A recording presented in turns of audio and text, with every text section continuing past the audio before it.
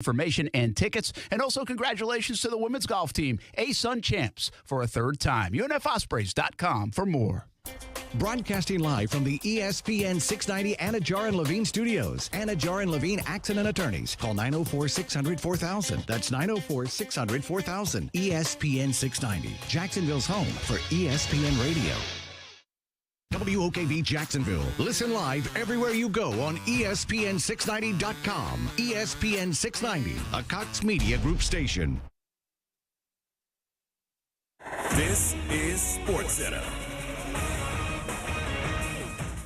I'm Christine Lisi. A major void for the 76ers as their second-round NBA playoff series with the Heat gets underway tonight. Scoring champ and MVP finalist Joel Embiid out of games 1 and 2 because of an orbital fracture and mild concussion. Philly will need a vintage performance from James Harden to have a chance in the opener, says ESPN's Tim Legler. He's got to control the game and dominate the game the way that he did in Houston for all those years, where he's basically controlling it possession by possession with his ISO game and his high ball screen and getting to the line, hitting step-back threes, getting into the lane and making guys come so he can make guys better with lobs and kick-out threes. The problem is James Harden's not really capable of doing that anymore at that level. Tim Legler on Keyshawn, J. Will, and Max. Miami point guard Kyle Lowry is out of Game 1 with a hamstring injury. Also tonight, Game 1, Suns-Mavericks, 9:30 Eastern, ESPN Radio. Boston's Marcus Smart with a quad contusion, likely questionable for Game 2 tomorrow versus Milwaukee. Tonight, it's opening night of the Stanley Cup playoffs. Among the matchups, Bruins taking on the Hurricanes, 7 Eastern, ESPN TV. NFL All-Pro safety Tyrann Mathieu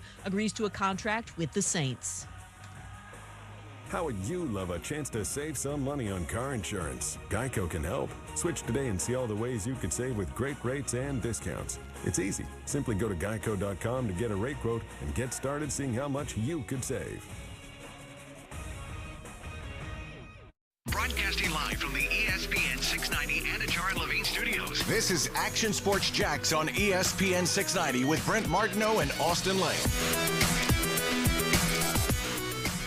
Hey, happy Monday, everybody. Are you recovered from NFL Draft Weekend? Started on Thursday, obviously went Friday, Saturday as well. And then Sunday, a day to digest, signed some undrafted free agents. And also, hello, Cam Robinson. Signed his extension today. Could tell he was a happy man and wants to be a part of this thing. One of my big takeaways of the weekend, do the Jags have people that want to be a part of this thing? And what do you mean by that is, oh, why wouldn't they want to be a part of it? They're an NFL team, all this stuff. Well, we did experience, remember, some people that didn't want to be a part of it. Yannick Ngakoue and Jalen Ramsey. And I'm not saying they should have at the time. I'm not blaming them. But at some point or another, it was, hey, I want out. There's a lot of folks now in that building that feel like, hey, I want in for a variety of different reasons. But I think that's a key part of this. They want to be a part of a team, the era, if you will, that maybe flips this forward. Trevor Lawrence, Shaq Griffin comes to mind in this. He could have picked a lot of different teams probably, and he's wrapped his arms around this. And I think some of the guys that they drafted, too, of course, is ecstatic just to be drafted. But now you start building around it. Cam Robinson's another, right? I mean, he could have just played on the tag and then tried to go somewhere else, and he's been through some good and some bad. He wants to be a part of it. So I like that. I think that's cool. I would like that if I was in the building. And maybe I don't want to over-dramatize that, but I just think it's one of my takeaways of the weekend that, hey, you got some guys that are embracing the idea. They know what it is. They're not oblivious to where Jacksonville has been, but they're embracing the idea of maybe flipping it around here in Jacksonville for the Jaguars. Brent Martineau, Casey Kurtz here on a Monday, and the wind might blow a little bit. And by the way, that's not a bad thing because it's hot out. We got a hot week, which means we also have some playoff baseball, softball, and other things in the area. We got Final Four teams in lacrosse, so a little home cooking for me out here at Creekside High School. They're hosting the district in 7A, so going to enjoy some of the weather, some ball, and let's talk some football most of the day today. Casey Kurtz, big takeaway of the weekend and the NFL draft for the Jacksonville Jaguars is what? I was happy on Thursday, relatively. I'm really excited about Devin Lloyd. And then from there, it was just, okay. I see what they're doing. I'm not going to sit here and tell you I love it. But if you got a plan, you got a plan. I'll respect the plan. We'll see if it works. But, maybe some left to be desired at the end of the draft. I don't know. That's how I feel.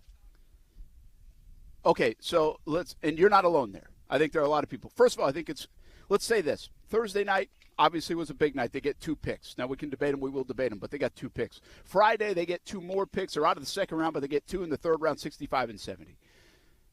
At that moment, we were on TV on Friday night, and Casey, we said this: the draft is over for the Jags.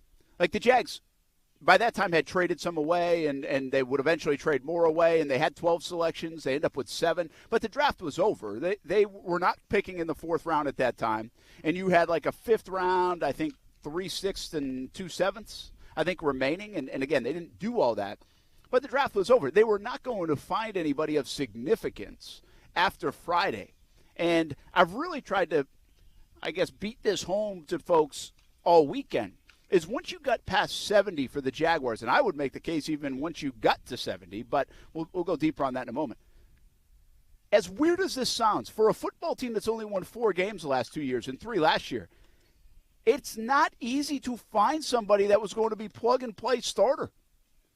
It's weird, but it wasn't easy. I don't know if that's based on all the Jags draft picks of the last couple of years, the fact that they signed, 9, 10 guys in free agency, in terms of keeping their own as well.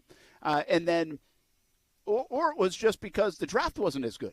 Like, it just wasn't deep enough to be able to say, hey, at 70 or 85 or 105, you're going to find a guy that might be able to contribute right away. I know the adage in the NFL is, hey, go find, in your first 4 rounds, you can get 3 starters, maybe 4. Well, I'm just not sure that was the case with this draft for a lot of teams, not just the Jacksonville Jaguars this year, Casey. Yeah, I mean, I hear what you're saying. You trade away the picks, but listen, when it comes to the 3rd round, I see what you're doing. Fortner might be a starter, okay. Chad Muma, I'm on board with it. You think he's going to be good? You got the potential there. Okay, I can see what you're doing there. I don't know why. I tweeted this. I've never been so mad about a 4th round in the draft in the history of all time.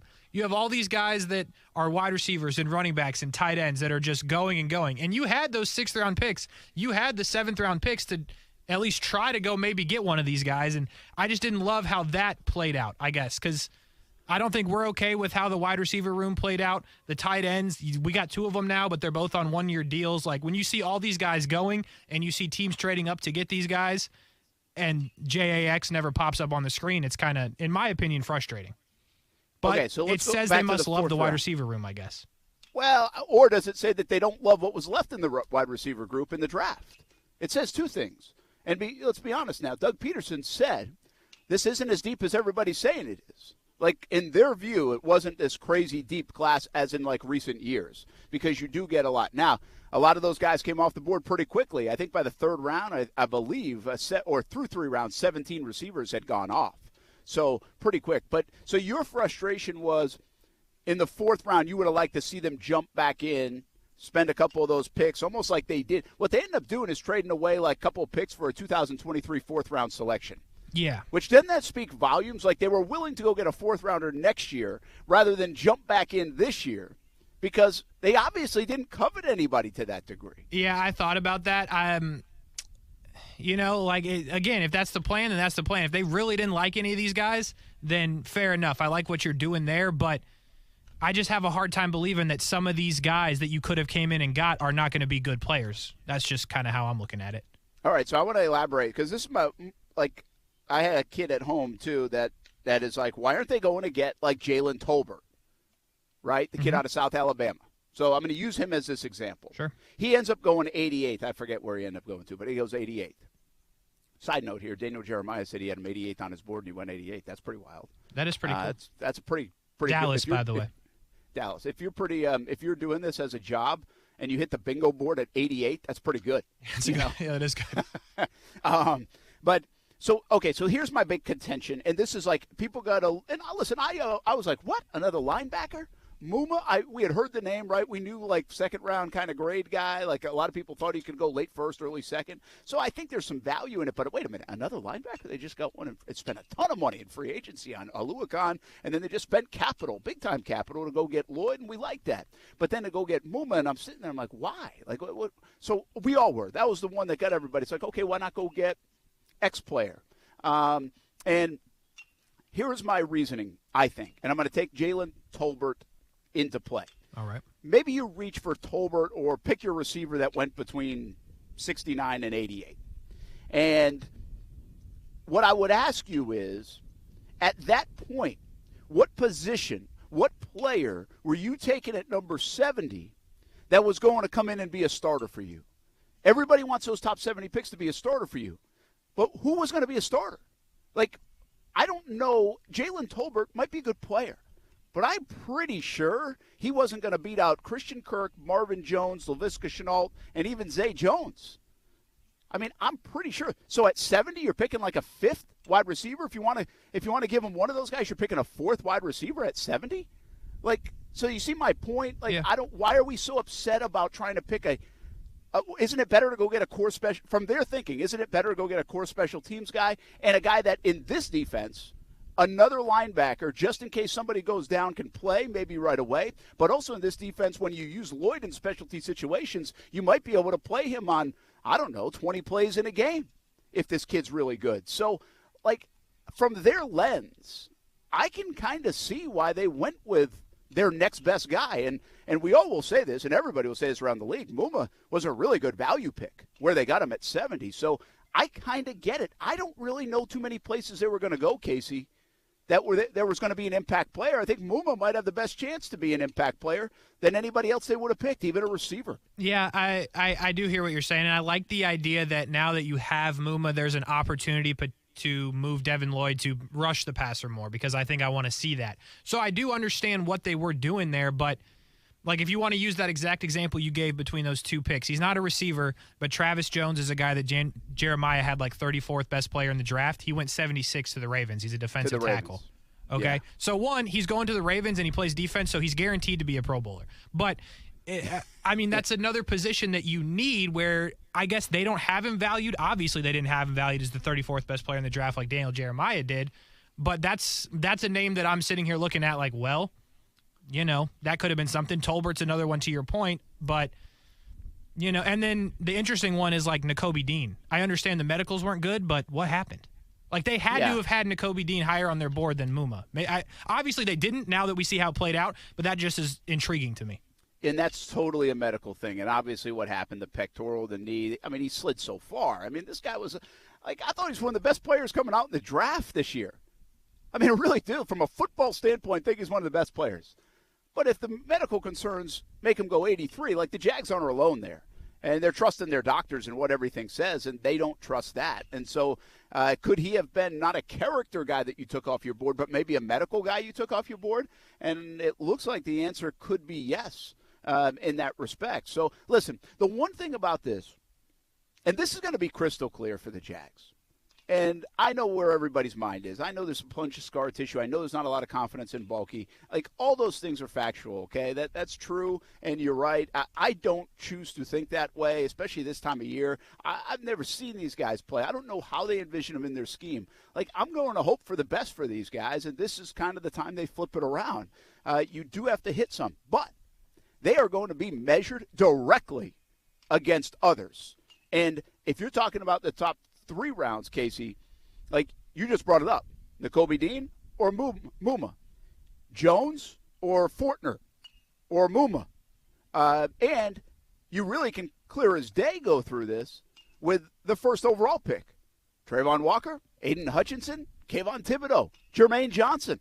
Like, as it shook out, if you really wanted to change things up, the Jags could have gone in a bunch of different directions at one and still ended up the way the board shook out, trading back in like the Jets did to get Jermaine Johnson. Or they could have not waited until Fortner was around at 65, where they might have reached a little bit for a guy like that, traded up to 25, I think it was, or 24, and got Linderbaum. Right? Yeah. And so they're going to be measured. Like, this is actually one of the more clear drafts that, in my opinion, that they're going to be measured with the decisions they made. And I think part of that is, well, they're always measured by the decisions they made. But I meant, like, juxtapose it to what other people did, either right behind them, right next to them, in front of them, that they could have been in the same conversation. And so I think that's why this draft is fascinating. Like, there is not going to be a lot of ambiguity here, whether they got it right or wrong. Yeah. No, yeah, I agree with you. I think the whole thing comes down to, and I texted you about this, in my opinion, this whole entire draft, except for maybe one or two picks, you drafted for potential. And I understand that that's important, but when you had some other names that could have been there, that the potential, you understand what it is, and the production is there, they didn't do that. So that was obviously the plan they had in mind, in my opinion. They were going for the potential, the home run, the boom or bust. And we'll see how it plays out. But I understand that I'm going to beat this home for a while, but you can't put up a graphic on NFL Network that says most drops by wide receivers in the league last year and not pick one at any point in time. Like, it just doesn't sit right. Well, again, though, we have to be careful of a couple of different things. This is what I would say to everybody who I've been saying. Don't forget about free agency, man. They did just add two guys, okay? They added Zay Jones and they added Christian Kirk. We don't have to love that. I'm not asking you to love that. But they also got Evan Ingram, too. So they added these guys. Like, we can't just ignore it. The draft, they hope they get a bigger bang out of the free agency class than they would ever get out of the draft class. And we just talked about this Friday, and I think we hit on something that's very important that we'll talk about going down the road, that they need to start investing in young wide receivers soon. But this draft didn't shake out to the point where I think they could. They weren't. If they're sitting at 15 next year and there's 5 good receivers, they're going to get one of them. But people feel way more comfortable picking a receiver at 15 than they do at number 1 overall, especially with the injury history some of these guys had. Now, some of the other teams just said, screw it, I don't care. Jameson Williams, we're going up to get him. Drake London, we're getting him. And maybe the Jags will be wrong in that too, but they will have to invest at some point in some of these big-time wide receivers because of the way the contracts are going to work out and when Trevor comes due. We talked about it on Friday in that regard. I won't spend too much time on it right now.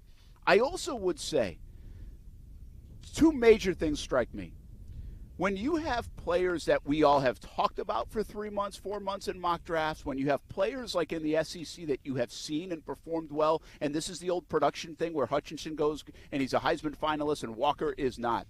We are all going to say, I know what that guy can do. I saw him do it. I think he can probably do it at this level too. Well, the one thing is we don't know if that guy can do it at this level too. Like, we've seen plenty of players in Jacksonville look pretty good in terms of production and fizzle out and not do much at the NFL level.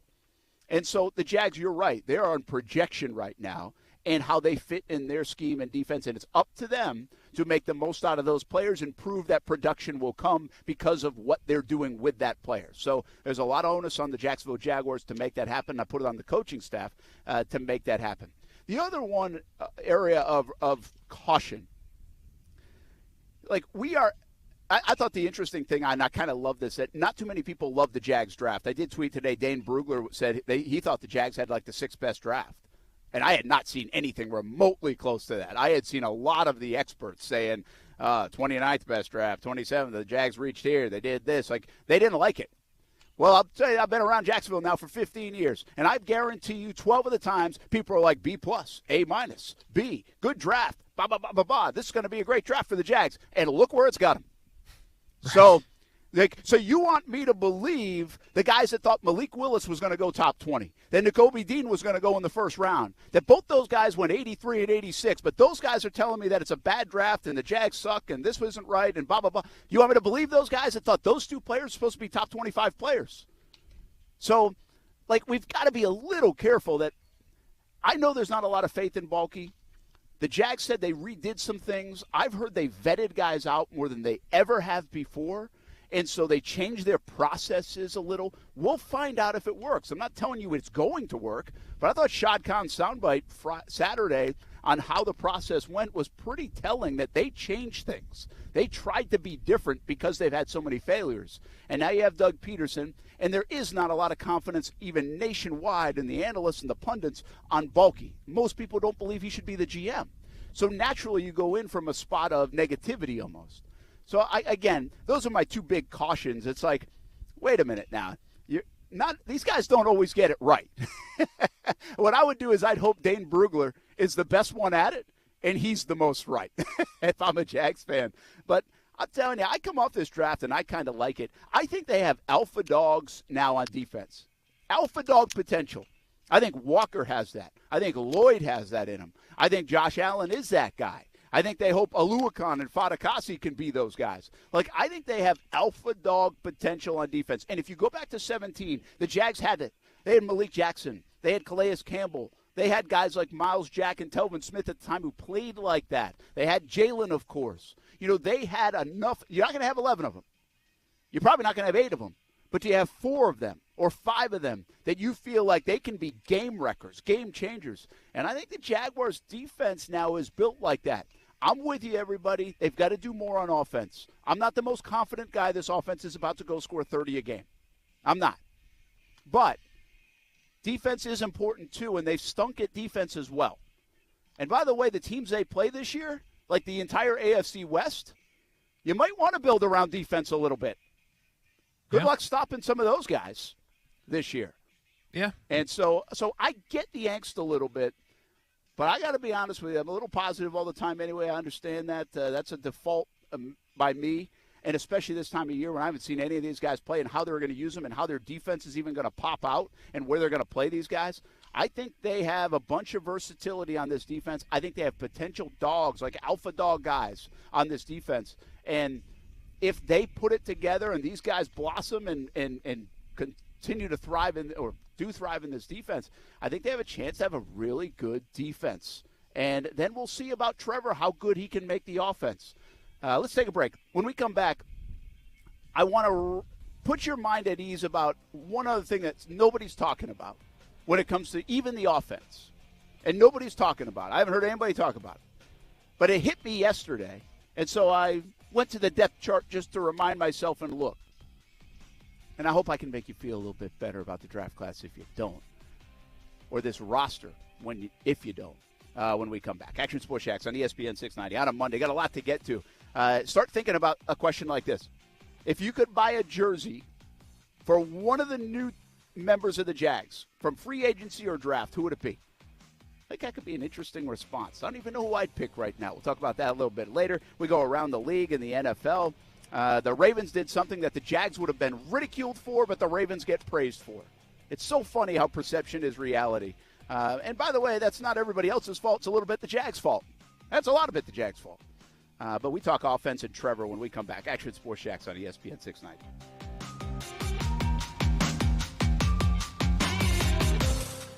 Now, the First Alert Forecast on ESPN 690.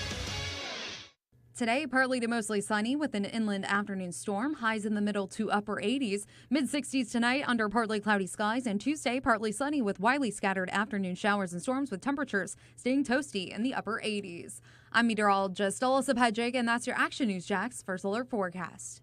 The Weather Center is brought to you by Beard's Diamonds. Untouchable pricing, incredible value, phenomenal shopping experience. Only at Beard's Diamonds. This year, CGC Water Treatment is celebrating 75 years in business. Put their experience to work for you, like my family did. Discover how good your water can be with a new Connecticut softener and drinking water system. Connecticut's twin tank, non-electric softeners are the most efficient softeners available, and their drinking water systems remove up to 99% of contaminants. That's clean water. If you're not filtering your water, you are the filter.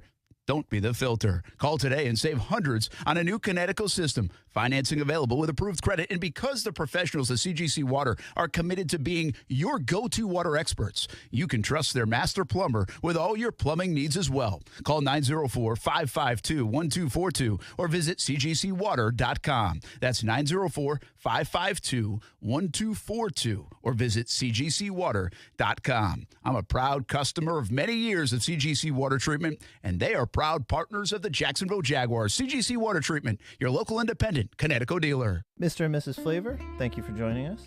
Great to be here. I'm Barry, the flavor of berry. I'm Janet. I'm bitter. And I understand your son is the flavor menthol? Yes, he's the menthol in a menthol cigarette. He's such a disappointment. Out there getting people addicted, being used by big tobacco to target black people. He could have been a lozenge. Menthol cigarettes are harder to quit than regular cigarettes. Find out how to quit today at tobaccofreeflorida.org.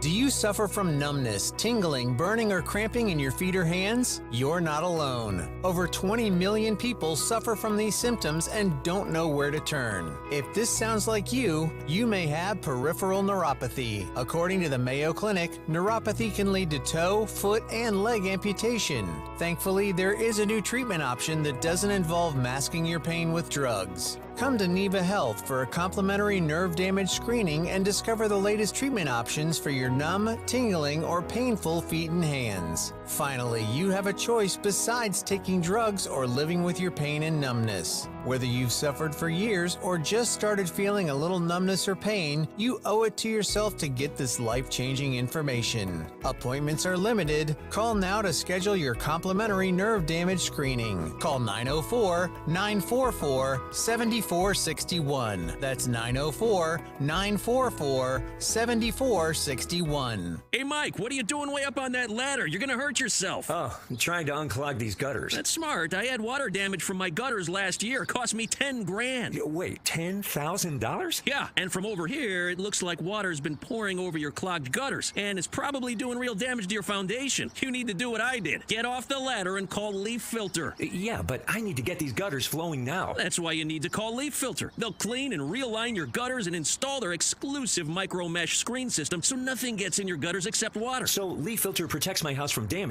and means no more gutter cleaning for me? Bingo! Plus, Leaf Filter has an industry-leading lifetime warranty, so your gutters are covered for life. Thanks, Frank. I'm calling Leaf Filter today. Don't go another day with your home unprotected. Call 1-844-300-LEAF or go to tryleaffilter.com for your free gutter inspection. Call 1-844-300-LEAF or go to tryleaffilter.com right now for an extra 15% savings. Call 1-844-300-LEAF or go to tryleaffilter.com. That's 1-844-300-LEAF. I'm getting vaccinated with Prevnar 20. So am I, because I'm at risk for pneumococcal pneumonia. I'm asking about Prevnar 20 because there's a chance pneumococcal pneumonia could put me in the hospital. Age 65 or older, you may be at increased risk for pneumococcal pneumonia. Ask your doctor or pharmacist about getting vaccinated with Prevnar 20, pneumococcal 20-valent conjugate vaccine, a Pfizer vaccine that can help protect against pneumococcal pneumonia in just one dose. Prevnar 20 is approved for adults to help prevent infections from 20 strains of the bacteria that cause pneumococcal pneumonia. Continued approval may depend on a supportive study. Don't get Prevnar 20 if you've had a severe allergic reaction to the vaccine or its ingredients. Adults with weakened immune systems may have a lower response to the vaccine. The most commonly reported side effect was pain at the injection site. For additional common side effects and full prescribing information, please call 1-855-213-2138 or visit Prevnar20.com. I want to be able to keep my plans. So I'm asking my doctor about getting vaccinated with Prevnar 20. Hey, everybody, it's Brent Martineau from Action Sports Jax. There's a good chance you have a smart speaker, so use it with ESPN 690. Stay up to date on the Jags and all things sports by telling Alexa or Google to play ESPN 690. It's as easy as that. Make sure you listen weekdays 3 until 6 p.m. on ESPN 690. I kind of knew the whole time this was the place I wanted to be long term if they would have me. So it was just kind of, just kind of a thing. Let's get with my agent and then have him get with the team and let's just get it worked out. And it took a little while, but ultimately I kind of figured we would get it done. So I know we were working towards the point that we ended up getting to. So I was just excited when we were able to get to that point. That is Cam Robinson. Talked to the media today, extended, which we knew was happening, right? But they announced it. He did it. He signed it. He's done. Done deal. He's with the Jags for another few years. Do we like that? Do we like the signing, the fact that that's done and left tackles locked up and this team doesn't have to worry about it? How do people feel about Cam Robinson's extension? I'm good with it. Yeah, there's one thing you don't have to worry about. I love the idea of not worrying about something. Everyone has opinions on Cam Robinson, like everybody has opinions on everything. But if you're asking me, I'm happy with it. Yeah, I am too. Again, I'm of the guy. I've never not liked Cam Robinson as a player. I thought he was probably better than some people gave him credit for.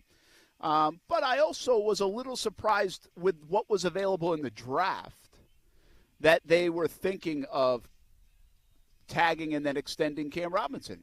I've told you this many a times. I thought they probably would have tagged DJ Chark and maybe not signed a guy like Zay Jones. I think you could have made the case that's a better option, your own guy. But Cam fits that model too, right? That's their own player that they drafted and developed. And I think he's played good football. I don't think he's proven yet he's an elite tackle, or he would have got more than 3 years, $54 million. That's still a pretty nice paycheck, but he has to now prove that he can be elite and consistently elite. I think his biggest knock, if you listen to folks talk about Cam and you ask around, is probably inconsistency over the years. But he also has gotten better and is way better than probably people think, which I think he represents their entire offensive line, which is better than people think. He also did talk about Brandon Linder being gone, and it hit him really hard. And Linder did a lot of things in that locker room and in his room to, that probably nobody knew, So can Tyler Shatley and now this Luke Fortner kid, can they take over that center room? It's going to be a little bit of a transition. The one difference or thing about it is, Linder didn't play all the time. So we kind of experienced Shatley, and I think a lot of people are okay with Shatley. Now it's just about trying to find the guy of the future at center. Maybe Luke Fortner is that. I don't have strong feelings that he is, but they probably do. At 65, you can find your center of the future. Guess where they found Brandon Linder? Right there in the third round. So hopefully they made the same kind of evaluation, because if he can be Brandon Linder good, that's a hell of a pick for the Jacksonville Jaguars at 65 in the third round, finding Fortner out of Kentucky. Brent Martineau, Casey Kurtz here on a Monday, hanging out at Creekside High School, St. Johns County. We've got district tournament. We've got a couple games behind us. Everybody's here. It's not just Creekside playing, but 6 teams in the district. And so those games start tonight and all over the area. A lot of people ask me all the time, hey, where can I go catch a good baseball game or a softball game, because they know I'm living in that world. Well, it's not just here at Creekside this week, but all over the area. Look up a school, and you can probably find some really good ball districts going on, both in baseball and in softball. All right, I told you I was going to talk a little bit more about the offense, try to make you feel a little bit better about the offense, even though the Jaguars didn't do a whole heck of a lot in offense in the draft. And so here's my attempt. The Jacksonville Jaguars were not a good football team last year. We all agree on that. Yep. Pretty simple. What if I told you that the Jacksonville Jaguars have 10 new starters in 2022 than they did in 2021 on their football team? Not just offense, but on their football team. It's 10 a good out of start. 22, yeah. Right? Yeah. So this goes back to my conversation of where else were you going to plug people in? Well, on offense alone, Evan Ingram, Brandon Sheriff, Christian Kirk. I think right now we got to put Zay Jones in there as the third guy, considering they're paying him $24 million. Yeah, agreed. And by the way, now you have two other caveats to this. That's 4 out of 11, okay? And the guys that you're keeping are Trevor. You actually could have another one with Walker Little. You do have another one with Ben Barch, but he's more of a promotion guy than you went and got guy. And then there's Marvin Jones. And then, again, the Walker Little Juwan Taylor thing's interesting. And then Shatley, again, kind of he's a new starter, but he's more of he's one of your guys.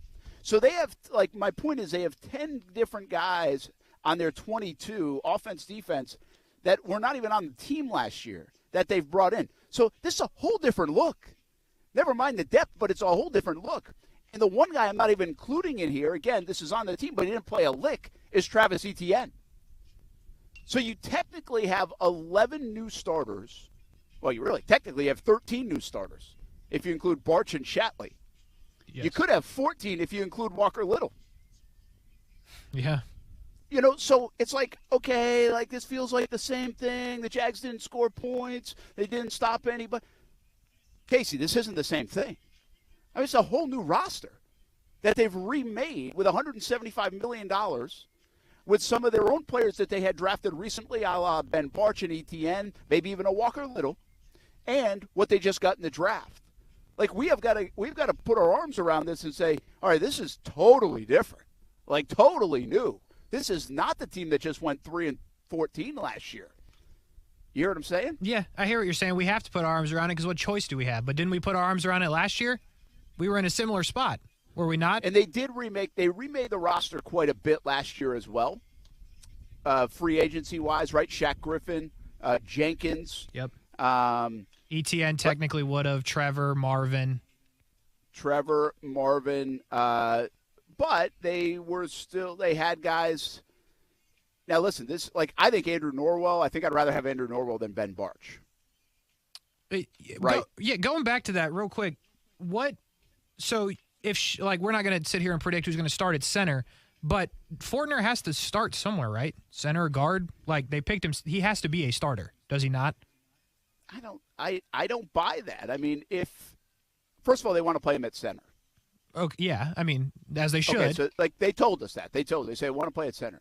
So do you want Luke Fortner playing at center, or do you want Tyler Shatley playing at center with Trevor Lawrence right now? Like, I think I want Shatley.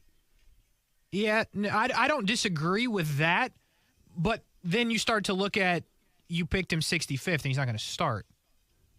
Like, it feels like Walker Little last year. You drafted him kind of out of necessity and not going to play him, and now you did it again. You know what I'm saying there? Well, I know what you're saying, but I think this goes back to like what I'm trying to get. I understand that's the case. That's usually the case. I do think Muma and Fortner are potential guys that will get some playing time based on one injury or two scheme for like Muma's sake. I mean, Fortner could go his whole year and not play if Tyler Shatley plays well and Ben Barch plays well and Sheriff stays healthy, right? I mean, he might just not play. But I also view that as a good thing. Like, see, they drafted Walker Little.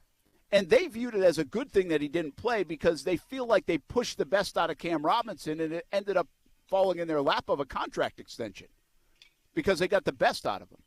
So this goes back to what I was saying is I know that the third-round guys are supposed to start and contribute, but did the Jags have enough open spaces for that? And in the third round at pick 65 and 70, were you going to upgrade the spots that you think you might be a little light in? So to answer your question, I don't know if Luke Fortner, and right now I don't have a lot of confidence that he is, but that's just because I don't know much about him. Sure. Like where Linderbaum would have been a plug-and-play over Shatley, and I would have been like, okay, that makes sense. Right. I don't know if I have that confidence with a guy like Fortner over Shatley, but he might. He might win that job. And same thing goes with Barch. Like, if you had drafted a guard at 65, like, I don't know if that guy at 65 is better than Ben Barch. Like, I hear good things about Ben Barch. And he's also a guy you drafted a few years ago as a little bit of a project to hopefully get the rewards like right now in years 3 and 4 and see what he is. So the Jags are just in an odd situation because they spent a lot of money in free agency, and they also have had a ton of draft picks over the last few years. Now is the time you get to see if some of those draft picks, like a Ben Barch, like maybe an ETN this year, like a Cisco maybe this year, are really good, or they missed. Like, we really don't know. Right. We don't know if Ben Barch is bad or if it was a bad pick. We have no idea if Cisco is a bad pick. Hardly played. We have no idea if Walker Little's a bad pick. And that's, I think, the one bit of criticism I still give this regime from last year is why did you pick Walker Little if by the second year we might not even be able to get him on the field? Right. But that's my point in the conversation. Like, that's a second-round pick from last year that you still don't know if he's going to be on the field, but you bought him as insurance and a just-in-case because, well, we have to plan just in case Cam Robinson walks and goes away or Jawan Taylor's just really not that good. Now we have Walker Little just in case.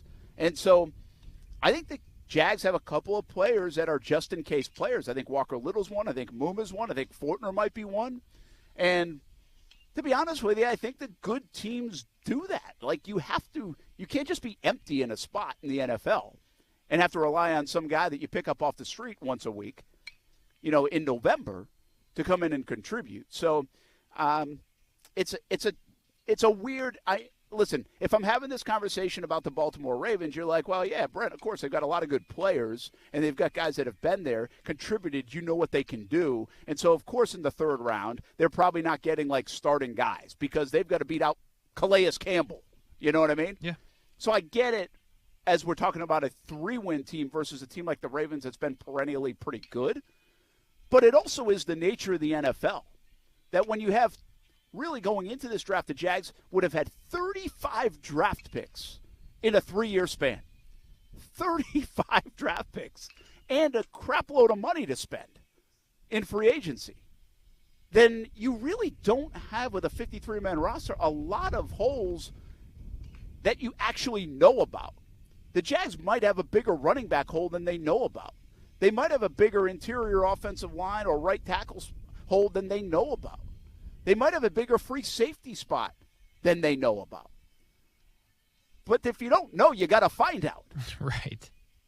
So I just think that is to me the fascinating part of this. And I think if you said, like, everybody doesn't feel good with 22, and I think you kind of slide 23 in there because of, like, Darius Williams I might have included. That nickel guy has played so much.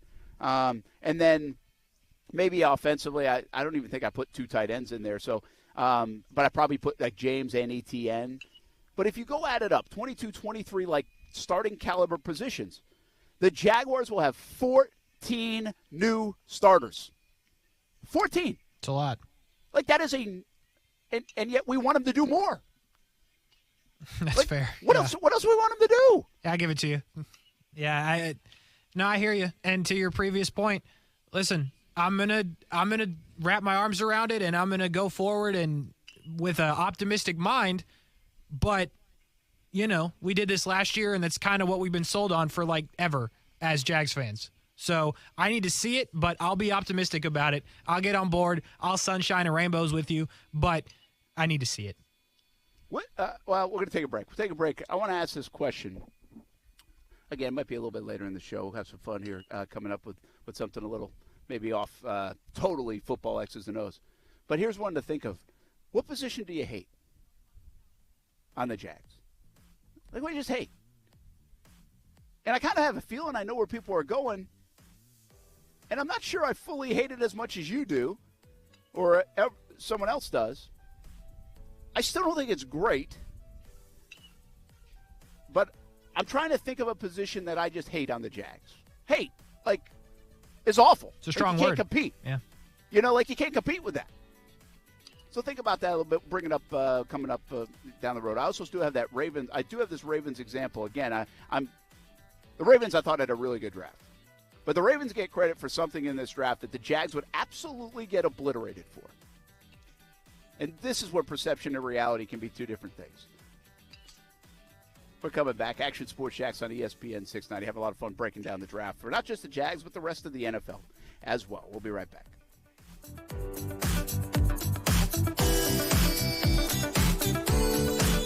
What's up? It's Casey of Action Sports Jax, and the local coverage on ESPN 690 is expanding yet again. After Action Sports Jax on ESPN 690, we have been bringing you overtime on Mondays and Thursdays, but that has now changed. You can catch Brian Middleton and myself daily after Action Sports Jax and leading you into Jacksonville Jumbo Shrimp Baseball. So starting at 3 p.m. daily, we will have local coverage all night from Action Sports Jax to OT to Jumbo Shrimp Baseball, all right here on ESPN 690.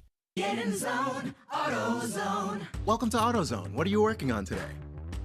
Starting trouble. No one likes that. We'll get you set up for some stronger starts. You might just need a fresh charge, and we'll take care of that free of charge. But if it is time for a new battery, we've got replacement batteries that'll fit your needs, starting at just $69.99. You can learn more about our battery selection at AutoZone.com. That's what makes us America's #1 battery destination. Get in zone, AutoZone. Claim based on data from the NPD Group 2021. Cutting the price of your wireless bill feels good. Really good. Actually, it feels great. You should try it out. So cut your bill by switching to Straight Talk Wireless. Now offering our $45 Silver Unlimited plan with 5 gigabytes of hotspot and nationwide 5G on America's largest, most dependable networks. The $45 Silver Unlimited plan from Straight Talk. Straight Talk Wireless. No contract, no compromise. A month equals 30 days. See terms and conditions at straighttalk.com. 5G capable device required. Actual availability, coverage, and speed may vary. You're the one who protects the flock, and that requires an eye for detail. Because when safety and well-being are on the line, it's the details that can save lives. Even when no one else is watching, you see everything. Grainger gets you, and we're here for you, and all the ones who get it done with a wide range of safety products and solutions, plus board-certified safety consultants here to answer your questions. Call, click Grainger.com, or just stop by. Grainger, for the ones who get it done. It's no secret that DIY security systems are a joke, and no self-respecting crook pays attention to them. Most police departments don't either. SafeTouch security systems are the most advanced systems offered, and this starts with every SafeTouch system being professionally designed using layers of protection. To start with, the SafeTouch yard sign. It represents the only guaranteed response in the industry. The next is the SafeTouch perimeter guard cameras using analytics and text video notification. You know before the crime actually happens. And there's 24/7 onboard video storage. But it doesn't stop there. SafeTouch's always-on feature means that if anyone tries to violate your area of protection, SafeTouch is notified before they even enter the house. It's called the Dome of Protection. If they're crazy enough to enter the home, SafeTouch's two-way communicator has them on an average of 11 seconds, eliminating the need for call verification and sending emergency help immediately. All this costs less than you think. Call for your free estimate and demonstration today. 888-723-8682. SafeTouch.com. State license number EF0000233.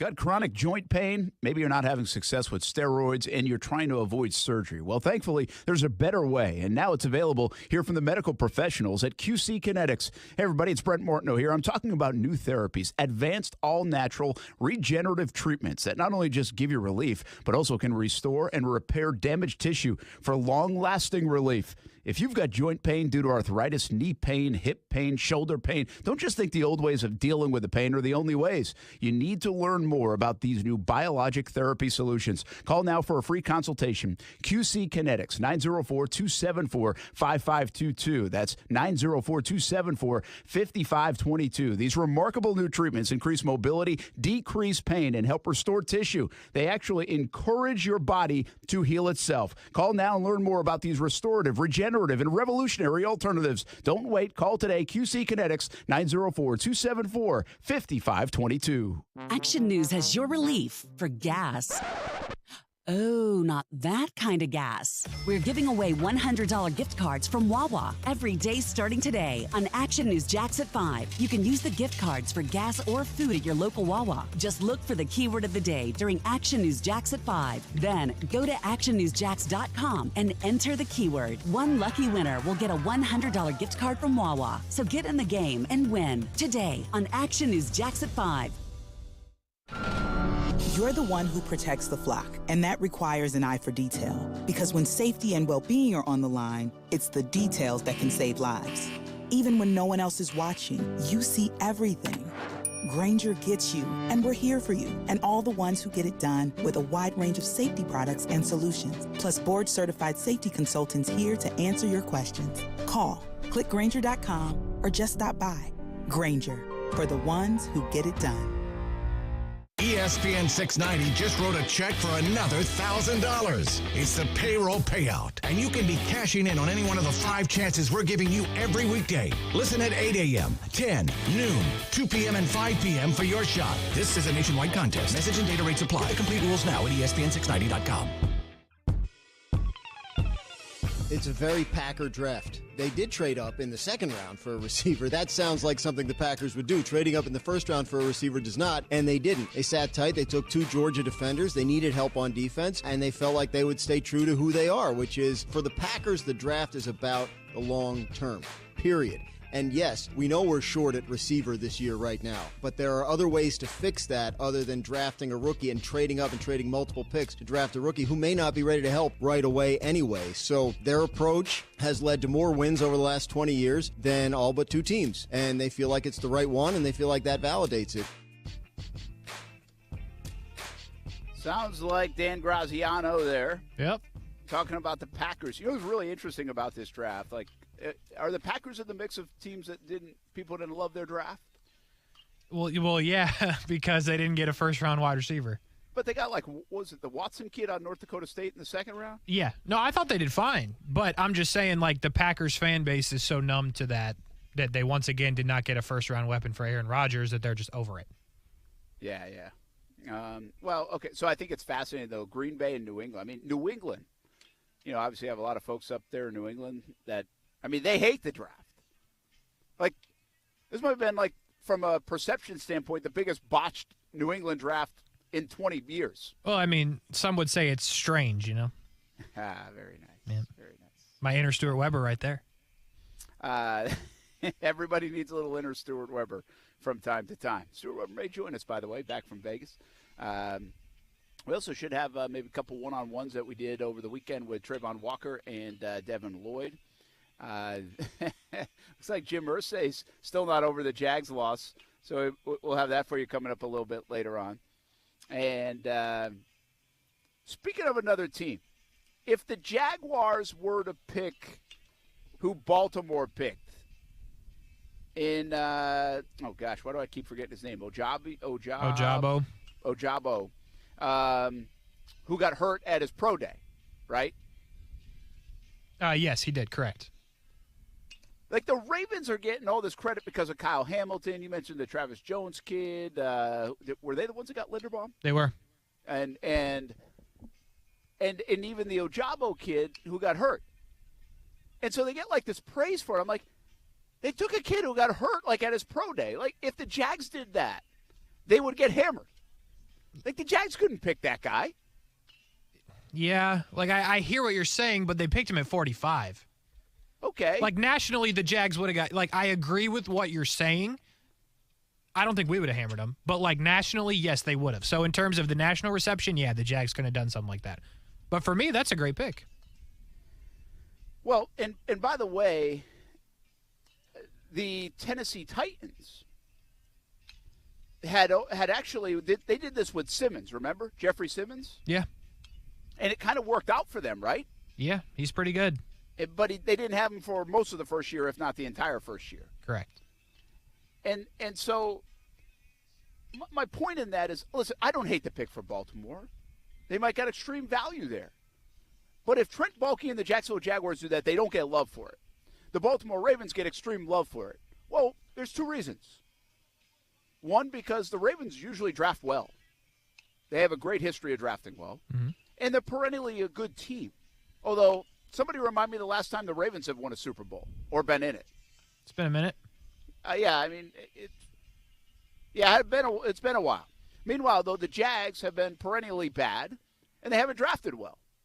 And so if the Jags did the same thing the Ravens did, and I wouldn't have minded it, everybody else would have minded it.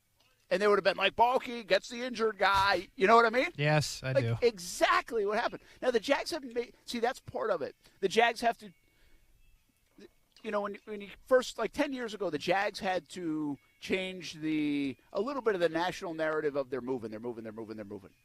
Shad did that. And he's done that. You don't hear it. You just don't hear it. I mean, 10 years ago, the Jags would have been in London by now or San Antonio. Right. Like, everybody's been wrong. Go get the receipts on those people, please, because everybody's been wrong. From Lockenfora to the guy that used to run the London game who said they'd be there by 2021, you're wrong. You're dead wrong. It hasn't happened. It's not happening. They're looking to renovate the damn stadium in Jacksonville. Get them. Like, you are dead wrong. You were not right at all. But now the Jags have to somehow flip this perception that they can't draft. And they're not good drafters. And it's not just one thing. It's two different owners. It's three different GMs. A few for it's sure. It's an executive vice president. It's like 5 different coaches. They just can't find the way to do it. And that's the thing to flip. And then maybe you get credit for taking some of these guys later or something that's a little outside the box. But right now, and I'm not telling you the Jags deserve credit. I just think it's an interesting dynamic. I had this conversation with Ben Becker, and I got into a shouting match on Saturday night about it. Oh. And he's like, well, because the Jags, they're bad because they're bad. Like, they're always going to be bad. I'm like, well, you still have to try to get it right in free agency and the draft. Like, you're trying to flip it around. I'm not going to assume every move the Jags make is bad because, like, that's not how this works. I'm also not going to assume every pick the Ravens make is good. We'll find out. We'll find out. I mean, it's definitely been better. Now, if you ask me to go to Vegas and place a bet on whose draft's going to be better, yeah, I'm going to slide it over to the Ravens. They've earned that. But I'll give you another example. Didn't we all think Devin Bush was, fantastic when the Steelers got him? Yeah, pretty much. Well, they're not even picking up his 5th-year option. That is true. Now, that doesn't mean they won't keep him or try to find a way. That might be a philosophical thing. But, wasn't he the guy that everybody was like, hey, yeah, he replaced Ryan Shazier? Yeah, that was him. And they're like, wow, this guy's awesome. What a pick. What a great pick. What a this. It's the Steelers. It's a this. I don't really know too much. I just saw that today. I'm like, wait a minute. The Steelers always draft well. The Steelers always have good players. The Steelers, this guy was raved about when they picked him. Why aren't they keeping him? And now, again, I will caveat this with, like, even the Ravens had really good linebackers, and I think one of their philosophies is, hey, we're not going to pay linebackers $50 million over 4 years.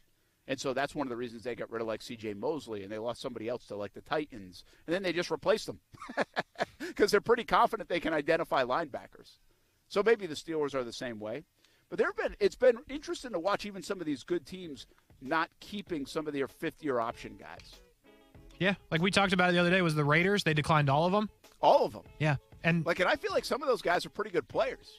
Yeah, I do too. I think we had that conversation. I wouldn't necessarily put the Raiders in a team that you're consistently counting as a good team, but, they're on the way to doing that, so we'll see how that plays out with them. But I hear what you're saying.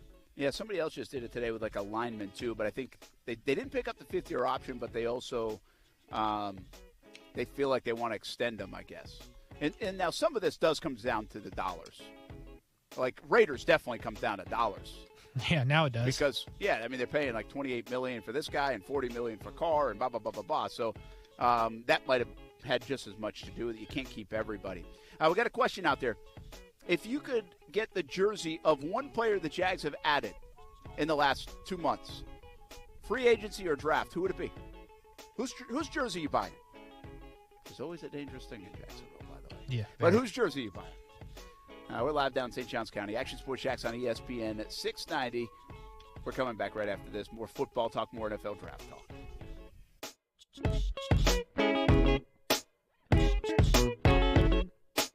Now is the time to get an estimate on replacement windows. American Window Products of Jacksonville is a high-volume dealer offering a huge selection of products to keep your costs low. New windows from American Window Products can lower your energy costs and increase your curb appeal and security, all without breaking the bank. Call American Window Products for a free estimate at 904-667-0873 or visit AmericanWindowProducts.com. We teamed up with Shady Rays Sunglasses, and it's been awesome. Jump in the fun at ShadyRays.com. Put in promo code BRENT, B-R-E-N-T, for 50% off 2 pair of shades. ShadyRays.com. Head into summer in style on beach days, fishing days, golf days, every days. Perfect price, look great, and how about this? If you lose or break your Shady Rays, no problem. You'll get another pair. It's an insane lost and broken protection plan. Style, fit, performance just for you. ShadyRays.com. Promo code BRENT for 50% off 2 or more pair of Shady Rays. Do you suffer from numbness, tingling, burning, or cramping in your feet or hands? You're not alone. Over 20 million people suffer from these symptoms and don't know where to turn. If this sounds like you may have peripheral neuropathy. According to the Mayo Clinic, neuropathy can lead to toe, foot, and leg amputation. Thankfully, there is a new treatment option that doesn't involve masking your pain with drugs. Come to Neva Health for a complimentary nerve damage screening and discover the latest treatment options for your numb, tingling, or painful feet and hands. Finally, you have a choice besides taking drugs or living with your pain and numbness. Whether you've suffered for years or just started feeling a little numbness or pain, you owe it to yourself to get this life-changing information. Appointments are limited. Call now to schedule your complimentary nerve damage screening. Call 904-944-7461. That's 904-944-7461. Playing golf is an important part of how I stay active. On the course, every shot counts, and the same is true in the fight against COVID-19. If we each take a shot at defeating COVID-19, then together we all win. In the fight against COVID-19, every shot counts. Schedule your shot today. This message is sponsored by the Florida Department of Elder Affairs, the Florida Association of Broadcasters, and this station. Susan, it's so great to finally be able to get together again. Oh, it sure is. And I really appreciate you picking up the bill. I'm happy to. I've got the extra cash. Since we've all been driving so much more again, I've been using Upside, the free app that pays you cash back for every gallon of gas you buy. Wait a minute. Are you saying you actually get paid cash when you buy gas with the Upside app? Yes, I get real cash back just for buying the gas I was going to buy anyway. But is it a hassle to use? No, it's super fast and easy, and I can cash out whenever I want. That's a total no-brainer. I'm downloading the free Upside app now. Download the free Upside app now to earn cash back every time you buy gas. Use promo code WARM for a $5 bonus on your first tank. You can cash out anytime right to your bank, to PayPal, or an e-gift card for Amazon and other brands. Just download the free Upside app and use promo code WARM for a $5 bonus on your first tank. That's code WARM for a $5 bonus. These days, it's getting harder and harder to find savings. But you may have more cash than you realize in your home's equity. Unlock it today with a cash-out refinance from Rocket Mortgage. In the last year, average home values have gone up nearly 20%. That means you could unlock thousands of dollars from your home. And with Rocket Mortgage, you could get all that cash in as little as 3 weeks. Put your hard-earned money to work. Pay down high-interest debt and combine your balances into one simple, low monthly payment. Now is your perfect opportunity to take control of your financial future. So what are you waiting for? When you want to consolidate debt and simplify your finances, Rocket can. Call 8338-ROCKET today or go to rocketmortgage.com to get started. That's 8338-ROCKET or go to rocketmortgage.com. Rocket. Call for cost information and conditions. The Equal Housing Lender, licensed in all 50 states. NMLSconsumeraccess.org, number 3030. Call 800-490-1233 for disclosures and cost information. Broadcasting live from the ESPN 690 Anajar and Levine studios. Anajar and Levine Accident Attorneys. Call 904-600-4000. That's 904-600-4000. ESPN 690. Jacksonville's home for ESPN Radio. WOKV Jacksonville. Listen live everywhere you go on ESPN690.com. ESPN 690, a Cox Media Group station. Don't expect everything to fall on James Harden for Philly with Embiid out, notes ESPN's Kendrick Perkins. You do have a young star in Tyrese Maxey who's capable of going for a 40-piece wing dinner, all flats. And then you also have another guy who is getting paid almost $200 million over the course of his contract, and Tobias Harris. Right, and then you have another guy in Danny Green who also comes up big when it comes to stretching the floor, holding the corners, and knocking down three-point shots. Miami point guard Kyle Lowry's out with a hamstring injury. Mavericks Suns game 1 tonight, 9:30 Eastern, ESPN Radio. Boston's Marcus Smart quad contusion likely questionable for game 2 tomorrow versus Milwaukee. Hurricanes goaltender Antti Ranta will make the first postseason start of his NHL career in Game 1 against the Bruins tonight, 7 Eastern on ESPN TV. He's starting in place of the injured Freddie Anderson. ESPN Radio is presented by Progressive Insurance. Progressive can help you protect your home, auto, boat, motorcycle, ATV, and RV, and more. And if something wasn't mentioned that you have in mind, find out if it can be covered at Progressive.com or 1-800-PROGRESSIVE, because it probably can be. Broadcasting live from the ESPN 690 Anajar and Levine studios. This is Action Sports Jax on ESPN 690 with Brent Martineau and Austin Lane. Absolutely. And I love that with just what we were able to do this offseason, bring the guys we were able to bring in, us bringing in Doug, and of course, Trevor's he's awesome. So I'm just looking forward to, Trevor taking that next step and just us starting to build something special. That is Cam Robinson signed his extension today to stay with the Jaguars for the next few years and maybe even beyond that. He's got a chance now to really sign one of those big deals down the road when he's like 29, 30 years old. And maybe that one more big contract even still awaits for Cam Robinson. Brent Martineau, Casey Kurtz here on a Monday following the draft, so a lot of draft talk. Get to some of the other teams around the league as well, what they did, how the draft shook out, and Las Vegas. We'll talk a little bit about that with Stuart Weber. He's planning on stopping up. I got my one-on-one conversations coming up with Devin Lloyd and also Trayvon Walker on the way. Let's get to Steven right now. He's been hanging on the line and wants to talk some football. What's up, man? Hey, not too much. How you doing today, Brent? Good, man. I got two things real quick. and this is just going by Trayvon's press conference, and I know you don't do that with the number 1 overall pick, but I could actually kind of see him playing the 5 technique like he said in the 3-4, and then you're able to get Devin Lloyd and Chad Muma on the field at the same time because Devin Lloyd played all 3 linebacker spots at Utah. He just ended his senior year as middle linebacker. And my second question is, I wanted to get your thoughts on just the undrafted free agents. We signed 15, and we got a pass catcher, Kevin Austin, out of Notre Dame. I think he got looked over just because he had one good year of production in a scheme that mostly focused on running the ball. Got 888 yards on 45-plus catches. And then I think the diamond in the rough is the tight end we got, Garrett Prince, out of UAB. Had 36 catches, 700 yards with double-digit touchdowns. And with that comment, Tony Khan, you need to do the draft from now on, in my opinion, because you find gems in undrafted free agency. Yeah, that's where he does help out quite a bit. Thanks, Stephen. Appreciate the call. The undrafted free agents, like, this is one thing I say this annually. People love the undrafted free agents. They get really jacked up about it. They get excited about it. I'm like, hey, they got undrafted for a reason. Now, there's some of the coolest stories. And we have one on the roster right now, James Robinson. Undrafted guy, and look what he's done. Look how he's produced. And so you can find those diamonds in the rough. And Tony Khan, by the way, has been very good. Think about a guy like James, a guy like Corey Grant. This is where he kind of comes into the draft fold. I don't know how involved he was this year. I'm assuming he was again, but he's done a good job there. Kevin Austin, kid, we saw him play at Notre Dame a lot. I got a lot of family that's Notre Dame fans, so I'll catch a lot of those games. And, yeah, I like it. But, again, you're asked, I'm not going to go get over the moon about an undrafted guy because I'm going to immediately say, okay, why wasn't he drafted in like the 4th round if you think he can make an impact? So I hope some of these guys blossom. The kid out of Wachita, is it, Baptist? A lot of people like him. And intriguing. I can see why you go undrafted out of a Division II school.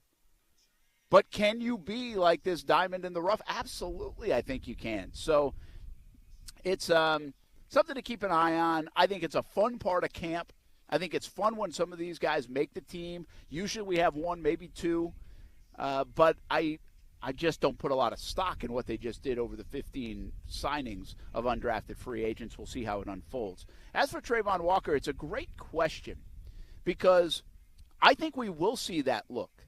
And, Casey, are we okay with that? Like, when we think 3-4, we're thinking on the edge, Walker's going to stand tall, right? And he's going to be on the opposite of Josh Allen, and you're probably going to have, like, a Lloyd on the interior, and you're going to have a Luakon on the interior. Then you're going to have Fatukasi on an edge, and you're going to have Devon Hamilton, and you're going to have Malcolm Brown, some form of those guys, right? Or maybe you even put Smoot down there on the front on that 3. Well, I think Steven's right, and I think they did talk about this, and I think this is where the versatility really comes into play. I think you could get a Luakon, Muma, and then Lloyd on the outside rushing the passer opposite of Josh Allen. And then you have Fatukasi, Hamilton, and, like, Walker as the 3 in front. Yeah. Like, are we okay? Like, if he plays the edge, well, it's not really the edge. I mean, he's playing like a gap, 2-gap, right? Yeah. Like, is that okay if he ends up down there on some downs? See, I don't think he's going to be like that all the time, but I think he is going to be there some downs. I mean, that's part of the versatility of this defense. Yeah, I don't hate it, and I like it because of what Devin Lloyd can give you. I think they got 2 guys that can do a lot of things, and when we didn't know what they were going to do at 33, which ended up not being 33, but there was something left to be desired with Walker. But look, we talked about the stats on Friday. Like, Devin Lloyd is a good pass rusher when he got the opportunities at Utah. So, yeah, I do want to see that. I want to see him move around and have opportunities to come get the quarterback. So I can easily, very easily, don't even need to be convinced, can get on board with that so we can see Devin Lloyd do that. Then Chad Muma obviously being on the field, it would make more sense then when you're able to do that kind of thing with Devin Lloyd and Trayvon Walker. So does that open up the Jags, though, for criticism if you're taking a guy that's going to be – you're actually moving him around to make Lloyd better, and he was your second pick at 27. Right. Right. You know, so now are you designing the defense for your second first-round pick or the guy that you picked number 1 overall? Like, I wonder if you can be criticized for that. Are you getting – sure, it might make you better, and that's fine. That's the end goal, right? I mean, the end goal is not to be to make Trayvon Walker a Hall of Famer. The end goal is to make your defense better. Yeah. But I also think that could come with a little criticism if you move him down there and don't stand him up and get after the passer. Yeah, I agree. They do look, everything they did in the draft opened themselves up for criticism, and they're okay with that. But if Devin Lloyd has, 8 sacks, Trayvon Walker has 8 sacks, Josh Allen has 8 sacks, who cares? You know what I'm saying? If everyone's contributing, getting to the quarterback, and it's working out, to your point, if you're winning and you're getting home, as long as somebody's getting home, that's progress, in my opinion. So obviously the criticism is there, but if it works, it works. All right, so I love this today. Somebody tweeted this out, and this is what I want to see more of, because I think part of the problem we have with these guys that are now here, from free agents and now the new draft picks, especially the 2 first-rounders, is what does the defense look like? Like I will continuously say Mike Caldwell was a linebackers coach in Tampa when they won the Super Bowl, and those linebackers were awesome in the postseason especially. But those linebackers for the Bucs were terrific. Like, they made that defense next level, and they won in part because of that defense, like a large part because of what that defense was doing. Well, this kid, I don't know, at Slot Fade, and Demetrius Harvey retweeted them this morning, and I retweeted it. He said he took this 3-3 bear/odd screenshot. Whatever. Like, I don't break down football with all the terminology, all right? But he said he tried to guess what Mike Caldwell might deploy as Jaguars DC. I saw this, yeah. And so this is what I need more of. Like, I wish I could go sit with Mike Caldwell and he would do this. He would tell me, okay, we're going to put Walker here and this here on some downs, then we're going to mix it up and do this on other downs. And I think the moral of the story that I'll eventually get at is it's not going to be the same on every down, people.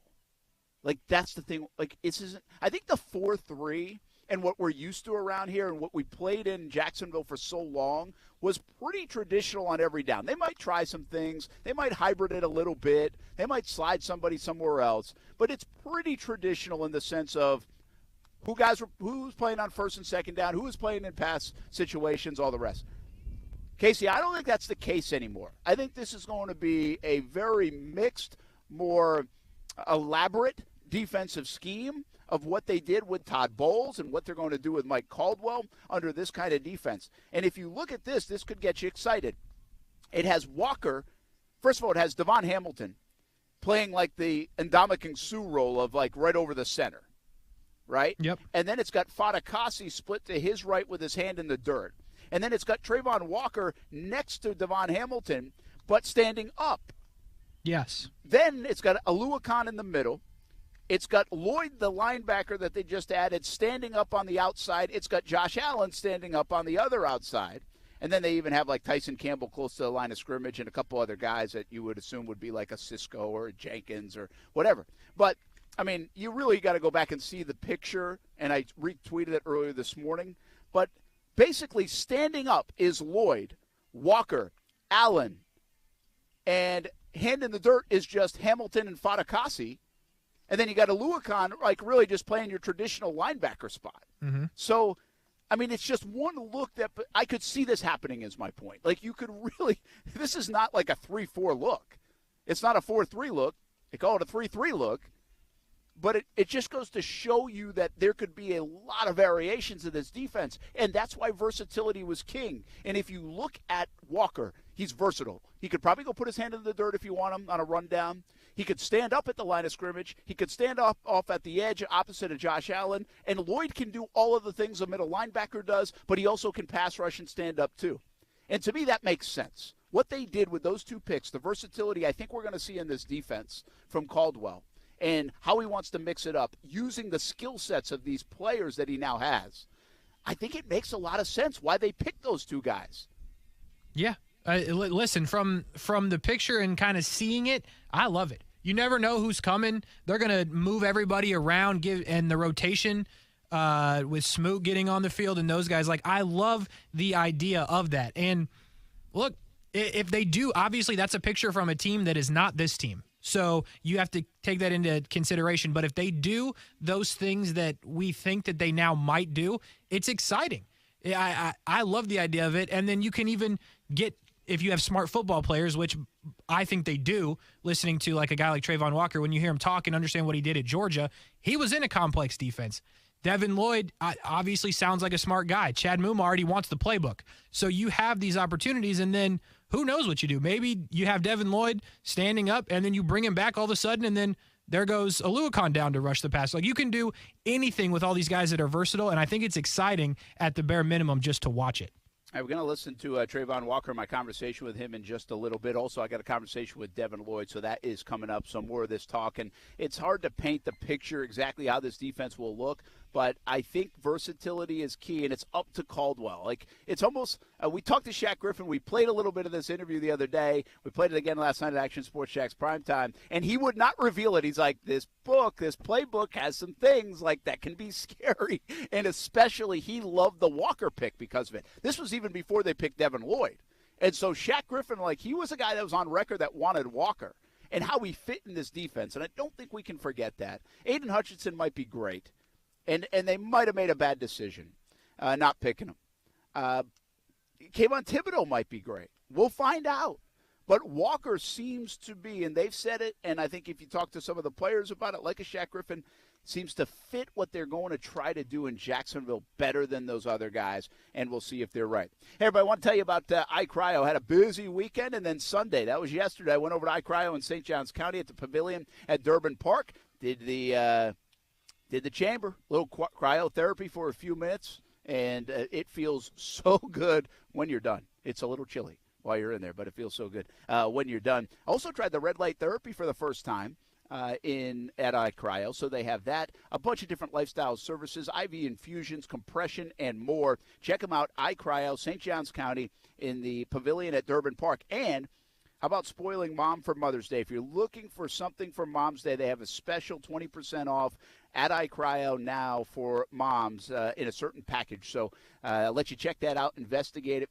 Go stop by iCryo in St. Johns County, or just download the app, the iCryo app, and you can set everything up on there. Be a pass holder at iCryo like we are in my family. Pavilion at Durbin Park. It's iCryo. Download the app today. I told you we'd listen to Trayvon Walker. I got a chance to catch up with him on Friday, and here's my conversation with the humble young man from Thomaston, Georgia, by way of the national champion Georgia Bulldogs. I got to believe this has been a whirlwind of 24 hours. What's all this excitement about, the attention of? You're a humble guy. You say you don't like the cameras, but you're getting plenty of love. Yeah. It's been a great experience just to be able to be in this position in the NFL in general, and then #1 overall pick. I was totally speechless. Something I've been dreaming of ever since I was a little kid, 7 years old, and now my dreams finally came true.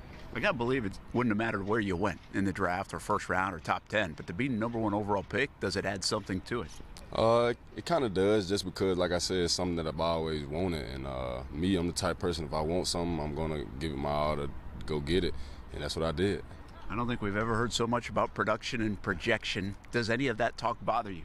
No, it doesn't, just because a lot of people that's doing the talking never played football, never played for different schemes of different teams, so they wouldn't know.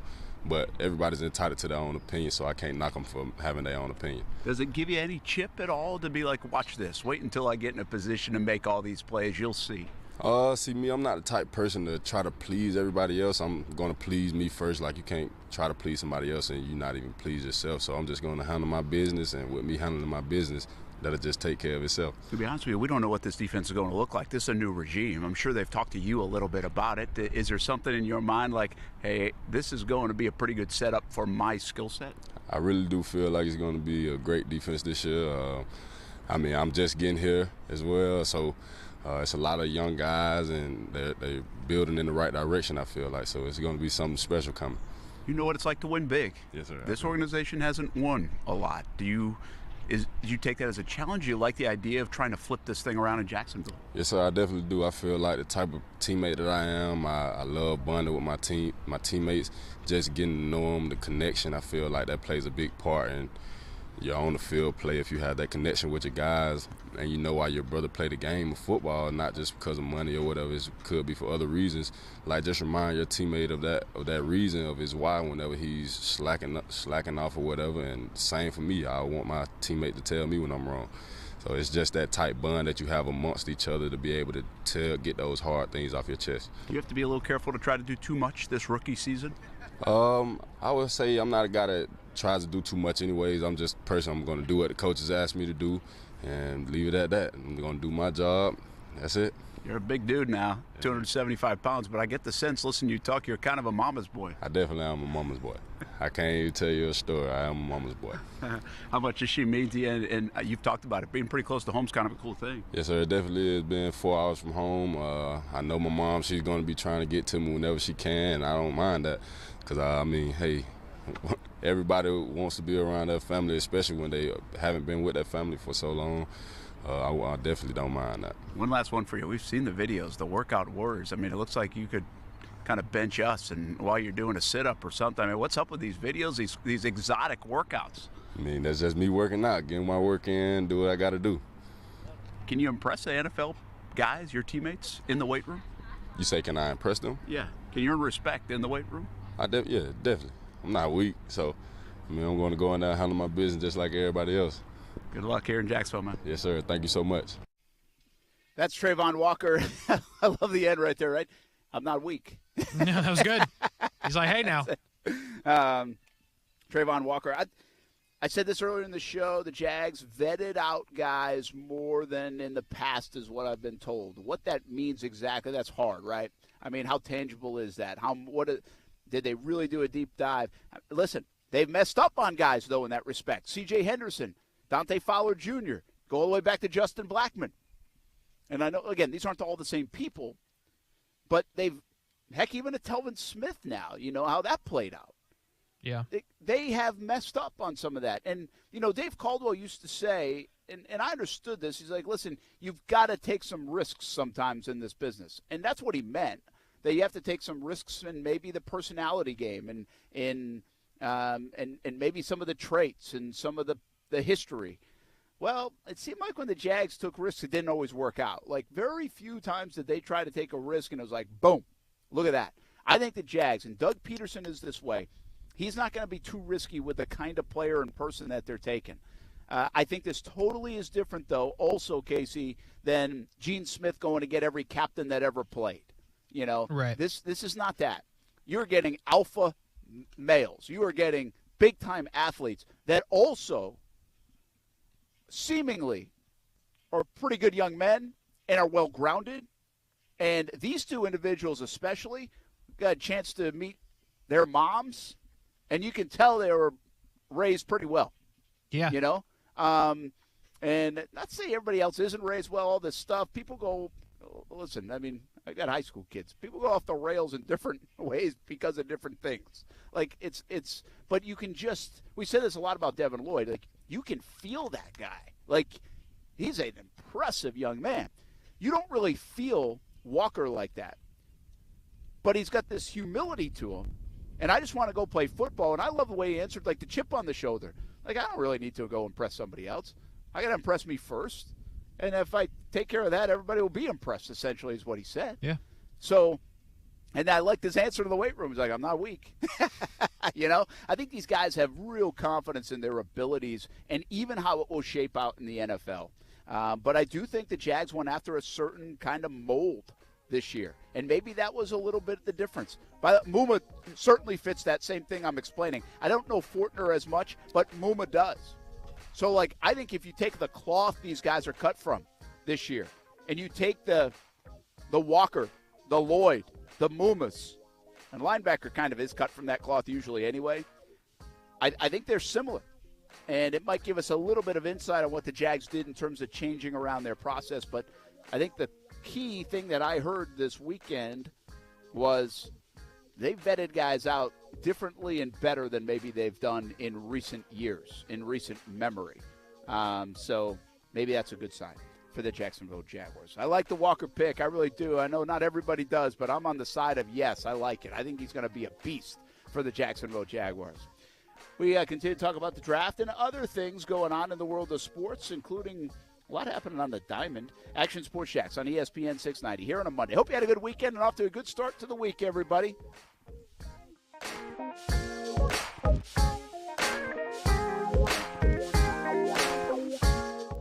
Now, the First Alert Forecast on ESPN 690. Today, we will have a sun-cloud mix with very warm temperatures. Highs will be in the middle to upper 80s, and the sea breezes will be moving inland in the afternoon, producing storms. Tonight, partly cloudy and muggy with lows in the middle 60s. I'm meteorologist Alyssa Pedjick, and that's your Action News Jax First Alert Forecast. The Weather Center is brought to you by Beards Diamonds. You can always get a bigger, better diamond for less at Beards Diamonds. It's no secret that do-it-yourself security systems are pretty much a joke, right? Criminals don't pay attention to them. A lot of police departments don't either. If you've got one of those national alarm companies, they're not much better. They're going to charge you more, though. SafeTouch security systems are the most advanced systems offered, and this starts with every SafeTouch system being professionally designed using layers of protection. The SafeTouch Perimeter Guard, for example, uses analytics and text video notification. You're alerted before the crime actually happens, and there's 24/7 onboard video storage. That camera also alerts would-be criminals, by the way, that they've already been detected and are being recorded. And the SafeTouch Always On feature means that if anyone tries to violate your area of protection, SafeTouch is notified before they even enter the house. If someone was crazy enough to enter a SafeTouch house, the SafeTouch two-way communicator has them in an average of 11 seconds, eliminating the need for call verification and sending emergency help immediately. SafeTouch is professionally installed by its highly trained professional technicians, and their monitoring center is right here in Florida. Call for your free estimated demonstration today, 888-723-8682, or go to safetouch.com, EF0000233. People sometimes may wonder why they need a big law firm after their injury. Name one small insurance company. Couldn't think of one, could you? Didn't think so. Most insurance companies are big, really big. They have thousands of lawyers. Imagine it's a beautiful day, sun is shining, birds singing. You're on your way to work, and then bam, your whole life changes in that second. Forever. You're injured, and now you have to fight for justice or live your life in pain. Let me give you some straight talk. Your opponent is not the driver of the car that hit you. It's their insurance company. When you're fighting to get what you deserve, it's go big or go home. We are big for a reason, which is why we've recovered over $9 billion for our clients. Over $1 billion in one case alone. When it comes to law, size matters. We're America's largest injury law firm, Morgan & Morgan. Visit forthepeople.com for an office near you.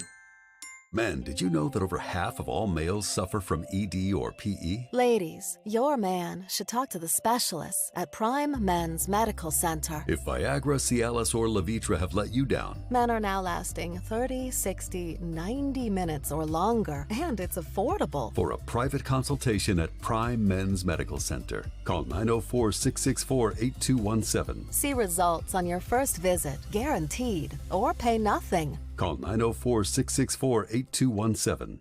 God, I'm so stressed. Our business is growing. We've got people all over now. Ooma. What is that? Meditation? I'm recommending Ooma and their all-in-one phone, video, and collaboration solution. Ooma? Yep. Switching to Ooma is a cinch. Just $24.95 per month per user, plus taxes and fees. Ooma. Now you're feeling it. Visit Ooma.com. That's OOMA.com to learn more. Ooma. Smart communications for the smarter business. Dell Technologies wants to celebrate all your hard work with these Small Business Month specials. Get great value offers on powerful laptops, desktops, and servers with Windows 11 Pro starting at $499, plus top monitors and docks, all with easy financing options through Dell Financial Services. It's the perfect time to upgrade so you and your team can stay secure from anywhere. Call a Dell Technologies advisor at 877-ASK-DELL. That's 877-ASK-DELL to refresh your business tech with these Small Business Month specials. Dell recommends Windows 11 Pro for business. Listen to ESPN 690 anytime, anywhere, on any device. Whether you're at home or on the go, get the latest on the Jags, FSU, the Jumbo Shrimp, and Action Sports Jax on Odyssey.com. That's AUDACY.com or on ESPN690.com. I made some calls and I reached out to teams to ask why. And I think the overwhelming thing was those teams believe that he is at least 2 years away from the development of really grasping football. I asked this question, Jay, is he a dumb kid? Everybody came back and said, no, he's really smart. We just have to spend so much time getting him up to speed. And because, he wasn't tasked or asked to do a lot when it came to reading plays out or getting through progressions or owning the line of scrimmage or knowing those things. Every team thinks that he is more than capable. It just takes a lot of repetitions to learn all that stuff. That is Dan Key to the City Orlovsky That's Talking him. about Malik Willis, I'm assuming. Yep, well done. Malik Willis really slipped now in this draft. And, I mean, there were some people that actually thought Malik Willis, if there was any quarterback to go get number one, he might go number one. That's true. Like, very few people thought he'd go number one. But you get my point, like top 5, top 6, right? Well, that couldn't have been further from the truth. I mean, he goes, 83rd, I think was his pick. And who knows? He might be a terrific player, but he obviously has some development to do. And Tennessee took him. I don't know how I feel about Tennessee coming out of this week. I actually, you know me, I already don't like Tennessee. And I kind of feel like Tennessee might have upset what they have built on what they did in a 3-day span. And here's what I mean by that. A.J. Brown, you lose A.J. Brown, what does that say to the locker room? You lose A.J. Brown on the field, well, you're already going to hurt. I don't care. Treylon Burks might be great, but he's not going to be A.J. Brown this year. And what does it say to the locker room that you just got rid of one of your best productive players? And when you were like a number 1 seed and you've been good the last couple of years and you've been a threat in the AFC to challenge for a Super Bowl. What does it say when you draft Malik Willis? Do eyes start to go over to Willis's locker in that room if Tannehill's not playing up to par?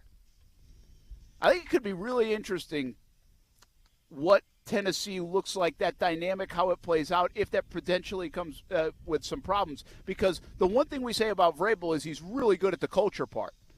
Well, we'll find out. Because those are potential culture upsetters there in Nashville with what they did this weekend. Heck, it was pretty obvious the head coach wasn't happy when A.J. Brown got moved. Yeah, no, that's fair. But I think to your point that you've made a bunch, you should always draft a quarterback. So, Yeah. By the way, Malik Willis on our flight to Vegas. I'll jump in with that little nugget of information. He was on your flight? Sure was. From Atlanta. You weren't on a private jet? I was not on a private jet. He wasn't on a private jet? He was not on a private jet either. He had a whole family, 10 folks flying with him. Really? Yep, on Tuesday night. You felt Malik Willis they say he's just a really good dude. Like you saw the stuff come out of the combine when he gave some stuff to the man on the street, the homeless man, I think. There are stories like that about Malik Willis, just a really good kid. And that must have been pretty tough now. He's like, I might go in the first round, not sure, but I know he didn't imagine going 83rd overall. I mean, he didn't give up his seat in the higher, section of the plane, so there's that. You weren't even first class? I was not first class, no. You're new to this, by the way. What? Action Sports Jax we're not flying first class. No. At least we're flying. We are flying. We're not driving anywhere. Twitter is not working for me right now, and it's starting to piss me off. Oh boy. Angry Twitter letter just going down, to or Elon. am I just have bad reception? I think they're sending satellites into space to help you with that. Nah, bro, mine's working. Is it? Maybe it's just out here. We got a lot going on. A lot of people here for the districts. Get off my territory. I need the Twitter. Action Sports Jax, Stuart Weber with us. Brent Martineau, Casey Kurtz here on a Monday. I like the fact, though, that Tennessee, there might be upset the apple cart a little bit. We'll find out.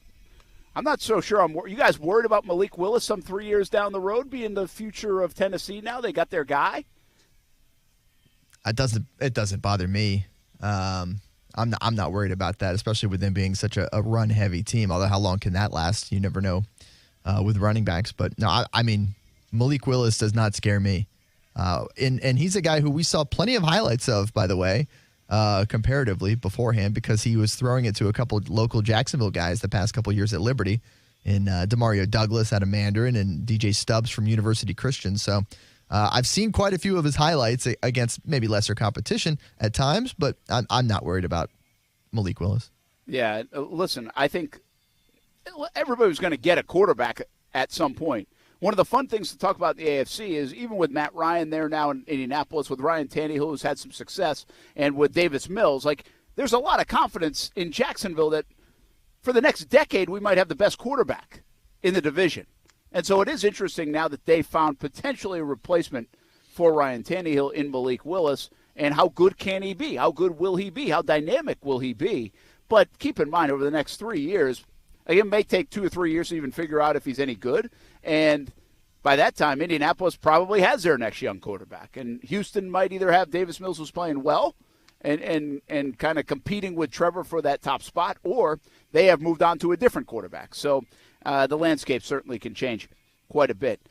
Stuart Weber, you were out in Vegas. How good was it? You've been to a lot of these things. What's the takeaway on Las Vegas hosting the draft? I thought it was good. I thought it was that return to normalcy that we've been wanting. Obviously, I went to last year's in Cleveland, which was kind of like a half measure. So they were able to bring back some of the fans, but it wasn't nearly as open and, accommodating to folks as we've seen in past years. I know I've gone to the ones in Philly, Chicago, and Dallas. I did not go to Nashville, although I've heard good things about that one. I felt like obviously Las Vegas is a place that is designed to host these sort of events. It's designed to host people from all over the country coming in, and I think it was really nice for them to be able to come in to Las Vegas and have things to do when their team wasn't drafting. Suffice to say, there are plenty of things to do in Las Vegas, no matter what you like doing, be it the gambling or the shows or the restaurants or just hanging out in a sports book and watching 30 games at once, which I did for a little bit on Wednesday night and really enjoyed that experience of just being able to relax and enjoy many, many TVs with sports on it being is how we love that. But I thought they did a great job with it. The layout was good. I was very much interested to see how the Bellagio fountain set was going to work. And luckily I found out it was only like the red carpet is kind of what they did over at that set. They really only did it for the red carpet. And then everything else took place on the main stage where you have the green room. And of course, for those who watched our coverage on Thursday night, I attended the big-time Jaguars party that, the fans held out there with tons of legends, past and present, by the way. Plenty of current players made their way out to that shindig as well. And it was wild. The Jags fans know how to have a good time. Let's say that. So I was glad to see them enjoying the revelry. Yeah, I mean, that party is unbelievable. I mean, should that be something that fans now, like, put on their calendar? Be like, hey, it's in Kansas City next year. Look for the Bold City party. And yes. I mean, you could see all these people. Like, Trevor was there, right? Yeah, so Trevor and a few of the other Jaguars players who had practiced that morning all flew out there after that, that final voluntary session that they had back here at TIAA Bank Field. They made their way out to Vegas to go mingle with the fans and have a good time for a little bit. So, yes, current players, of course, Tony Baselli was there. We talked to Bruce Smith, the Pro Football Hall of Famer, Freddie T, Jimmy Smith. I mean, that was quite the party, yes. Yeah. Oh, by the way, so my point is those guys aren't going unless they're getting paid, and they're getting paid pretty handsomely. So somebody's paying those guys big bucks to go out there. So there's no expense spared at that party. I mean, it's pretty amazing. So you didn't go to Nashville. I was in Nashville. Nashville, I think. See, if you go back to the history of the draft, you have New York for so many years, and New York was fun. It was great. I think a lot of people over the years went to New York, and New York's New York. And then it moved another to place Chicago. that can host any event at any time. Yeah, and Chicago kind of the same way, right? Yep. Chicago is a fantastic city, but still doesn't have the feel of New York City, all right? I mean, it's close, but it doesn't have that vibe. Second city feel. for a reason. Yeah, so, but it was well done, and it was in a good spot, and there's a lot of, like, right on the lake, and now the weather can be brutal, and it was a couple of times, but there wasn't, like, this buzz like the draft is here. It's almost like, oh, yeah, the draft is here, And then you go to Philly, and then that's where the buzz ratcheted up. Like Philadelphia, it was 100,000 people around the draft stage, and it was electric. Unless you needed cell service for your video shot to be sent back to Jacksonville. Then it was not good. Which we ran into some of that in Vegas, by the way. Yeah, well, you will. The way we do operate, like if it's big crowds, it's not always going to work for us. Like my cell right now, in fact. My cell really wouldn't have worked in Las Vegas. I don't know what's going on with my cell service. That huge Mandarin crowd all running behind you. I mean, what the heck? What is going on here? Don't I pay enough taxes in St. Johns County to get better cell tower? I don't know if taxes cover cell towers. But whole nother show. So Nashville is where it, like, hits another level, though. Nashville, they're like, damn, that was a good party. It wasn't like, hey, there was a lot of people, blah, blah, blah. It was like, that was a party. And then you were supposed to get Vegas, and Vegas didn't happen. Then you got the pandemic, and you got Cleveland. So now you go back to Vegas. So really it's like Dallas wasn't that good. I've always said that. Like, it didn't feel like it. It feels like Nashville and Vegas are two that they actually could get in the rotation and still share it with other places in NFL markets and cities. But I feel like Vegas and Nashville, Stuart, might be kind of in a rotation of sorts now. Kind of like the Tampa Bays and Miamis and LAs will be for Super Bowls and New Orleans, because they're in these ideal markets to hosting an outdoor football game in the wintertime. Well, this is an ideal place to host a party and have a good time. So, yes, I could definitely see that. In fact, I had a couple Raiders fans come up to us as we were getting set to do some live shots and say, hey, the draft needs to be here every year. This is how we throw a party. And, you know, while I certainly agreed with them on some points, I also, as do you, and well, maybe not Ruth's Chris, but as do you, you want to have it here in Jacksonville at some point. So yes. The people at Ruth's Chris want your business, so they probably don't want it there. That's true. That big bet that you made many years ago. I think all those people that would come into town, they'd get more business than me buying 8 steaks for people. It's possible. It is very possible. So they are rooting for it too. Yeah, they might be. But no, I do feel like if you end up in some sort of rotational thing, I think it makes sense. It's just, I get like head scratchers when I think about it going to Detroit in 2 years. I don't know. Maybe it's because I'm coming off of a trip to Vegas where it was, and I'm trying to. But I like that it's not going to, like, you don't give up on places like that, because then Jacksonville would never get it. Like Kansas City, right, is not Vegas and it's not Nashville. It's a good city, but it's not those places. And so if you can go, that's why if you put them in a rotation to go, even back to New York from time to time, because that's where it was. So if you rotate between Nashville and Vegas and New York City, like the Super Bowl, you're saying, but you still take the other, let's just say it works as like an Olympics. Every 4 years it ends up in one of those cities. But outside of that, you take the other 3 years and you rotate it to Detroit and Cleveland and Kansas City and Jacksonville, and you try something and have the draft in like South Bend, Indiana at Notre Dame one time or something. You know, whatever it is. Canton. Well, they did Cleveland. They were supposed to do Canton with Cleveland, but they got pandemicked. Okay. And it ended up just being rainy and cold and awful. Yeah, and bad. So anyway, the day before was fine, by the way. The Wednesday before the draft was good. It was just, with a place like that, you have to have a backup plan in case the weather is going to not cooperate, which it didn't in Cleveland. Yeah. So I think I love the draft sites. I really think it's fascinating, because I do think Jacksonville, and you still think this, right, Stuart? Like, Jacksonville is a perfect setting for it. Once especially some of the stuff downtown is done. You'll have more hotel space. There won't be all the construction. But the Daly's place and where the stadium is and the flex field and those things that they have there, like, it is an ideal spot. Like, you could still use the arena if you needed to, and it's right there. You could use the baseball grounds if you needed to. Like, everything is right there. From a logistical, how do we pull this off standpoint, the question about Jacksonville is, okay, let's get rid of some of the construction. When's the building going to be done? Where can you house everybody? Is there enough fun stuff to do downtown? And can you get 100,000 people to come over from not just Jacksonville, but down from Georgia, over from Tampa, from Orlando? Like, will everybody converge on Jacksonville? I think the answer to that is yes. I think they will. Like, I don't think getting the people to Jacksonville is going to be a hard thing. I think it's more, can you throw the party in Jacksonville, and when is the town and the city going to be ready to throw the party? But logistics and people, I don't think that's a problem. Yeah, I think it comes down to the entertainment side of it too that you were talking about. I mean, Nashville has Broadway. You go down, you go to all those bars and restaurants and listen to some live music. Vegas has Vegas. It's got all the casinos and the fine dining and the pools and just all that fun stuff.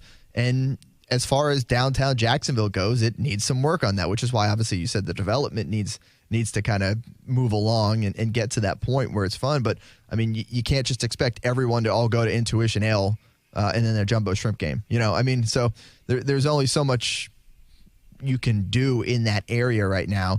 And one of the nice things has been the proximity to desirable events. Even Cleveland, I feel like, messed that up, because when they hosted it, you know, the stadium is right next to the Rock and Roll Hall of Fame.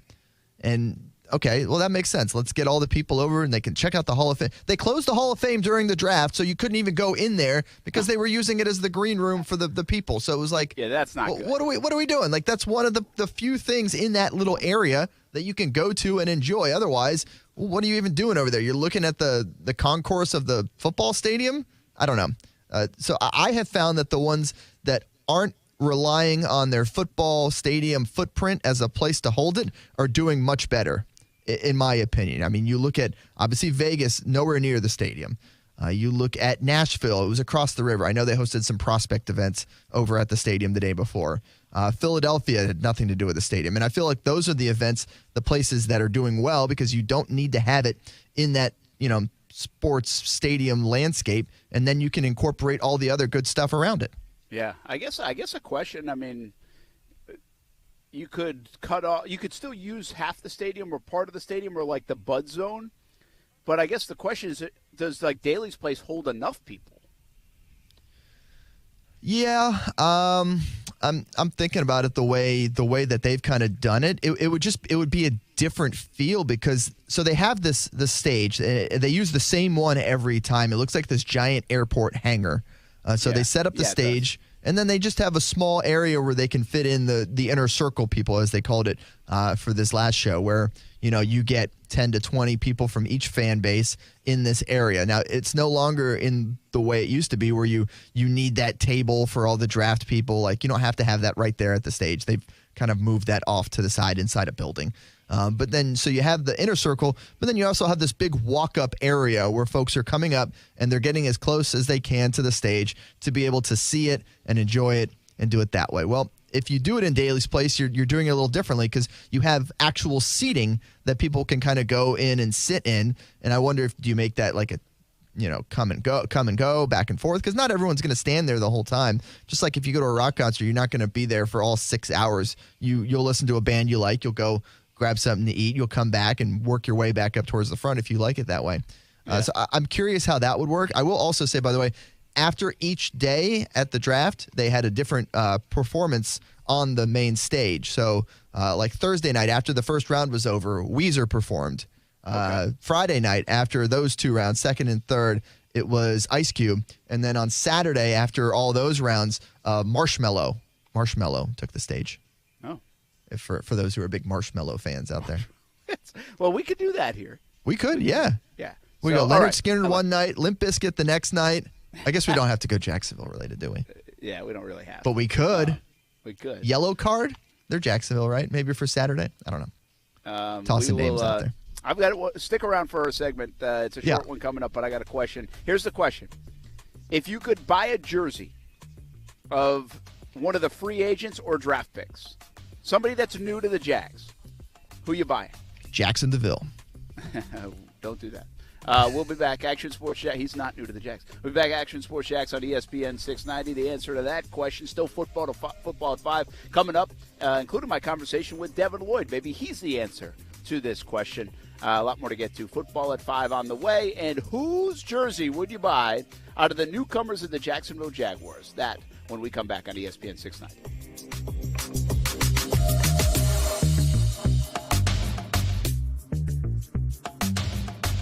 How about a big swoop? Congratulations to Jazz Bond, the University of North Florida Osprey, getting drafted in the third round of the WNBA draft by the Dallas Wings.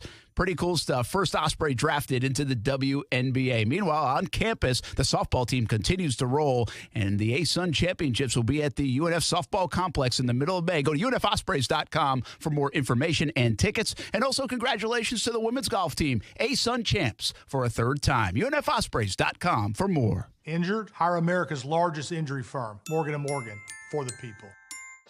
If you've been involved in a car accident, call me, Mark Anajar, at the law offices of Anajar and Levine at 904-600-4000.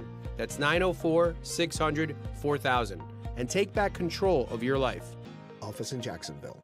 Walk into 904 Chiropractic and Injury Center, and it doesn't feel like you're going to the doctor's. Beautiful artwork of Jacksonville on the south side location, a laid-back atmosphere, and Rep Butler and his staff are really fun to talk to, and they are there to help you out. First-time appointments and adjustments, just $39 and maybe less pending your insurance. 904 Chiropractic and Injury Center. 3 locations, south side, St. Augustine, and the west side. Look them up at 904chiro.com. 3 locations, 904chiro.com.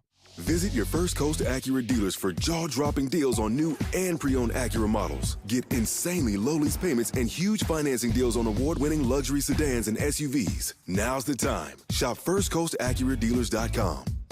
You're the one everyone looks to for answers. Come rain or shine, the job must get done, and you're the one who makes it happen. We get you, Jackie in Fresno, putting your employee safety first. And Manny in Chattanooga, whose local Granger team knows him by name. We're here for you and all the ones who get it done with 24/7 customer support and access to product specialists to help you find what you need. Call, click Granger.com, or just stop by. Granger, for the ones who get it done.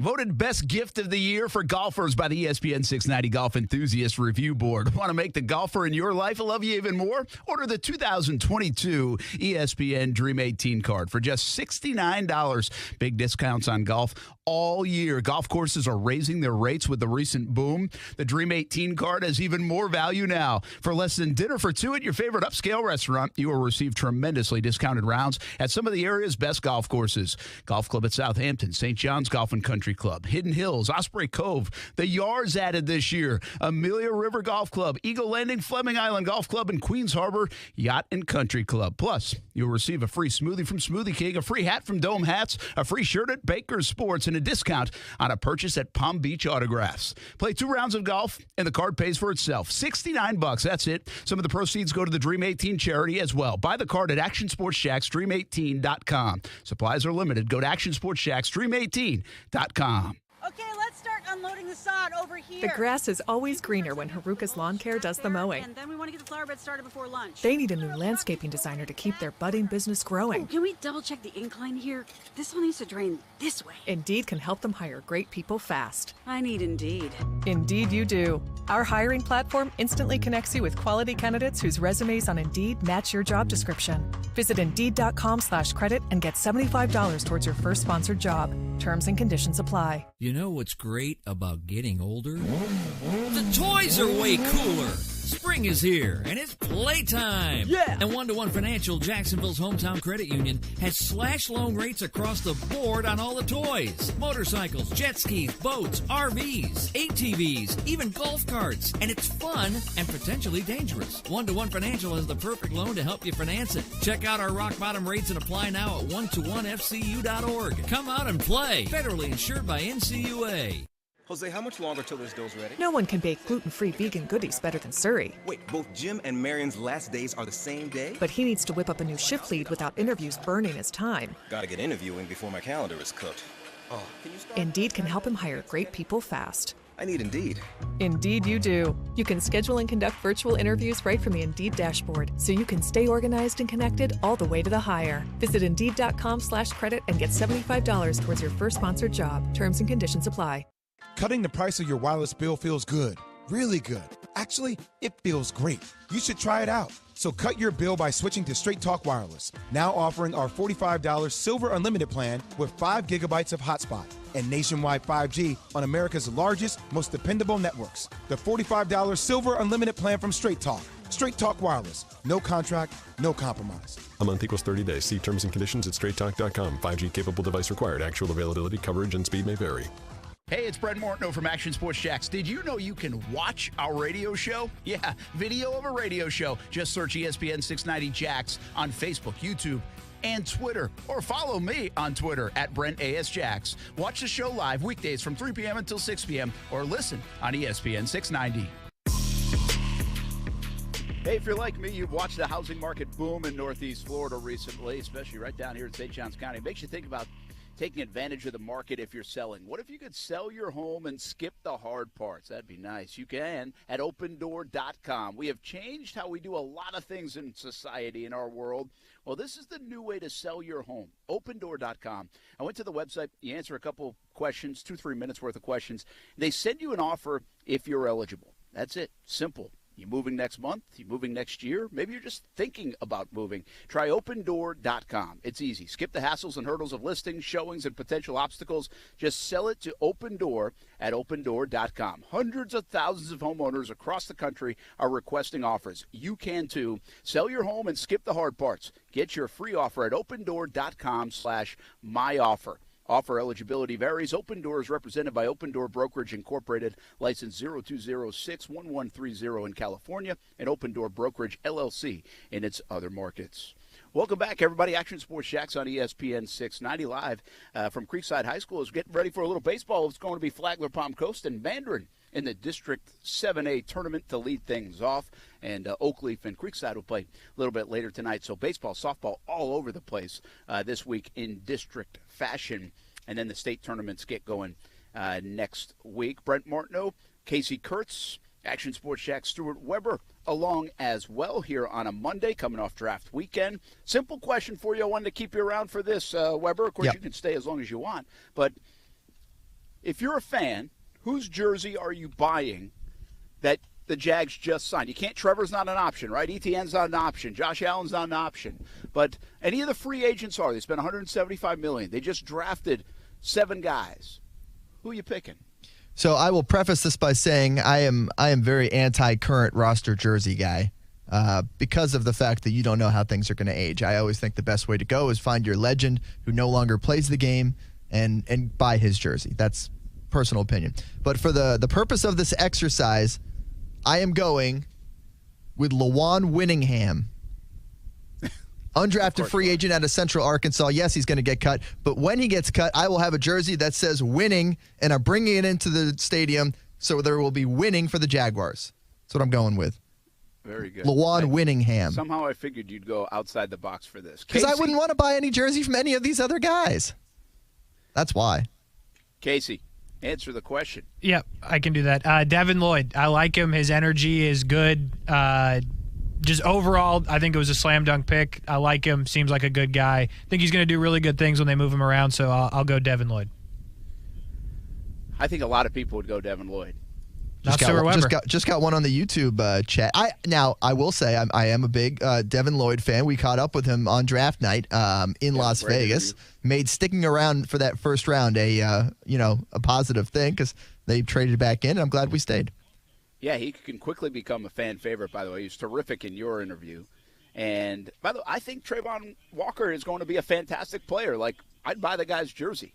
I think, actually, Muma will be an interesting one here. I think people will like him. But then you go to the free agents, and, I mean, don't you get the idea like a Fadakasi could be a lot of fun, like great personality guy in Jacksonville? And then you want guys who's going to score touchdowns. I think Christian Kirk could be that. That's another one to invest in. I like Kirk. I think Kirk is coming with a lot of, like, negativity around the contract and not enough talk about what he could do and what he's maybe on the verge of doing in his career. So I think you can make a case for a lot of these guys. I think Lloyd would be a favorite there. I'd buy Walker's in a heartbeat. I'd buy Kirk's in a heartbeat, too, here in Jacksonville. But it's an interesting one because they've added so many new players, like we said earlier in the show. 14 new starters out of the 22-23 projected that will play quite a bit this year. All right, Stuart Weber, we're off to do some TV, Fox 30 and CBS 47 tonight. And, hey, you have to pop back in tomorrow because you're about to embark on another vacation you can tell us about. I will certainly do that on the Tuesday edition of ESPN 690. I'll pop back in tomorrow. You'll be on the road again on Wednesday, so make sure you pop by tomorrow. Will do. For sure. Football at 5 coming up next. How about the big suspension in the NFL with DeAndre Hopkins? What happened there? How long he's out? And is this now turning into a very bad move for the Arizona Cardinals? And maybe a better move for Houston than anybody would have imagined. Football at 5 on the way, plus my interview with Devin Lloyd Saturday at TIAA Bank. That's coming up on ESPN 690.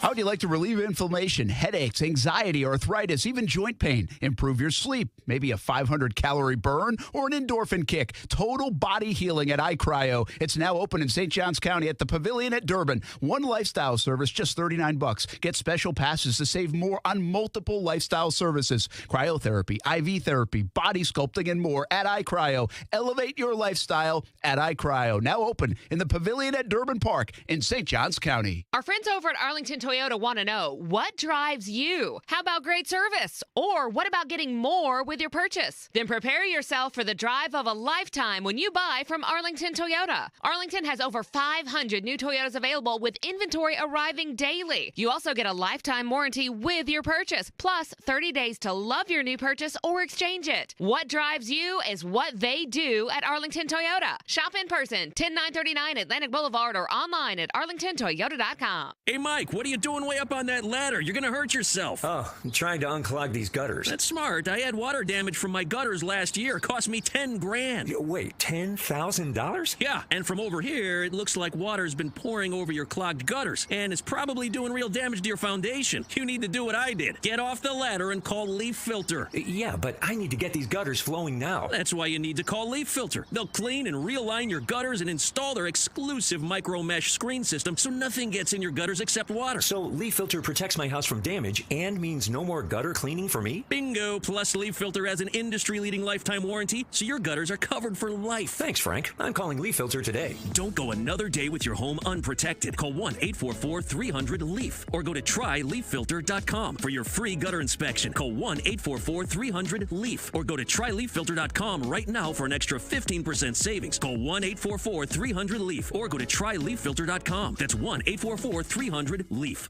It's where I take my family to play golf, and you can take yours as well. The Golf Club at Southampton. It's the home of the Action Sports Jax Dream 18, and it can be your golf destination. Enjoy your golf experience by calling 287-PLAY, 287-PLAY. Play some golf or maybe practice some golf at one of the newest facilities in the area. Grab some lunch or dinner, too. Southampton has it all. 287-PLAY for tee times and more. The Golf Club at Southampton, the home of the Dream 18. My home course. Make it your home course, too.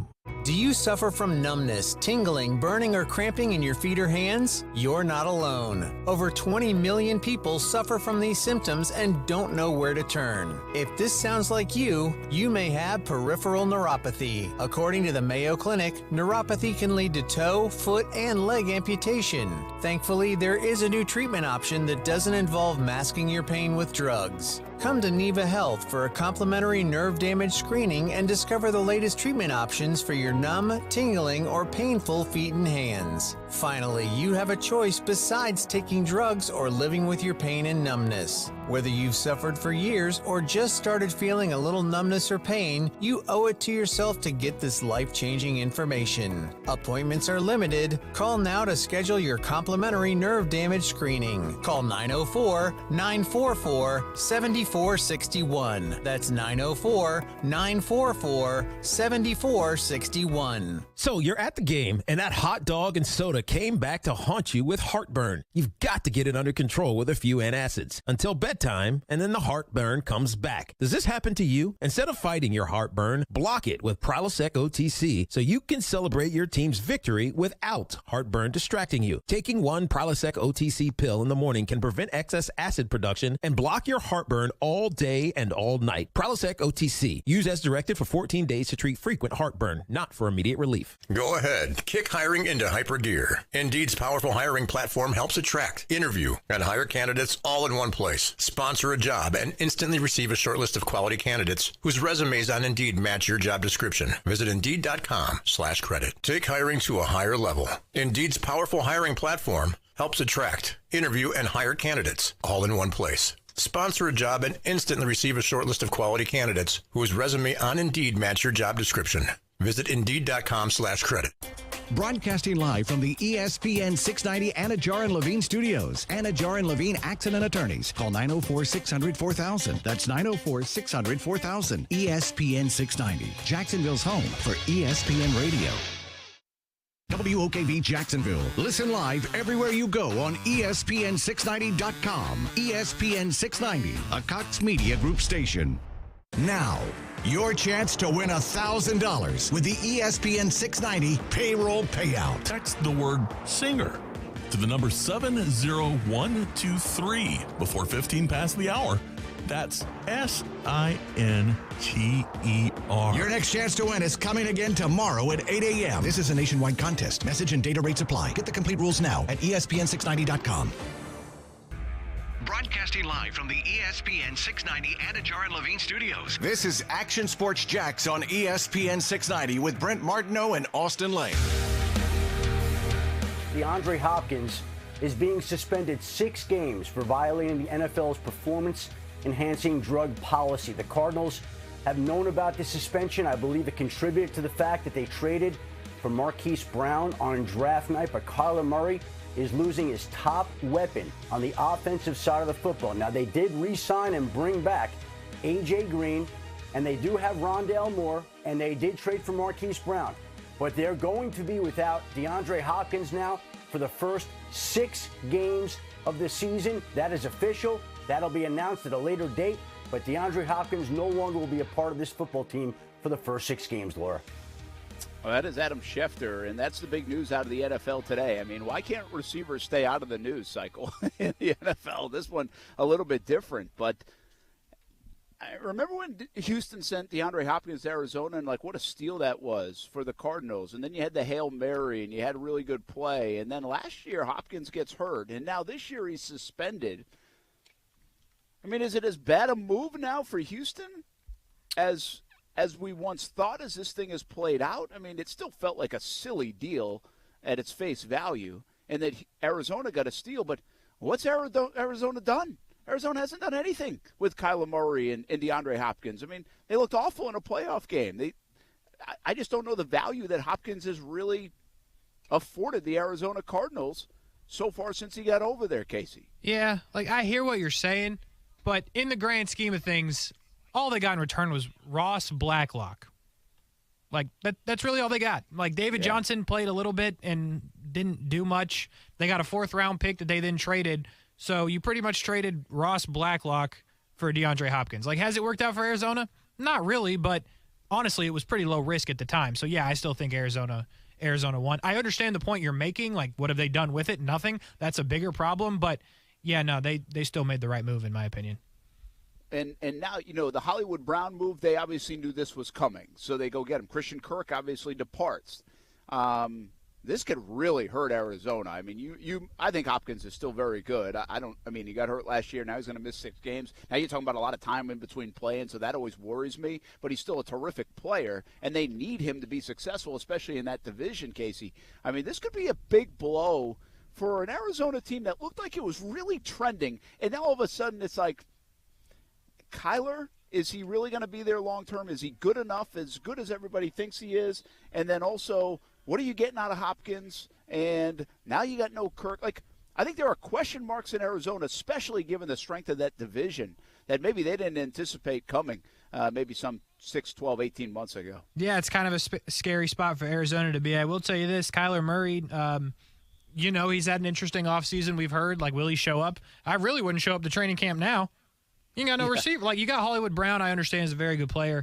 A.J. Green is old. You know, they still have a kind of pretty good team. You also lost Chase Edmonds. So if I'm Kyler Murray now, I'm like, hey, you know what? I'm really not showing up.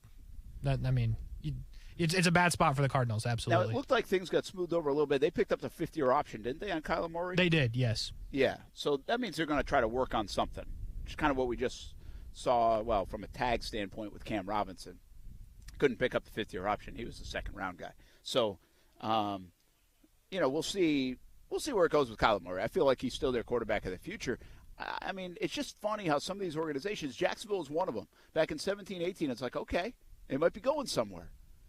Boom, crash down. Chicago might be going somewhere. Boom, crash down. Arizona looks like, wow, man, that's a nice-looking roster out there, right? I mean, Kyler Murray, first half of last year, were they 8-0? Yeah. And he's MVP candidate.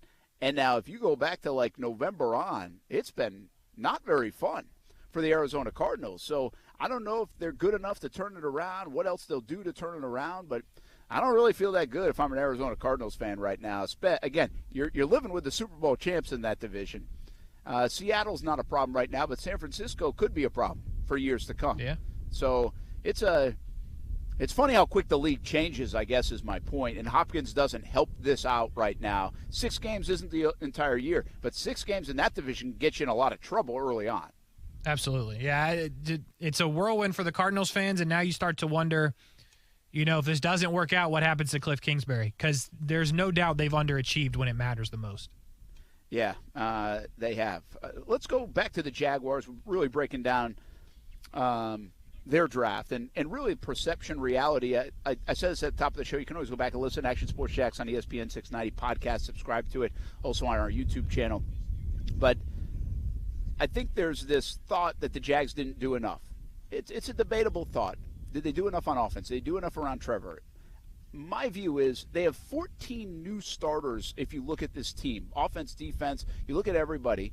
Some of them are kind of promotions from within, like the Ben Barches and potentially even a Walker Little. So they potentially could have 14 new starters. So a lot of them from the outside, like 10 of them I think I counted from the outside. And then there's even like an ETN who's going to obviously play, and he didn't last year. But 14 out of like 22, 23, if you count the Darius Williams and the nickel spot as almost a starter, that's a lot. They have done a lot to change this team. But coming off the draft, there's still this lingering thought, narrative of, did they do enough? Did they do enough to help Trevor out? And as you look at that top part of the draft, what did people want them to do different? Do you think they'd feel better instead of getting Lloyd if you got Linderbaum? Do you think you'd be better if you sat at 33 and got Christian Watson as a receiver? Do you think you'd feel better at 65 or 70 if you had added a receiver there, even though they might not even crack the top 3 of your receiving core, because you're really talking about like the 20th best receiver in the draft at that point? So I guess I'm trying to feel that from a temperature standpoint, what would have made the Jags fans feel better? Or is it simply, Casey, if they had picked Aiden Hutchinson instead of Walker, would people feel better? Yeah, I think that's always going to be a question until, we see the proof on the field. But, yeah, I think there was something left to be desired at 1, and I think that would make people feel better. But I guess where I'm coming from, what happened at 1 happened at 1. Like, I became okay with it long before the pick was made because that's all we heard about for a while, even though I wanted them to pick Kayvon Thibodeau. I really, really like what they did with Devin Lloyd, so I would not have rather them sit there and kind of wait at 33 or let it play out. So I like that, and I made peace with what happened at 1. It just goes back to I don't love what happened in the middle rounds, I guess. If you have a plan with Muma, I can get on board. I understand what you're trying to do. You need a center. I get that. But the frustration that I have is just what happened in the middle rounds because you didn't do anything other than to get a center to help Trevor Lawrence. So that's where I'm at. I think a lot of people feel a certain type of way at 1. I think everyone has an opinion on it. But for me, it comes in the middle rounds, which probably isn't that big a deal, and I'm making a bigger deal than it is. But that's just how I feel about it. Yeah, and again, I do think, if anybody just saw the name of a wide receiver, I think people would probably feel a little bit better about it just because it was like, oh, we're helping Trevor. Great. Well, they did help Trevor. They got Luke Fortner. Now, whether it's the right pick or not, I don't know. But they did. They helped the offensive line and the potential starting center for them. They just did it maybe in a different spot. But they did help Trevor. Like, let's not – the narrative of they didn't help Trevor at all is not true. First of all, they did in free agency, and secondly, they did at center with Fortner. Now, did they do it adequately? Did they make the right moves? That certainly will play out and be debatable. No doubt about it. Devin Lloyd seems like the favorite pick and maybe the favorite move of the offseason. Like, I can't get too many people that don't like it. I love this guy. I love this guy. Had a chance to catch up with him on Saturday at Jags headquarters, one-on-one with Devin Lloyd, the 27th overall pick in the 2022 NFL Draft out of Utah. First impressions here coming in after a decent night's sleep. It's beautiful. I've never actually seen the stadium or been in Jacksonville in person. From what I've seen, it's beautiful, but to actually be here, everything is what I expected. And, the people I've met, in the building so far have been great. Do you start looking at this roster, the depth chart, where you might fit and why they might have picked you and how you could be used? Yeah, they're talking about it a little bit. Ultimately, I'm just worried about, being the best teammate I can be, being the best player I can be for my team, and whatever's asked of me, I'm just going to do it. I'm going to do it to the best of my abilities. You can do a lot of things. Do you have to be careful to try to do too many things here as you adapt to the NFL? You know, for me, it's just all about being available. So for me, I don't think you can do too much. You know, I think, you know, a lot of people would primarily want to focus on one position, but I just like being on the field. I like playing ball. And, you know, wherever I'm at, you know, I'm going to enjoy it. If you were kind of picking and drafting, how would you use Devin Lloyd? Pretty similarly to what I did in college, rushing the passer a lot, but still playing a lot of, you know, coverage as well, being able to play the run. I mean, as somebody who you can't really predict where he's going to be because you can move him around wherever and he can play wherever. This moment, this last couple of days, your story is well documented, obviously from mom and dad to teammates and your experience at Utah. Can you feel all that? Can you feel everything that you've been through to get to this point? Yeah, definitely the last couple of days.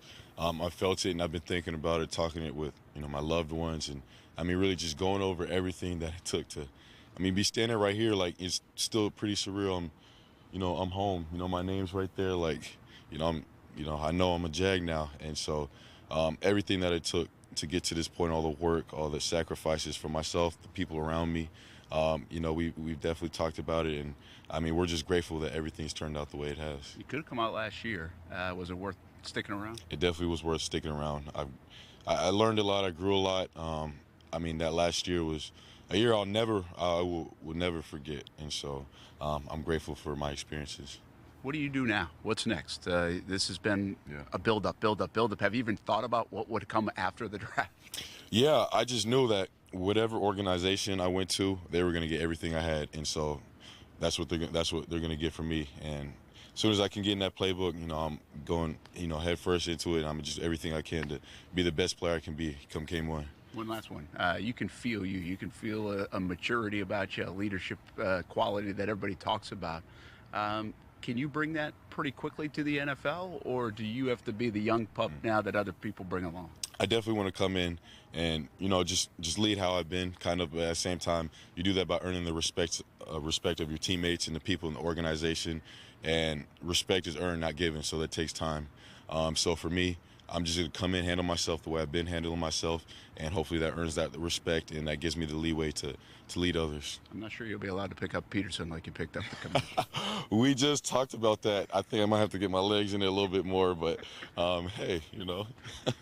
Whatever happens, right? Maybe after winning some football games. Yeah. You know, after we win a Super Bowl, we dump them, then I'll pick them up then. Thank you. Did the rookie just call Peterson a little maybe heavier than the commish? You know, it sounded that way a little bit.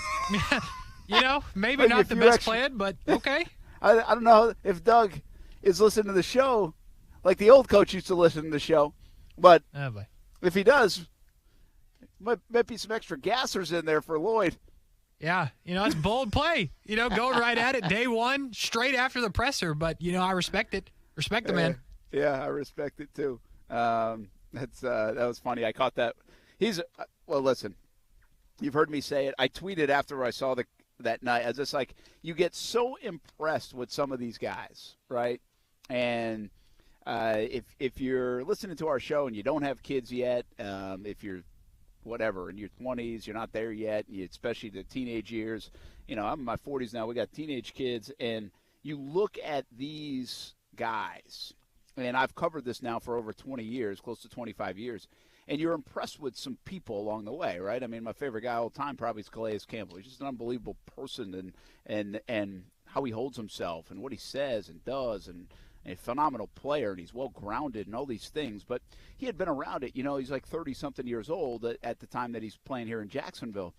You take a guy like Trevor, and Trevor, they had said this about him when we went to Cartersville and visited. And then you get a guy like Lloyd and some of the experiences he's been through, totally different than Trevor. Military family, the deaths of those two players certainly changed probably everyone on that Utah team and hardened them in a different way that can't be explained.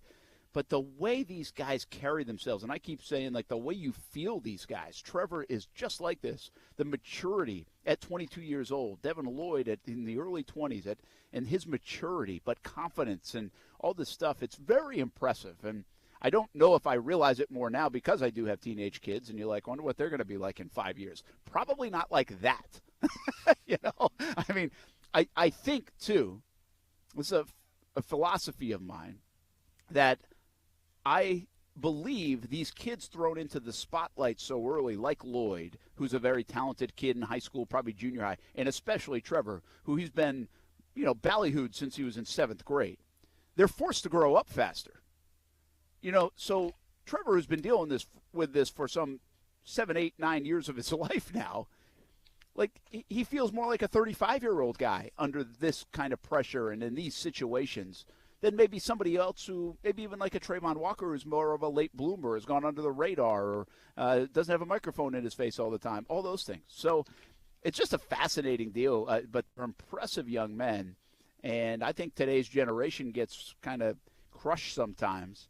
I think some of them and many of them are forced to grow up even faster because of phones and being kind of more, in the spotlight, if you will, even if you're not great at something, and maybe sometimes learning the hard way. But these guys are fantastic examples of, you'd think they were 35, 40 years old the way they handle themselves. It's really terrific. We said it all last year. The 22-year-old quarterback you'd rather listen to feel better about the organization than the 58-year-old head coach. Yeah. Think about that. Like, that was real. And I think a Lloyd is kind of like that, too. Doesn't make him a great football player, by the way, but there's something about it that's very cool and really can help in a locker room and maybe turn this thing around and flip this thing around and give it just like a sense of professionalism that maybe was lacking even last year in that building. So it'll be exciting to watch. And by the way, I also don't think everybody has to be like that. I always bring up Jameis Winston, when he was jumping on tables at Florida State and stuff. And Jameis Winston, I had his back in this sense. And he did some foolish things. But he also was like a 19-year-old kid in the spotlight where everybody's clamoring about him. And everybody's like, you're the best, and you're the greatest, and you're this, and the responsibilities and the pressures and everything at 19. And we expect every kid to maybe act the way Trevor does, or maybe Devin Lloyd does, or, when Winston was coming out of it like Tebow was, and how Tebow handled things at his age. Well, I always said this about Winston. I think Winston, with all the pressures that he had and all the stuff that he had, to come out and do the right thing and say the right thing every single day of his life would have been hard for a 37-year-old guy at that time. Forget about a 19-year-old guy. So I think there's a lot on these young men and young women too, athletes that are in the spotlight. And now we all have this self-righteousness too, and we've seen some of these great examples of it, and we've seen some really bad examples of it. But the bottom line is it's a mixed bag, and people mature at different times. And I do think maybe that is a quality that the Jaguars were looking for here in these last couple of drafts, and especially this draft, the maturity about some of these players, because they knew that it wasn't going to be easy in Jacksonville. It's not going to always be good. You're not just going to always be winning. And so how are you going to handle the rough spells, the rough situations? And they need people to handle them the way Trevor did last year. And certainly a guy like Devin Lloyd, who we just caught up with, he's had to handle some really difficult situations in his life in the last year and a half with teammates passing away. And so you got to believe he'll be able to handle a 3-game losing streak probably pretty well. Yeah. So fascinating psychology of it, at least from my vantage point, getting to know some of these young players on the Jacksonville Jaguars. We'll be back. Action Sports Jax on ESPN 690. We will hear from Jim Irsay, who's still ticked off about the loss to the Jacksonville Jaguars. I think you're going to love this one, Jags fans. We'll be back on ESPN 690 right after this.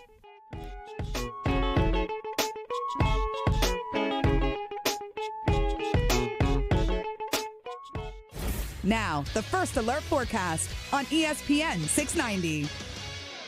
Mostly clear skies tonight. It'll be nice as temperatures drop into the 60s. Partly sunny, warm, and humid tomorrow. A few afternoon showers and thunderstorms developing with highs in the upper 80s. From the CBS 47 at Fox 30 Action News Jax First Alert Weather Center, I'm Chief Meteorologist Mike Burrish. The Weather Center is brought to you by Beards Diamonds. Beards has higher quality diamonds for less money than any other store. Now is the time to get an estimate on replacement windows. American Window Products of Jacksonville is a high-volume dealer offering a huge selection of products to keep your costs low. New windows from American Window Products can lower your energy costs and increase your curb appeal and security, all without breaking the bank. Call American Window Products for a free estimate at 904-667-0873 or visit AmericanWindowProducts.com.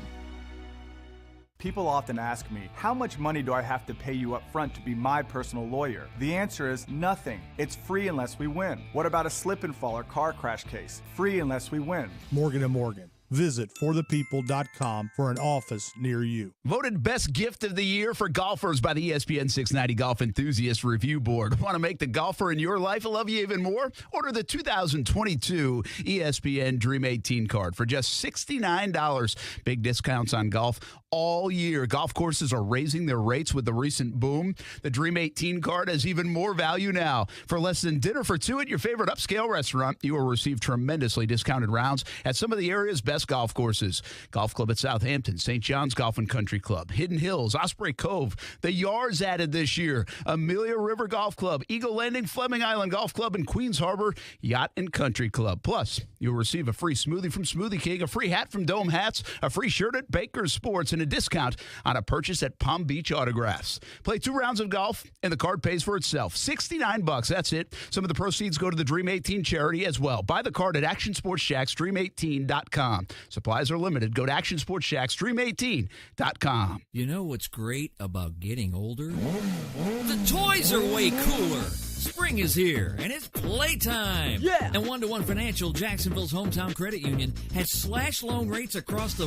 board on all the toys. Motorcycles, jet skis, boats, RVs, ATVs, even golf carts. And it's fun and potentially dangerous. One-to-One Financial has the perfect loan to help you finance it. Check out our rock bottom rates and apply now at one-to-one-fcu.org. Come out and play. Federally insured by NCUA.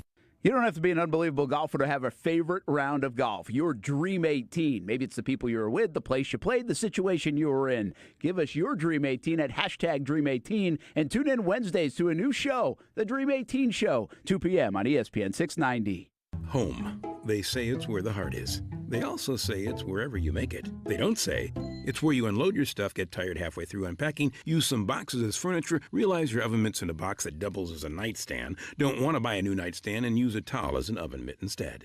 But no matter where you call home, Geico makes it easy to bundle and save on renters and car insurance. Easier than grabbing a piping hot pan with a towel that's a bit too thin and trying to quickly get it to the counter. Ooh, hot, hot, hot, hot, hot.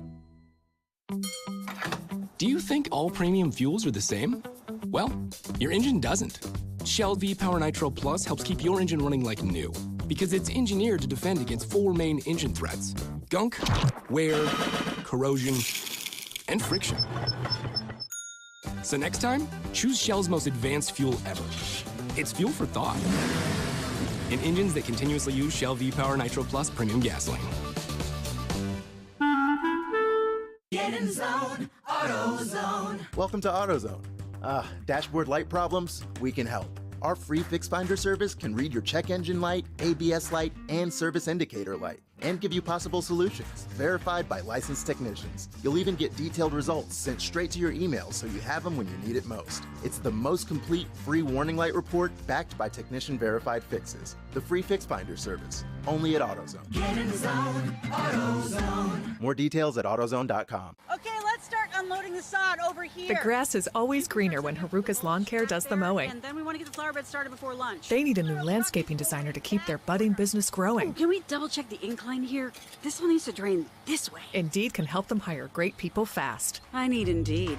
Indeed you do. Our hiring platform instantly connects you with quality candidates whose resumes on Indeed match your job description. Visit Indeed.com/credit and get $75 towards your first sponsored job. Terms and conditions apply. The ESPN 690 payroll payout is here. You've got 5 chances to win $1,000 every weekday at 8 a.m., 10 a.m., noon, 2 p.m., and 5 p.m. This is a nationwide contest. Message and data rates apply. Get the complete rules right now at ESPN690.com. It just matures you. Coming in from my rookie year, and especially coming in from the college, from the university I came in from, and walking into that and then going straight into 17, I mean, it's just kind of like, it seemed like that's how it would be every year. You go from, winning, and then we had a great year in 17 as well. But I know kind of, the years followed that was kind of, up and down roller coaster. So I think it just kind of taught me maturity, discipline, and just how to just keep my head down and just, just grind my way through it. That is Cam Robinson, signs that contract extension today. He'll be with Jacksonville for another 3 years at least. Brent Martineau, Casey Kurtz back on Action Sports Jax on ESPN 690.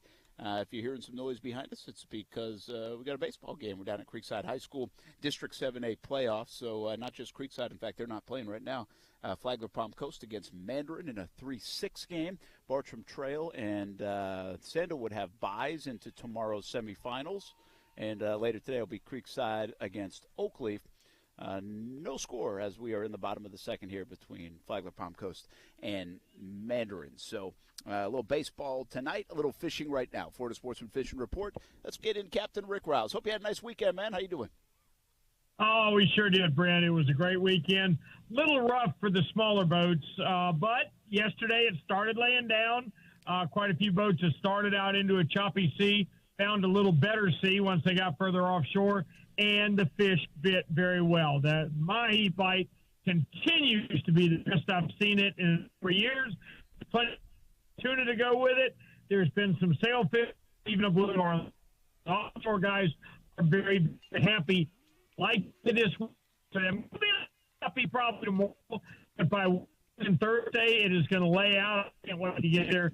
There's plenty with me. No, most for Kobe is poor.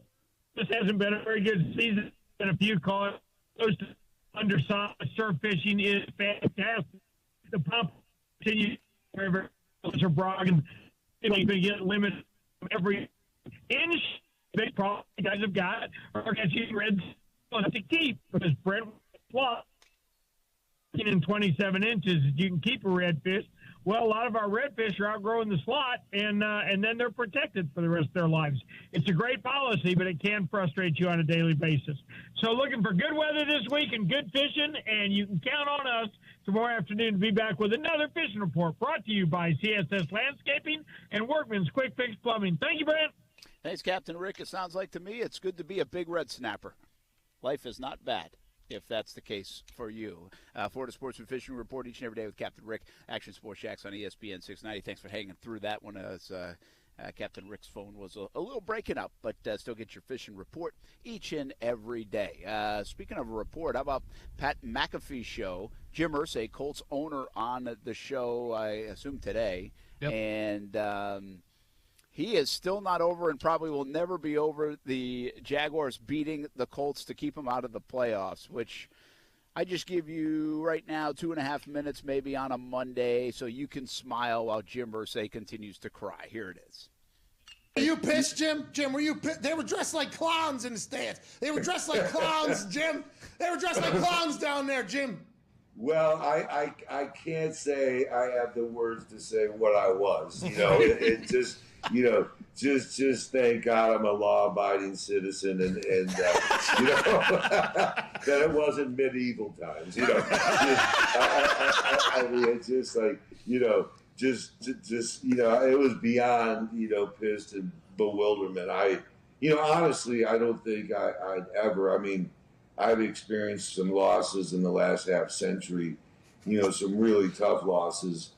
But I've never been through anything like that. Really, I'd never. I mean, sure, we're all set up and we lose at home to Pittsburgh or San Diego and Peyton's here when, we're winning 13, 14 games or something, after a bye week and everything. And, I mean, that's, super tough. And losing to New Orleans in the Super Bowl, obviously those are always, you just never get over that. But this was different. I had never experienced anything like this. I mean, because again, you have to remember the game wasn't even close. We weren't even competitive, and to make it even seem worse, they won and still got the first pick. I mean, it's just like, how do you even? There's no logic. It's like 2 and 2 equals 7. I mean, it's like, what? I mean, I thought I'd seen everything. You knew there was a ghost in the machine.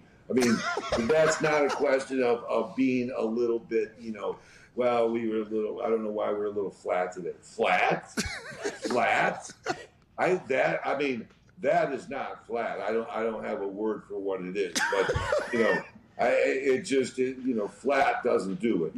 It just, it really was something.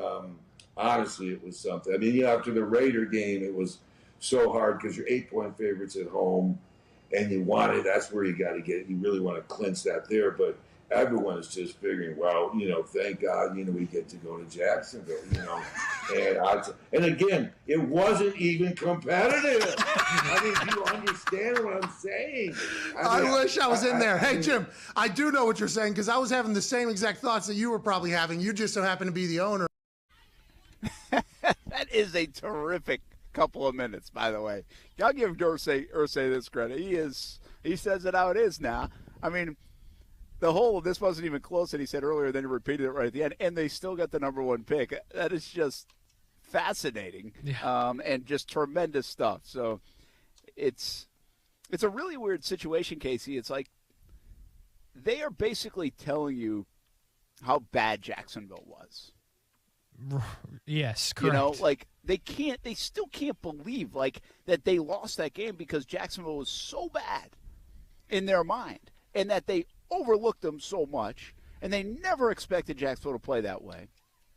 And so I think all those things, it's like you can't get over it. And by the way, if anybody's ever played sports, you kind of have been in that situation before, right? Where you just don't, you're like, I can't believe we just lost to them, right? Like, how did we come out so flat? How did we play so poorly? But every time you keep saying, it's not like we lost on a 59-yard field goal. We weren't even in it. Like, it was over at the end of the third quarter.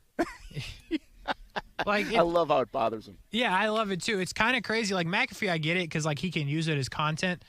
But if you're Jim Irsay, it's cool, it's funny, but at some point, don't you have to move on with your life? It's unbelievable, but you're bringing salt to the wound by continuously bringing up on a show that hundreds of thousands of people watch. You know what I mean? Maybe just let it go and move on. But you want to keep bringing it up. Awesome for us. Don't get me wrong. I love it. I love listening to it.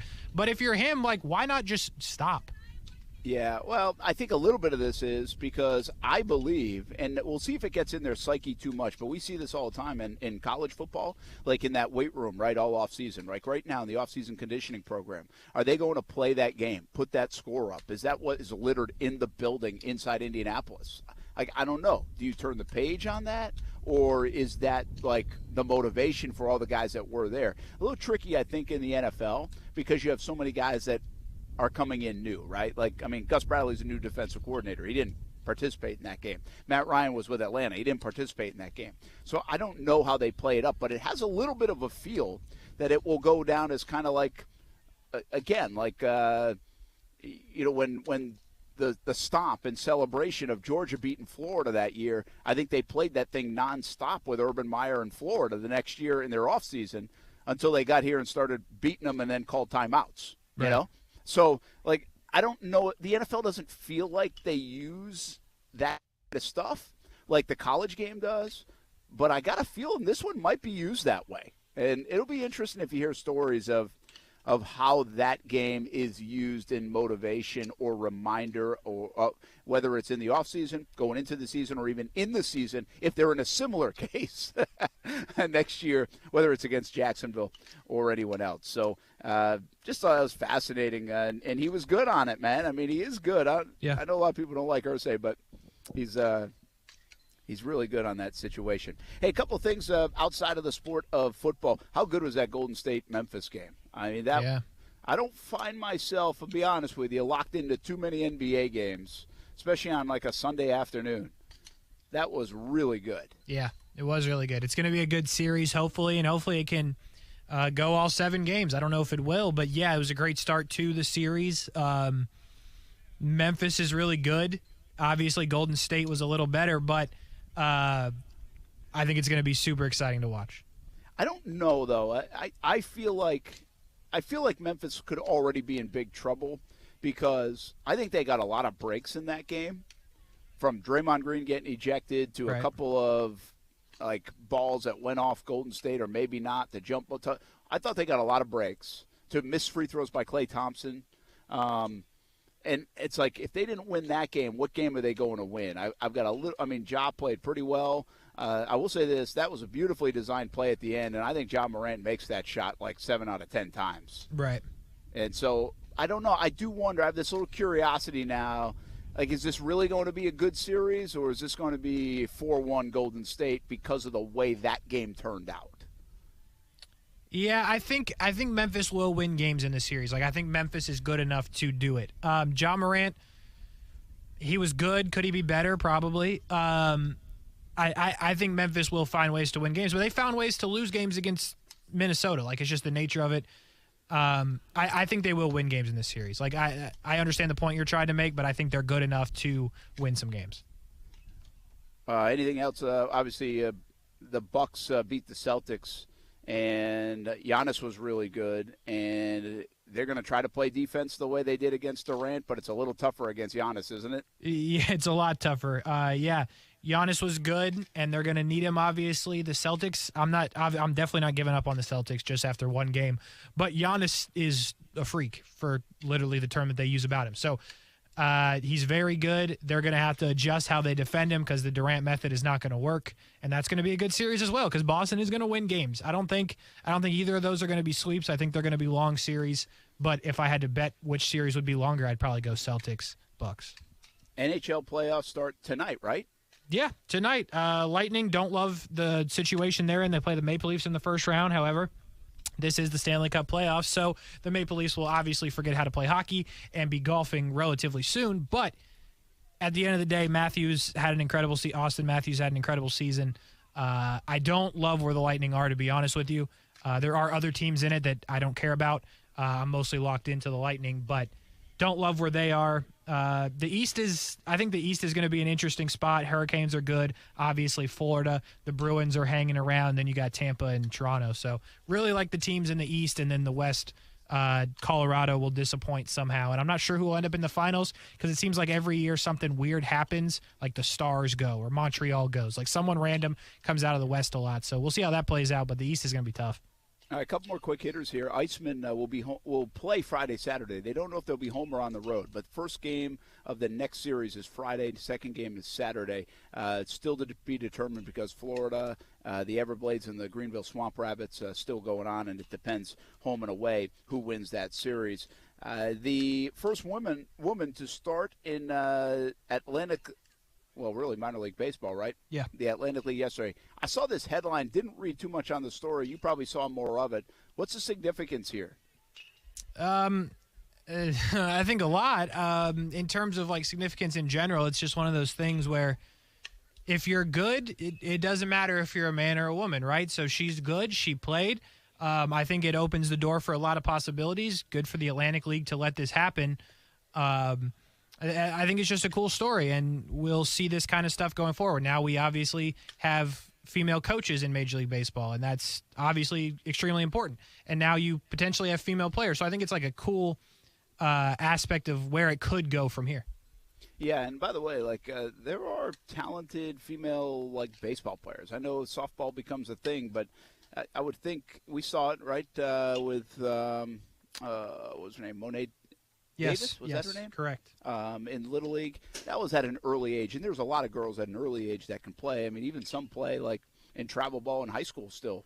You know, not many more in high school because of softball, but you'll see it at 13, 14 years old, and they're good players. And so I guess it doesn't astonish me that could happen. I just feel like from a positional standpoint, it's probably going to happen like if somebody's got an unbelievable arm throwing the baseball. If we ever see that someday. I don't know. I'm trying to peg like a position that's most likely to see a female enter like the big leagues.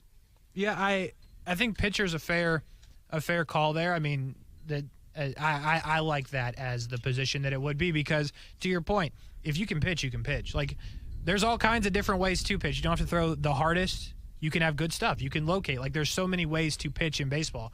Obviously, the headlines are the guys that throw 100, but not everybody does that. So I think that would be the spot to me that you might see that if that were to happen. All right, one more thing. Francisco Lindor, you saw it last night. That ESPN has really I'm surprised they've been able to do this in this Sunday night baseball game. But they're miking up players, and Kiki Hernandez was outstanding. Yeah. The one time the Red Sox had it, I didn't see it the next week. Whoever they had, I think it was Ozzie Albies. It was.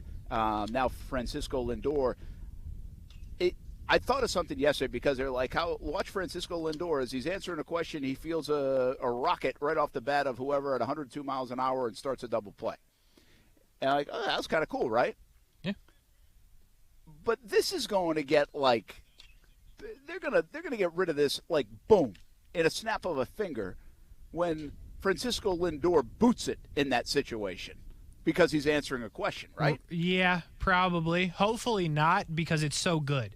Like you complain as not you, but like national media, whoever, like you complain you don't know the stars of baseball, and you've been given Albies, who is such a good personality. Lindor is one of the best personalities in the sport. Hernandez is also a good one. So when you get this opportunity to like showcase some of these guys and grow the fan base, like you have to continue to grow it. But to your point, yeah, let one even minor inconvenience happen, and I'm sure it gets shut down. Yeah, that's what I was just like, okay, I'm not sure they're going to sign up for this. But if you're off for growing the game, I agree with you. Get your stars out there. And by the way, you're getting guys of all different ethnic backgrounds that are you're putting a microphone on. I think that's really cool. And like, I take somebody like this is myself, who's been around the game of baseball a long time, but even somebody like Ty, right? He's pretty smart and savvy around the game of baseball. It helps him out. Mm-hmm. But I think when those guys talk, you actually, every time I see one of those guys talk, learn something about like what they're doing in that moment, their approach. And it's so high level that it's something you wouldn't learn in high school or maybe even college. Yeah. And you can actually learn the game. Like I remember that from the All-Star game interviews, because they'll, like Joe Buck would ask, like, okay, what are you thinking here? What are you thinking there? And like you actually can pick up knowledge of the game. So I think it's fantastic for kids and probably baseball players of all ages to listen into some of that stuff, and to your point, be able to go buy a jersey and fall in love with the player and be like, this guy's cool. And so there's a lot of different things that I think are positive about it. I just hope something bad doesn't happen, like an error, that they say, okay, we're not doing this anymore. Yeah, hopefully not, because I think it's awesome. I think it's awesome, and there's always going to be, like, those first couple guys. Well, I guess Kiki Hernandez is not necessarily a guy that you know. No, not really. You got to know him, though. That was different. Exactly. Like, I was like, hey, I kind of like Kiki a little more now, even though he's like one for his first 20. Well, yeah, exactly. And I think that's part of it, because then you're going to go to, you know, whoever's next on Sunday Night Baseball. Like if they ever do the Rays, right, I can tell you it's going to be Brett Phillips, who's going to be mic'd up if he's playing that night, obviously. And that'll grow his legend even more. So I think there's guys on every team that you don't necessarily know that would probably be really good in that situation. So hopefully we're able to have that continuously throughout the season. All right, so some quick hitters. Let's get back to football to end the show here for now. Then Action Sports Jax OT comes up. Casey Kurtz, Brian Middleton, 6 o'clock until 7 o'clock. No Jumbo Shrimp on a Monday. They'll be back in action tomorrow on ESPN 690. We are back from St. Johns County Creekside High School. Mandarin leads 3-0 over Flagler Palm Coast in the District 7A quarterfinal game. More baseball coming up later tonight. More baseball and softball all over the area this week. If you want to catch a game, look it up. There's a lot of good ball being played. We'll be right back on ESPN 690.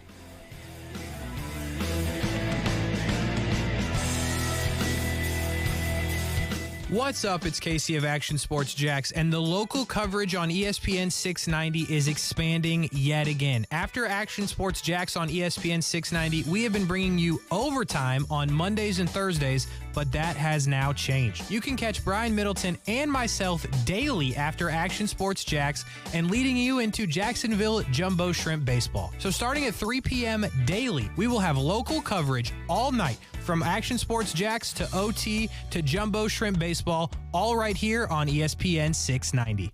If you've been involved in a slip and fall accident and are not sure of your legal options, call the law offices of Anajar and Levine at 904-600-4000. That's 904-600-4000 and take back control of your life. Office in Jacksonville. Voted best gift of the year for golfers by the ESPN 690 Golf Enthusiast Review Board. Want to make the golfer in your life love you even more? Order the 2022 ESPN Dream 18 card for just $69. Big discounts on golf all year. Golf courses are raising their rates with the recent boom. The Dream 18 card has has even more value now. For less than dinner for two at your favorite upscale restaurant, you will receive tremendously discounted rounds at some of the area's best golf courses. Golf Club at Southampton, St. John's Golf and Country Club, Hidden Hills, Osprey Cove, the Yards added this year, Amelia River Golf Club, Eagle Landing, Fleming Island Golf Club, and Queens Harbor Yacht and Country Club. Plus, you'll receive a free smoothie from Smoothie King, a free hat from Dome Hats, a free shirt at Baker's Sports, and a discount on a purchase at Palm Beach Autographs. Play 2 rounds of golf, and the card pays for itself. $69, that's it. Some of the proceeds go to the Dream 18 charity as well. Buy the card at Action Sports Jax, Dream18.com. Supplies are limited. Go to Action Sports Jax, Dream18.com. Let me ask you something. Are you tired of hearing no? It's kind of a bummer, right? Nobody likes to hear no. So let me ask the obvious. Are you ready to hear yes? Then you better get to Arlington Toyota Pre-Owned today. Yes, Arlington has 400 pre-owned on the lot and ready to test drive. Yes, Arlington has all makes and models. Yes, Arlington will help you get financed. Plus, Arlington's 30-day exchange program comes with your purchase. One last question. Are you going to find the vehicle you really want? Yes. Just shop arlingtontoyota.com today. This year, CGC Water Treatment is celebrating 75 years in business. Put their experience to work for you, like my family did. Discover how good your water can be with a new Connecticut softener and drinking water system. Connecticut's twin tank, non-electric softeners are the most efficient softeners available, and their drinking water systems remove up to 99% of contaminants. That's clean water. If you're not filtering your water, you are the filter. Don't be the filter. Call today and save hundreds on a new Connecticut system. Financing available with approved credit. And because the professionals at CGC Water are committed to being your go-to water experts, you can trust their master plumber with all your plumbing needs as well. Call 904-552-1242 or visit cgcwater.com. That's 904-552-1242 or visit cgcwater.com. I'm a proud customer of many years of CGC Water Treatment, and they are proud partners of the Jacksonville Jaguars. CGC Water Treatment, your local independent Connecticut dealer. By now, you've heard all of our ads. America's largest injury law firm. It means that when you hire us, you get a legal army. When it comes to law, size matters. Morgan & Morgan. Visit forthepeople.com for an office near you. I was advised by the guys on the show that I needed more swag. They didn't like my gas station sunglasses, and I'm not spending hundreds of dollars on sunglasses. Then I found Shady Rays. Fit, style, and performance without the big brand price tag and plenty of swag. How about this? If you lose or break your pair of Shady Rays, they send you a brand new pair. No worries on the golf course, fishing, or even on the beach. Every set of sunglasses bought means 10 meals to fight hunger in America as well. Make an impact with your purchase. Go to ShadyRays.com right now. Use the code BRENT for 50% off 2 or more pair of Shady Rays sunglasses.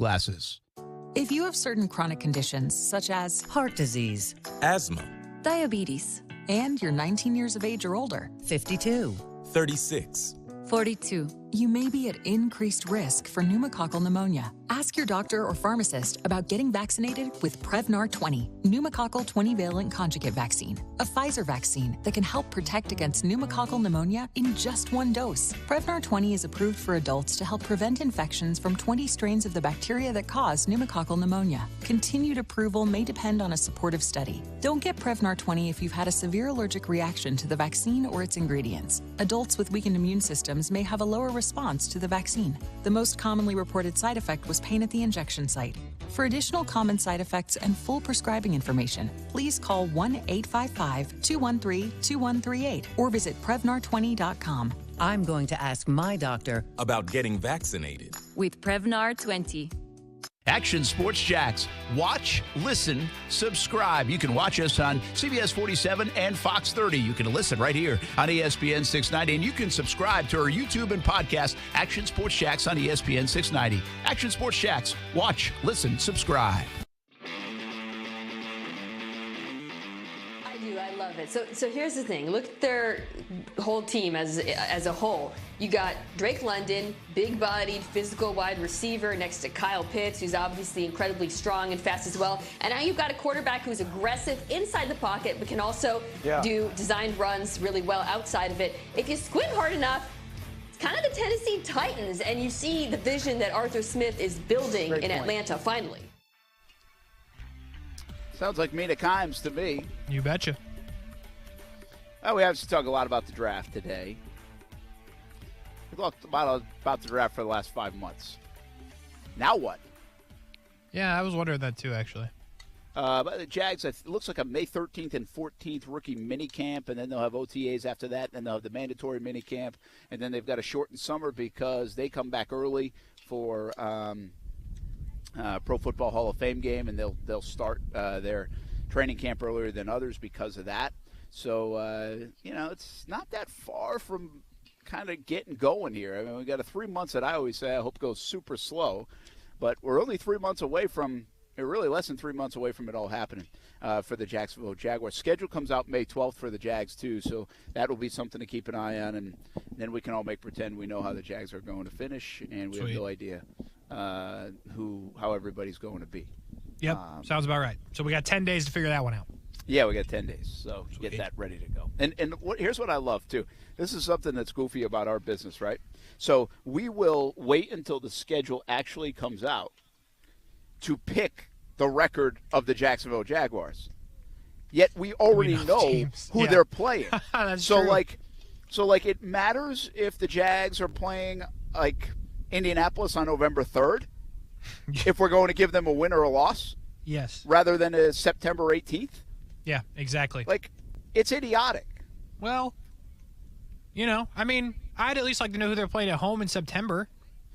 Yeah, that plays a bit of a role. I would say a minimal long role, road I understand. Long road trips and stuff. And London. You know what? Here's what we should do, okay? Okay. We're going to do this. And I don't know if a lot of people do this or not. Okay. But we're going to do it. We're going to pick the Jags record on May. What's May 12th? What's that date? What's tomorrow? 3rd, 10th. So the 12th. I better know tomorrow. It's Steph's birthday. The 12th is next Thursday. That is correct. Okay? So on next Wednesday, before the schedule comes out, or maybe even on Thursday, because actually the schedule really comes out at night. Mm-hmm. And so then we could do this. We'll pick them on Friday. Okay. But I want to pick, before I know the dates, what the Jags record is. And then I want to do it after I know the dates. And I want to see if there's any difference in what I pick. I like it. All right? Yeah. I'll write that down on the calendar. Please do. So here we go. This is just, by the way, folks, we bring you into our production meetings about what we're doing on the show. These are the meetings, literally, yeah. This is it. Mm-hmm. This is what goes on. So it's just live on the radio. Busy people, by the way. Don't bury the lead there. What's the plans for tomorrow? Hopefully Creekside wins tonight, and we have 2 semifinal games in softball and baseball for Steph's birthday. That's all she would want to do anyways, watch baseball and softball. You guys are good parents. That's just what it is.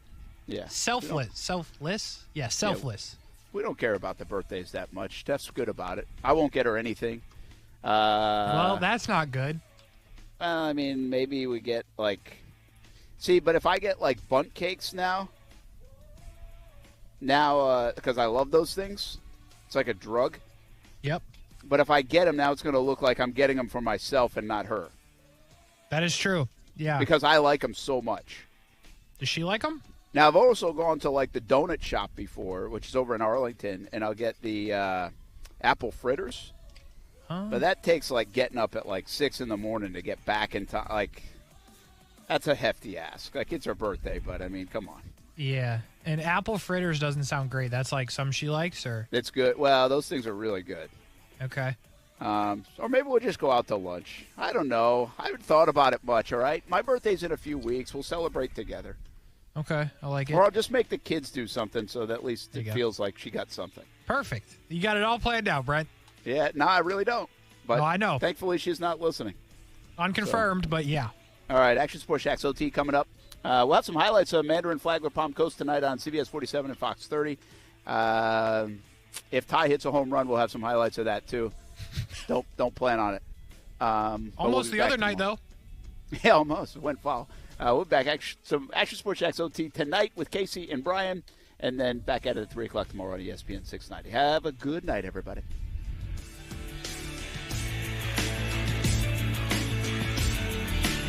You're the one everyone looks to for answers. Come rain or shine, the job must get done, and you're the one who makes it happen. We get you, Jackie in Fresno, putting your employee safety first. And Manny in Chattanooga, whose local Granger team knows him by name. We're here for you and all the ones who get it done, with 24/7 customer support and access to product specialists to help you find what you need. Call, click Grainger.com, or just stop by. Grainger, for the ones who get it done. Hi, this is Joe Cordell with the law firm Cordell & Cordell. When the prospect of divorce becomes a reality, you need a partner that you can count on. If you're a man in this situation, consider contacting Cordell & Cordell. We've helped men navigate complex legal matters for 30 years. Contact Cordell & Cordell to schedule an appointment with one of our firm's Jacksonville area attorneys. Offices in Jacksonville and by appointment only in Ponte Vedra Beach. Online at CordellCordell.com. Lisa Cargis, Florida resident partner. Joseph Cordell, licensed in Missouri and Illinois only.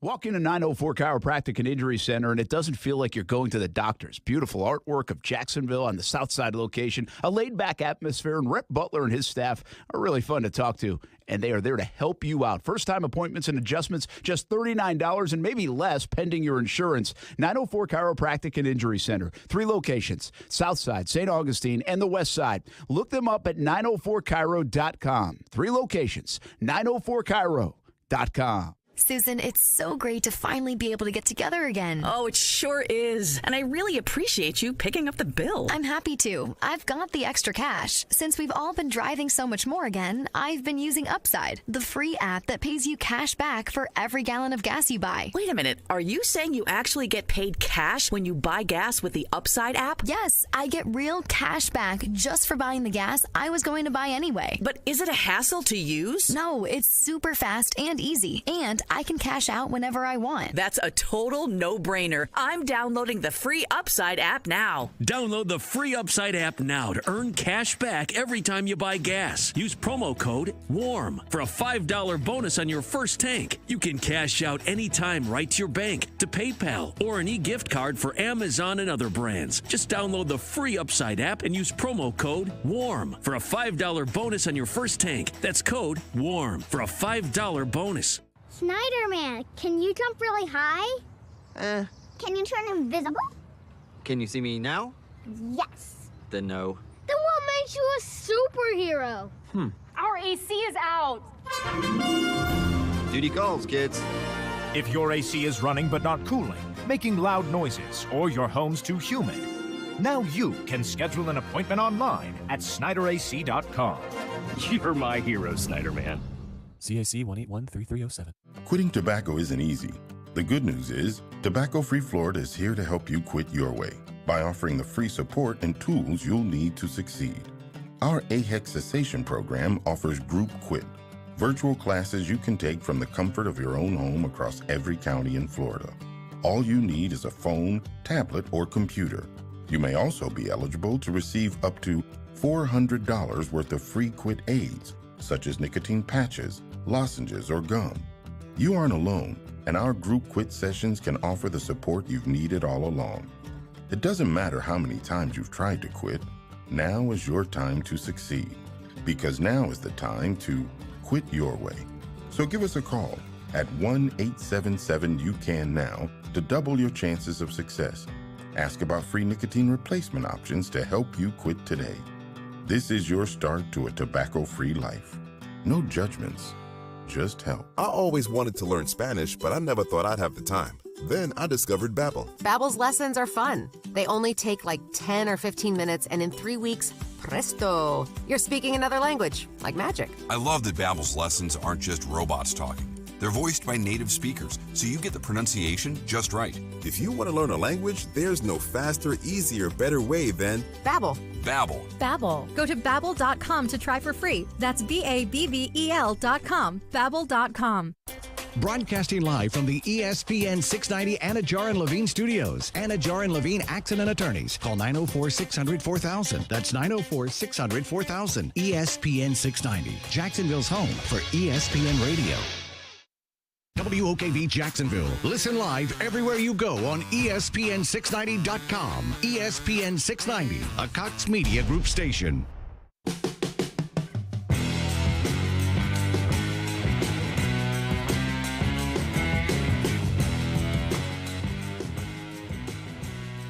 What's up on a Monday? Action Sports Jax Overtime, ESPN 690.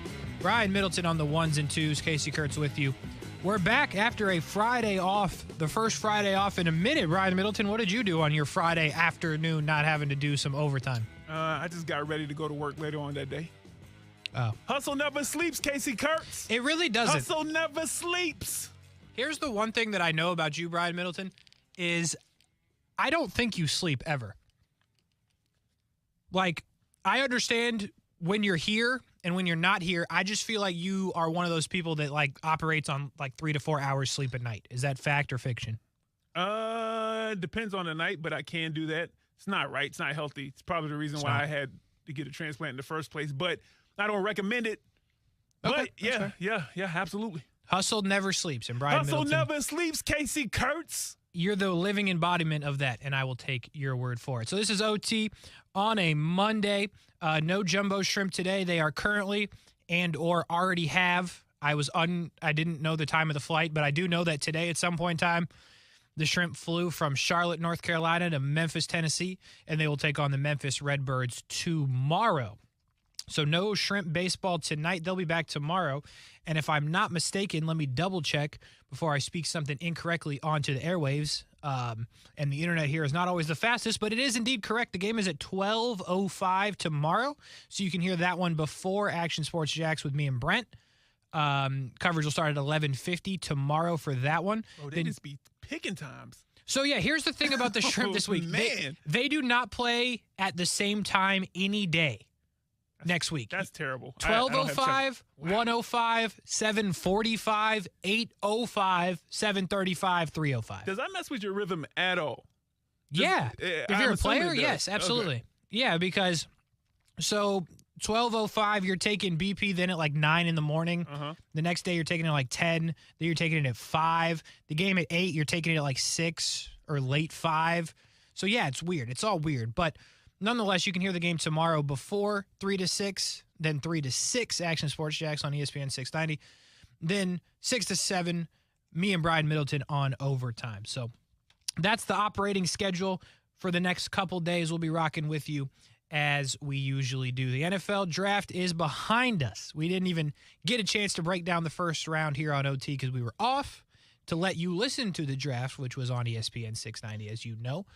I'm going to brag, but not too much. 7 out of 10, right, Brian Middleton? First round in order. You did, man. I was trying to show some love on social media, but I couldn't actually share your story.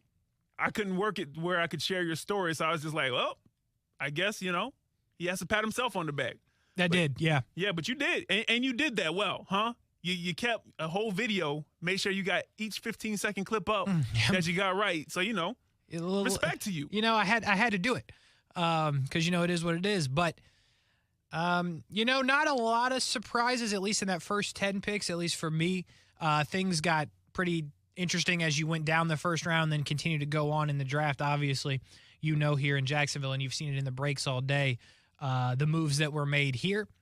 Trayvon Walker trading up for Devin Lloyd were the first 2 picks in the draft. And then from there, listen, I said it a lot today. There's maybe something left to be desired. That's how I feel. I won't spend a lot of time continuing to talk about it, but that is how I feel. Maybe something to be desired. So, listen, I really like Devin Lloyd. I've said that a lot. I'll continue to say it. A-plus person, it seems like. Incredible athlete. I think they're going to be able to do a lot of things with him, moving him around the field, moving him into different positions, rushing the passer, hopefully not roughing him, but rushing the passer, playing straight up middle linebacker. I think Devin Lloyd's going to do a lot.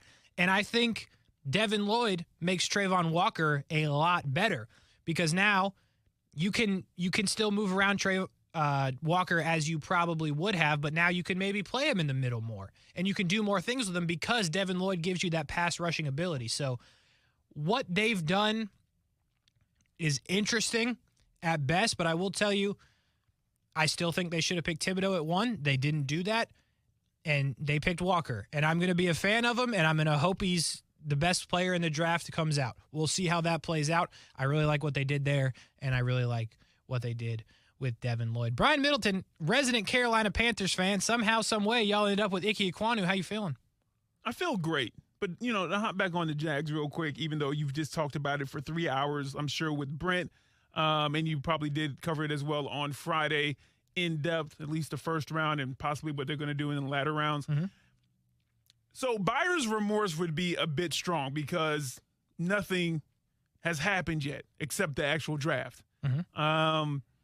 But I got to be real with you. I kind of lean towards your opinion the more I really thought through this after our first round. Now, I'm with you. I want Trayvon to do well. Mm-hmm. I want both of those guys to do well. I want all the guys to do well for the Jags. And on paper, again, man, you can't beat those stats. What did he run? Let's do it again, Casey, real quick. What did he run? A 4.5? Something like that, yeah. At 272 pounds. It's crazy. He had a 35-inch vertical. And I'm just, yeah. But then I really started thinking, what were the accolades besides the championship? Now, just bear with me for a short second, okay? I understand that accolades aren't everything. Yeah. Not even championships if you're not really the one pitching in the effort. Like, there are guys that are number 53 that they put in effort in practice and maybe special teams, but then you look at the main guys, the QBs, maybe the star wideout or, the star defensive player, and you're like, okay, they are more of a reason why they won as opposed to number 53, even though number 53 is just as important in certain ways. Okay. Mm-hmm. But when you have this kind of physical characteristics and you go back and you look at highlights, right? You don't look at the entire game because I'm not going to go back and look at 12, 13 games play for play for Trayvon Walker. But you look at highlights, and then you just look at maybe end-of-season awards or even preseason awards, and I realized, unless somebody can say I got it wrong, he didn't have any. Like he didn't have any, and I don't know if that point's already been made, but I didn't hear that point. And when I thought about that, I was like, I know N'Kobe Dean, I know that, I know he got a bunch of awards. I know Davis. Yep. That's the one that a lot of people know. Jordan Davis, yep. But I'm like, the number one overall pick, the pressure that's going to be put on this number one overall pick, and the fact that out of everybody in the draft, like you were saying last week, they're going to go with this guy. They're saying this guy is the best choice for our franchise and the best that we can take in this draft, the number one overall pick. It just makes me a little, not buyer's remorse, but I'm a little, skeptical. Not one, not a perfect attendance. Yeah. Not a ribbon. And he got a championship, and he had sacks, and he had tackles, and he made plays, and I'm sure he was doubled on many plays. He helped out his other teammates. I get that. Mm-hmm. So that's why I'm like, it's not buyer's remorse. But, man, I look at it, and then I look at some of the other drafts, especially the first-round drafts for some of these other teams, and I'm like. Like the Jets, yeah. Go ahead. Here's the thing. They, without a doubt, took some shots, right? Taking Trayvon Walker is a shot. And they took it, and they were convinced that they were going to take it for a long time. So, I'm going to give you some clarity, and I'm going to somewhat answer MJD the second on the YouTube asking, is Balky a genius or a clown emoji? So, they took their shots, and I said it earlier, they drafted, in my opinion, for potential, and that's a fair thing to do. It is the NFL draft, and potential's one of the biggest parts of it. But they drafted, in my opinion, solely on potential. Aiden Hutchinson and Kayvon Thibodeau have potential, but they also have the stats and the accolades from college to back it up. Trayvon Walker does not have the accolades. The stats, again, are not great, like you said. But what this guy could be, 4.51 at 270 pounds is a crazy thing, but he did it. He is a freak athlete, okay? I'm with that. Devin Lloyd is safer, in my opinion. You traded up to get him, though. You gave up some capital. You gave up capital that you could have got Trevor Lawrence some weapons on to go get this guy. I like Devin Lloyd. I think he's the safest thing they did. So I'm with it, okay? But as you keep going down the draft, you drafted a need at 65, Luke Fortner, who might not even start this year, which is something I have a problem with, but we'll see how it plays out. I'm not going to sit here and tell you he's going to start at tackle or at center yet, But you drafted a center that might not start at pick 65, so we'll see how that plays out. Chad Moom is interesting. He was the best player available in their opinion at the time, and you pick him as another linebacker. I can see what they want to do. They want Oluokun is obviously going to be on the field all the time, but you now have linebackers too. You can rush the passer with both Walker. You could rush the passer from Walker from the inside, Allen and Lloyd on the outside, and then have Muma and Oluokun on the field at the same time. So I understand what they're doing, but there is still a potential play there. You're hoping that all of these things work out, and then you traded away a lot of your other side picks. 2 DBs on the back end. One could potentially play safety, but it's a special teams play for sure. And then you upgrade or you added depth to the running back room. So the point I'm trying to make is they drafted on potential, and I'm okay with it. But to come all the way back to you're saying, Brian Middleton, this is the type of draft that if it doesn't work out, everybody gets fired. Oh, yeah. Right? Yeah. And it's easy to say that, but this is a glaring how long will they let it happen if it doesn't work out? Right? That's a good question. Because they took some shots. They went out on a limb for some of these picks. Devin Lloyd was not one of them, in my opinion. But Trayvon Walker, they went out on a limb for. Drafting a center who might not play in the first year, he might not start his first year, that's going out on a limb, on my opinion, when you're pick 65, right? Do they have the time to draft for the future, as in Trent Baalke? Does he have the luxury to do that? I don't know yet.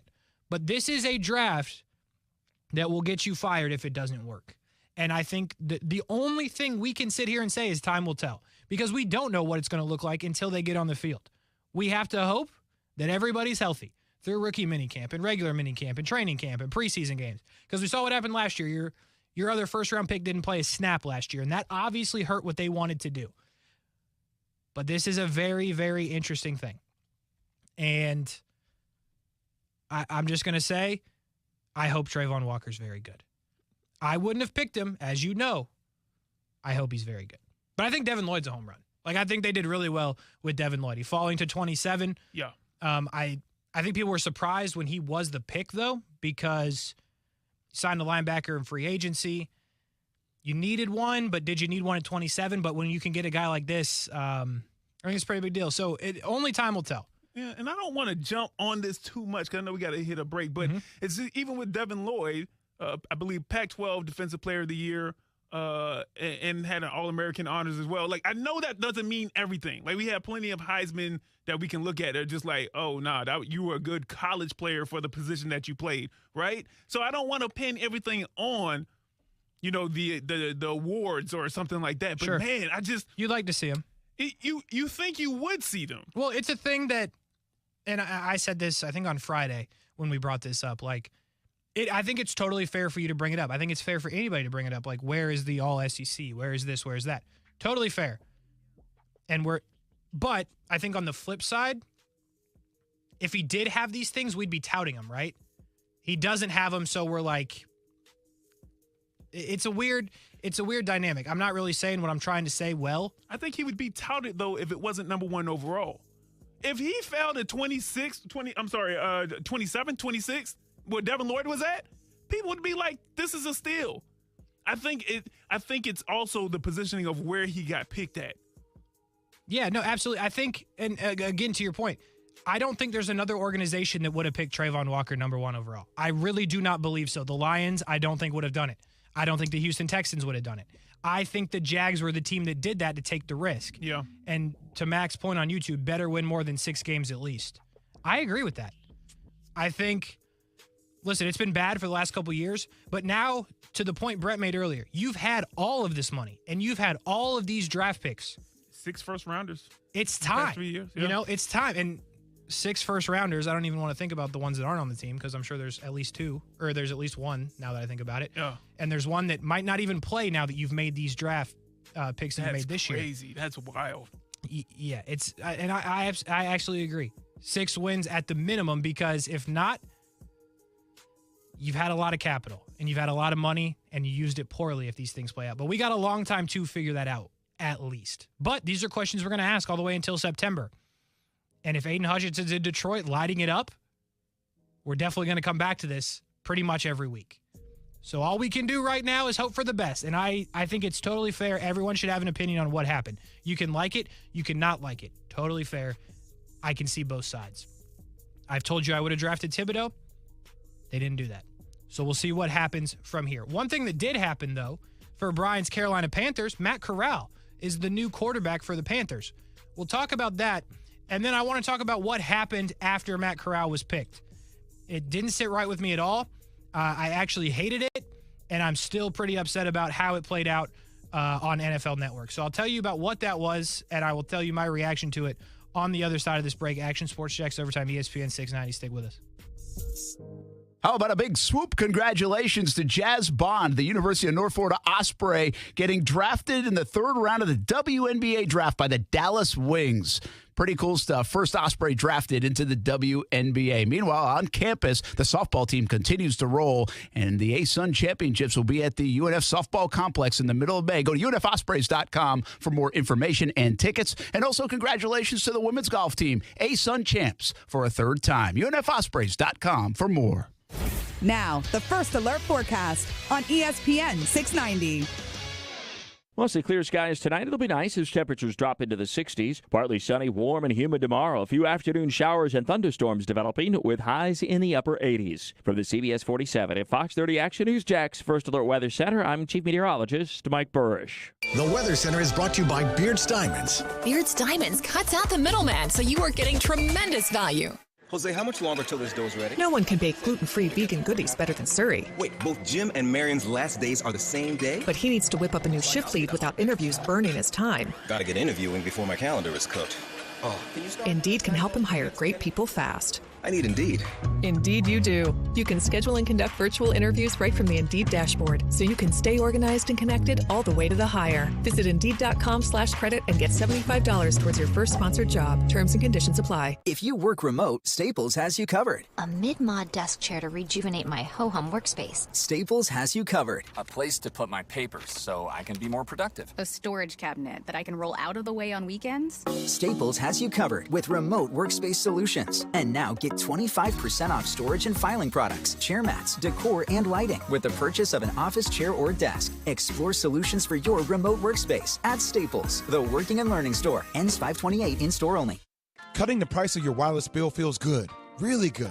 Actually, it feels great. You should try it out. So cut your bill by switching to Straight Talk Wireless. Now offering our $45 Silver Unlimited plan with 5 gigabytes of hotspot and nationwide 5G on America's largest, most dependable networks. The $45 Silver Unlimited plan from Straight Talk. Straight Talk Wireless. No contract, no compromise. A month equals 30 days. See terms and conditions at straighttalk.com. 5G capable device required. Actual availability, coverage, and speed may vary. How do you make the most of your land? If you ask the Wrens, who run with us on a John Deere mower, they tell you, I mow first, then I do all the trimming. But the Hubbards, who work behind the wheel of a John Deere compact tractor, would say, if it's something you want, just go after it and try it. Then there's the Mosers, who may mention from the seat of their John Deere Gator UTV, you can't be all work and not play. There are millions of ways to make the most of your land. Learn how to make the most of yours at Deere.com.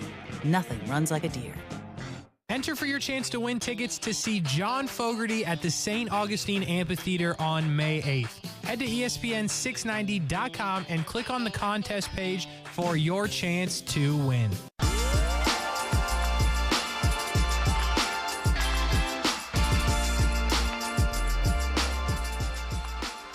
They said it was a boring draft because we didn't have the quarterbacks. That's what we heard. And then, as the draft played out, we had a pretty fair amount of drama with the quarterbacks, I think. Action Sports Jax Overtime, ESPN 690. Brian Middleton on the ones and twos. We'll talk about his newest quarterback of the Carolina Panthers, but I think how this played out for the quarterbacks was fascinating. Nobody moved up to get one. Kind of surprised me. The Steelers just kind of sat there and waited, didn't make any moves, and got Kenny Pickett. I think that's a huge W for the Pittsburgh Steelers. I think Kenny Pickett's going to be good. I've told you about this on Thursday. I really think Kenny Pickett's going to be good. I'm not saying he's going to be Big Ben. Hopefully, maybe better in his personal life than Big Ben. But, Big Ben has made some questionable decisions. Hold on. Okay? I'm just saying there's been some decisions Big Ben made off the field that weren't the best. I'm with you. Okay. I just didn't That's all I'm expect you saying. to shoot at Ben in retirement like that. You know, he's a family man now, and we wish Ben the best. But, you know, Kenny Pickett, maybe just don't do some of those things and be good on the football field, and they'll love you in Pittsburgh is the point I'm trying to make. I think Kenny Pickett going to Pittsburgh is a home run. I'm not sure if he starts right away, though. Uh-huh. What? You said all that just to be like, hey, make better decisions, Kenny. That's what I'm really trying to say. You brought up Ben Roethlisberger's past poor decision-making. All right, man. Keep shooting that Ben. I just thought I should mention it. People forget about that. But They sure do.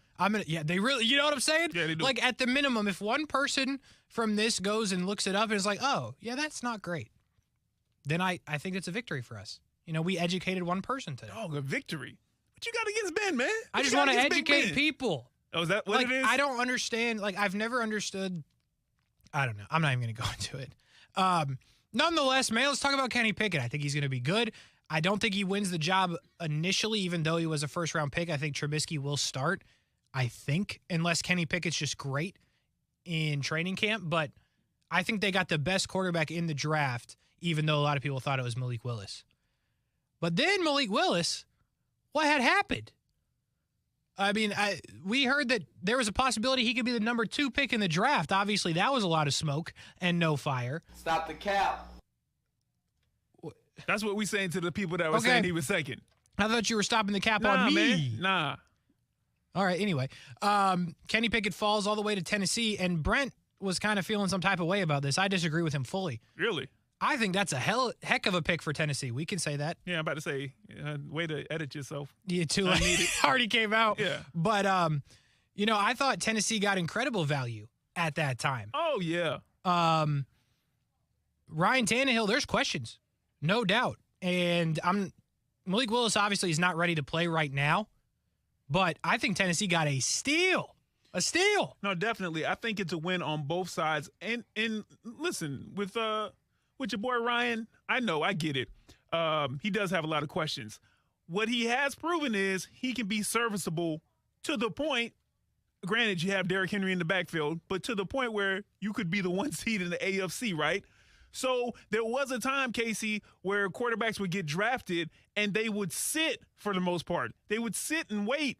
They would sit and wait for an entire season, or at least a lot of it, and learn behind whoever the stopgap is. Or maybe he was the main guy and maybe he was about to retire, or maybe, like a stopgap or something like that, so that they could bring them in and acclimate them to the NFL game, how to read coverages, how to study the playbook, things of that nature. Somewhere along the line, and I'm not sure what years or what year or what seasons that happened, where it was like, if you go number 1, if you go high in the first round, if you go in the first round, you're fighting for the starting job, if not the actual starter, see Trevor Lawrence. And he's in such a good spot, Malik Willis is.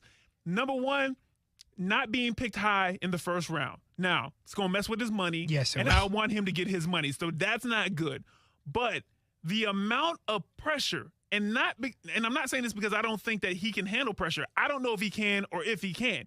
But the amount of pressure, the same way that I say about Trayvon, that, man, you going number 1 overall, you going number 2, number 5 in the top 10 as a QB, people are going to expect for you to perform. And normally, if you're getting picked that high, you're going to a team that's bad and picking that high for a reason, and it can ruin you. It can ruin your development. So the fact that he didn't get picked in the first round is ultimately, I think, a good shot for him. Now he ends up with Tennessee, who has an established quarterback. Granted, he does have questions, but that's another win for him because, yes, I know he's going to compete and he's going to want to win. I've heard some people, I read some Tennessee Titans, some Tennessee sports media articles almost comparing him to like Steve McNair. I was like, whoa, hold yourself, okay, Steve McNair. Yeah, I've seen that comment. Like, calm down for a second. But maybe. But he gets a chance to grow in that. And he has a solid head coach. He has a heck of a running game.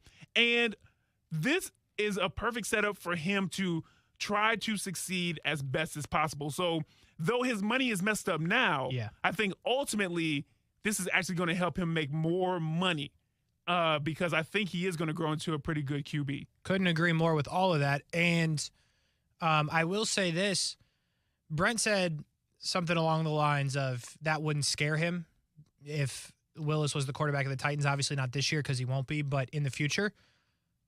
I tend to remember a guy named Marcus Mariota who had a similar game style to Malik Willis. He was probably better coming out of college, obviously, with Mariota won a Heisman, I'm pretty sure. So yeah. I remember Mariota running around in circles and the Jags defense looking very confused. Mariota always gave the Jags a tough time. So if Malik Willis is something similar to that, yeah, I don't want to play that twice a year. That's not something I want to do as a Jags fan. So, yeah, I think it was a really good situation for Malik Willis and how it played out besides the money part of it, obviously. By the way, Max says he just ate at Big Ben's restaurant in Findlay, Ohio. I had no idea Big Ben had a restaurant. Was it good? Respond in the stream. Mac, if it was good, let us know. Yeah, what'd you let have? us know what you have. We love food here. Were the prices okay? Just give us the whole breakdown if you could, Mac. They got a DoorDash, Postmates. Not probably to Florida if it's in Ohio. He also says, wish we drafted Ben, and that is fair. Jags had a chance. Who knows how things played out differently, but on the field, Ben was pretty good. Okay? I didn't mean to take a shot at Big Ben. What does that mean? I didn't mean. What you mean off the field then? That's what people are going to think. On the field, he's pretty good. No, he was a good football. He was a good football player. What do you want me to? I don't know why you shooting at Ben Roethlisberger. I got backed into a corner that I made myself on accident that I wasn't even trying to make, and then I can't get out of it. Like I just can't figure out how to get out of this corner that I've backed myself into. Is what about Big Ben. Ben retired with his wife and his kids, and you just out here just. And it was a good moment. Bang, bang, bang. I will tell you a funny story. I have a friend that's a Steelers fan. His name is Zach, and I don't think he's listening, but if he did, he'll get some enjoyment out of this. I've known Zach for a while. He's been a Steelers fan his whole life, and I'm friends with his wife as well, Ariel, and she told me recently in March that when they got married, Zach did not cry. They recently had a child. Zach did not cry at the birth of his child. But I did find out that Zach went to Big Ben's final game as a Steeler at home and cried. So, bro, chill. Yeah, his wife was pretty upset about that. Hold on. That man said, listen, I know we getting married, but we do not care. Pretty much, yeah. My child? We do not care. Pretty much. Yeah, he cried at Big Ben's final game. So, listen, Big Ben got away with the Steelers people. I understand that they got love for Big Ben, and that's fair. Oh, man. Like, I'm done talking about Big Ben. Like, I'm not going to. So now you done shot at Ben Roethlisberger. You done shot at one of his fans, allegedly your friend, talking about all of his shortcomings of misplaced emotion. What else you got? Don't say nothing about me, Casey. I'll cut your mic off. I didn't mean to go after Big Ben. By the way. You literally went back. We went. Had a break, a commercial break, talked about other stuff. You came back and said, I'm shooting some more. I reloaded the clip. By the way, great burgers, home-style food, says Mac. It hasn't updated yet, but I can see it. Prices were not bad. Sweet. I like it. And now it's coming. So anyway, the Big Ben restaurant is pretty good. I might try it out if I'm ever in the Findlay, Ohio area. I'm not going to lie to you. I don't know where that is. But I think I do have to go to Ohio coming up for the Hall of Fame game. So I don't know if it's in the same general area, but maybe I'll find it. So anyway, don't go to break. We're talking about Matt Corral, dang it. Matt Corral, the next quarterback picked. Carolina, you're a Panthers fan. How do you feel? I think Matt Corral's very good. For where they got him, yes. I think that this could really work out. And it wasn't a reach or a super risky use of a pick. So yeah, I'm happy with it. I think he will be the quarterback of the Panthers, for a decent amount of time. I say for a time. I could see that. Yeah, I'm not going to sit here and tell you he's going to be great, right? But I didn't tell you that. Yeah. No. But I'm high on him. You know what I mean? So I think he can be a quarterback in the league. Like, he might be very good. He might just be okay. He might be barely better than Sam Darnold. Like, there's plenty of options. But I like his game. He has a very big arm. He played in the SEC, which in my opinion, obviously the SEC, it just means more. But at the end of the day, there are better teams in the SEC. And he was not on one of these great teams that was just crushing teams. He was on an Ole Miss team that was in a lot of games, and they had to fight. So I like Matt Corral. I think he's going to be good. What I don't like, and the problem that I have, is what happened after Matt Corral was drafted. So I'm not going to play you the sound because I hate it. But I was watching the NFL Network feed of the draft, and Matt Corral was picked. I said, oh, okay, nice. And they throw it up to Ian Rappaport, and I'm like, okay, cool. And then things took a turn for the worst of all time. Listen, on this show and on this network, what we're going to do when people talk about mental health is we're going to listen, right? That's something we're going to do.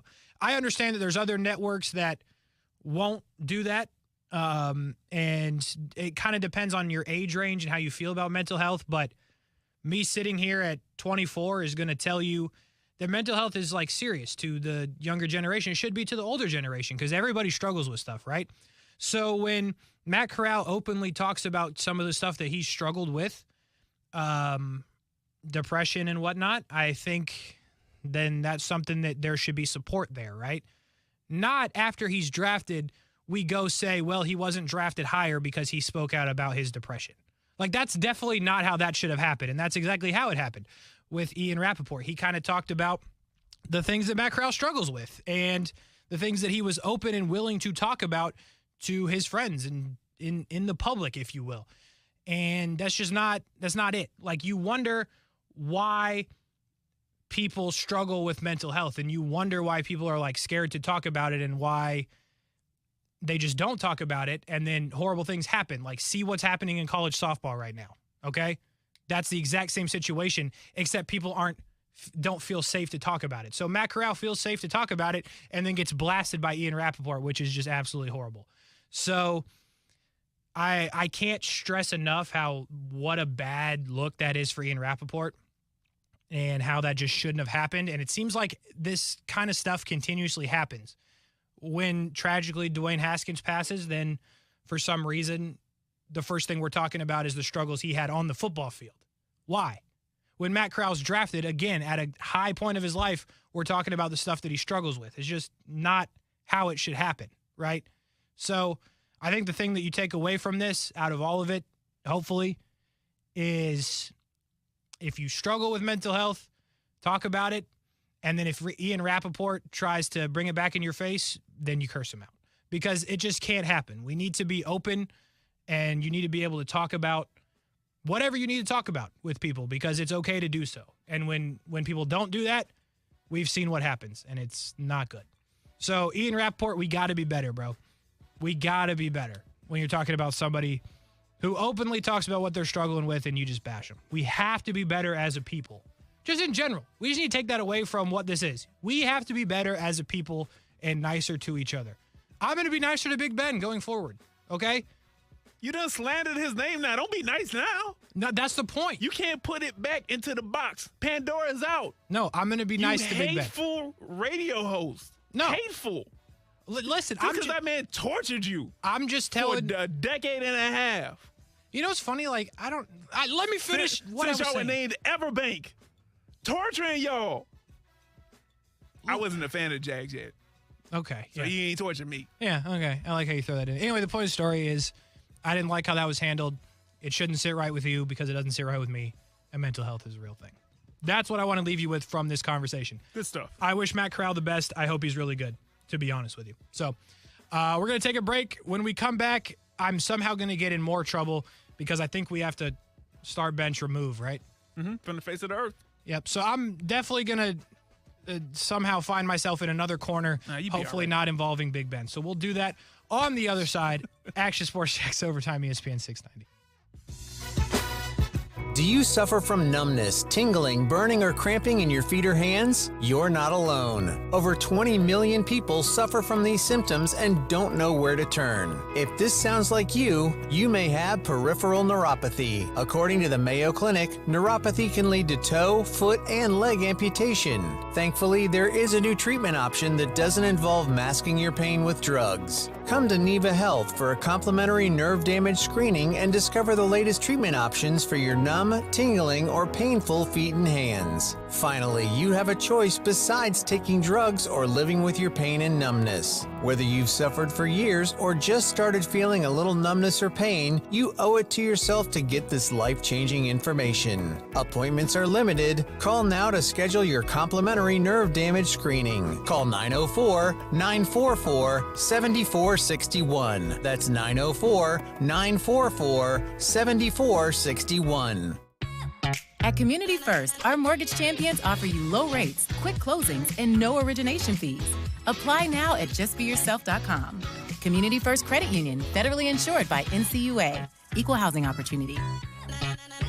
This is Paul Gray, founder of Gray Matter Distillery, inviting you to check out the new home of Jacksonville's first craft distillery in beautiful Atlantic Beach. Since 2014, we have been the proud distillers of such iconic local spirits as Car Vodka and Live Oak Whiskey. In our new distillery, you can enjoy one of our handcrafted cocktails made using only the freshest ingredients for only $8 a drink. Enjoy a cocktail, sample small batches of vodka or whiskey, or take a bottle home. Pick up your very own Gray Matter Distillery shot glass for free when you mention this ad. Come see us this weekend, and remember to please drink responsibly.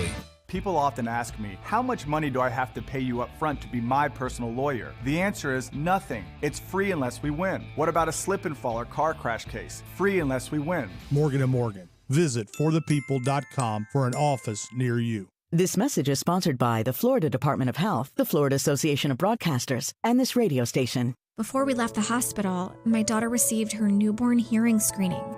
It only took a couple of minutes, and it was a painless test. As a dad, nothing is more important than your child's health. It was that initial screening that led to her early identification of hearing loss. And as a result, we found out about our baby's rare condition, which allowed us to review treatment options quickly. Go to FloridaNewbornScreening.com to learn more. Our friends over at Arlington Toyota want to know, what drives you? How about great service? Or what about getting more with your purchase? Then prepare yourself for the drive of a lifetime when you buy from Arlington Toyota. Arlington has over 500 new Toyotas available with inventory arriving daily. You also get a lifetime warranty with your purchase, plus 30 days to love your new purchase or exchange it. What drives you is what they do at Arlington Toyota. Shop in person, 10939 Atlantic Boulevard, or online at arlingtontoyota.com. You don't have to be an unbelievable golfer to have a favorite round of golf. Your Dream 18. Maybe it's the people you were with, the place you played, the situation you were in. Give us your Dream 18 at hashtag Dream 18 and tune in Wednesdays to a new show, The Dream 18 Show, 2 p.m. on ESPN 690. Got chronic joint pain, maybe not having success with steroids, but trying to avoid surgery. Well, thankfully, there's a better way, and it's now available from the medical professionals at QC Kinetics. Hey, everybody, it's Brent Martineau, and I'm talking about new therapies, advanced all-natural regenerative treatments that not only just give you relief, but also can restore and repair damaged tissue for long-lasting relief. If you've got joint pain due to arthritis, knee pain, hip pain, shoulder pain, don't just think the old ways of dealing with pain are the only ways. You need to learn more about these new biologic therapy solutions. Call now for a free consultation. It's QC Kinetics, 904-274-5522. These remarkable new treatments increase mobility, and they decrease pain and help restore tissue. They actually encourage your body to heal itself. Call now and learn more about these restorative, regenerative, and revolutionary alternatives. Don't wait. Call today. QC Kinetics, 904-274-5522. That's 904-274-5522. ESPN 690 is home for the Florida Sportsman Fishing Show, hosted by Captain Rick Riles. Tune in every Saturday morning from 7 to 9 a.m. to find out what's biting now. Fishing so fresh, you can almost smell it. Finding great candidates to hire can be like, well, trying to find a needle in a haystack, but not with ZipRecruiter. Its powerful technology actively finds and invites qualified candidates to apply to your job. So while other companies might deliver a lot of hay, ZipRecruiter finds you the needle in the haystack. See why 4 out of 5 employers who post a job on ZipRecruiter get a quality candidate within the first day. Try ZipRecruiter for free at ZipRecruiter.com/free. That's ZipRecruiter.com/free. What's up? It's Casey. Check out our brand new show, The Dream 18 Show, sponsored by Florida Georgia Windows and Doors, right here on ESPN 690 on Wednesdays at 2 p.m. If you like golf, you're going to like this show. The Dream 18 Show, Wednesdays at 2 p.m.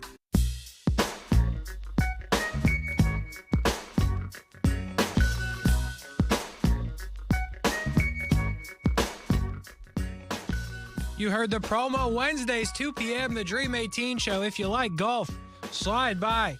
This week, we just recorded the interview, and we'll be joined by Josh Scobie. I assume you've heard of Josh. Used to kick for the Jags forever, pretty much. All-time leading scorer. So me and Brent talk with Josh Scobie. You can hear that on Wednesday at 2 p.m., The Dream 18 Show. So definitely stay tuned for that. Check out the podcast also, wherever you get your podcasts. Just search Dream 18. You can find the podcast. All right, Brian Middleton. This is actually Sports Jax Overtime.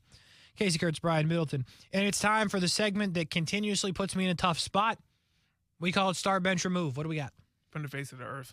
Yeah, I know. All right, you need the rules, Casey Kurtz. I got to start one, I got to bench one, and I got to remove one from the face of the earth. True. And your whole plan for this segment is to get me in trouble. Not at all. Absolutely. Look, man, I'm a bastion of truth, and that's what I search.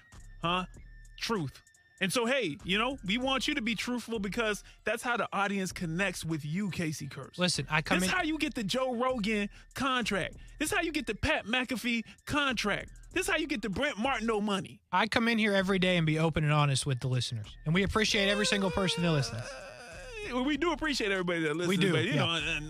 honest with every, honest? I am honest. I give my honest opinion. Like, telling the truth? Is that what you mean by honest? I don't ever recall lying on the radio. Okay, let's get Would to you just give me the category? And you also get a pass. I You get know one. I get a pass. Well, you didn't say it. All right, NBA GOAT trait. Do you want to take this? I'll take it, but I don't know where we're going. NBA GOAT trait. Steph's shooting. Oh, okay. LeBron's IQ or Giannis's motor on both ends of the court. Let's start Giannis. You know where I'm going yet? You know where I'm going. What? What? It's my segment. We're starting Giannis. We're benching Curry, and we're getting rid of LeBron. His IQ. Hashtag see ya. Hashtag bye-bye.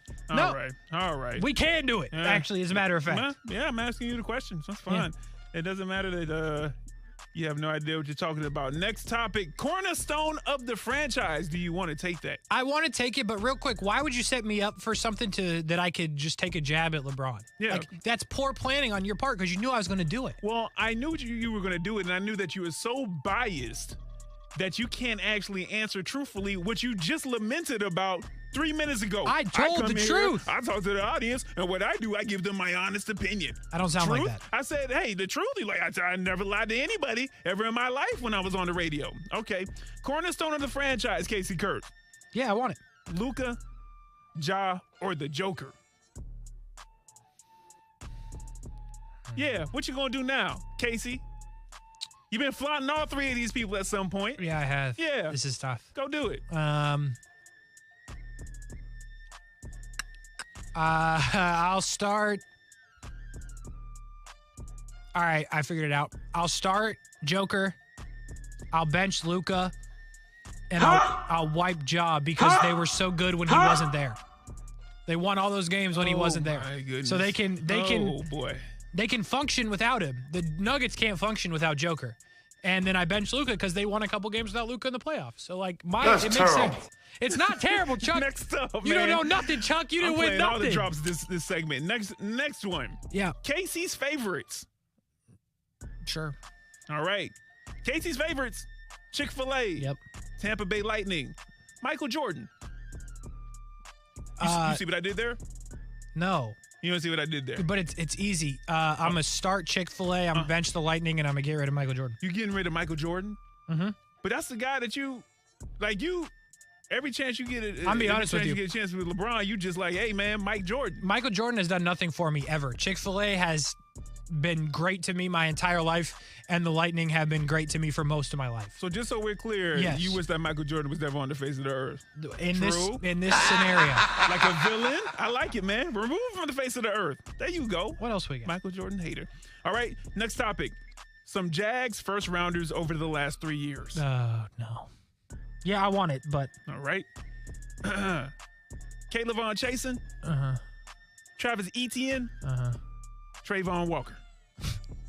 What you gonna do, Casey Kurtz? What we gonna do here? Well, since two of them haven't played a game and one of them it feels like isn't even out there, I'll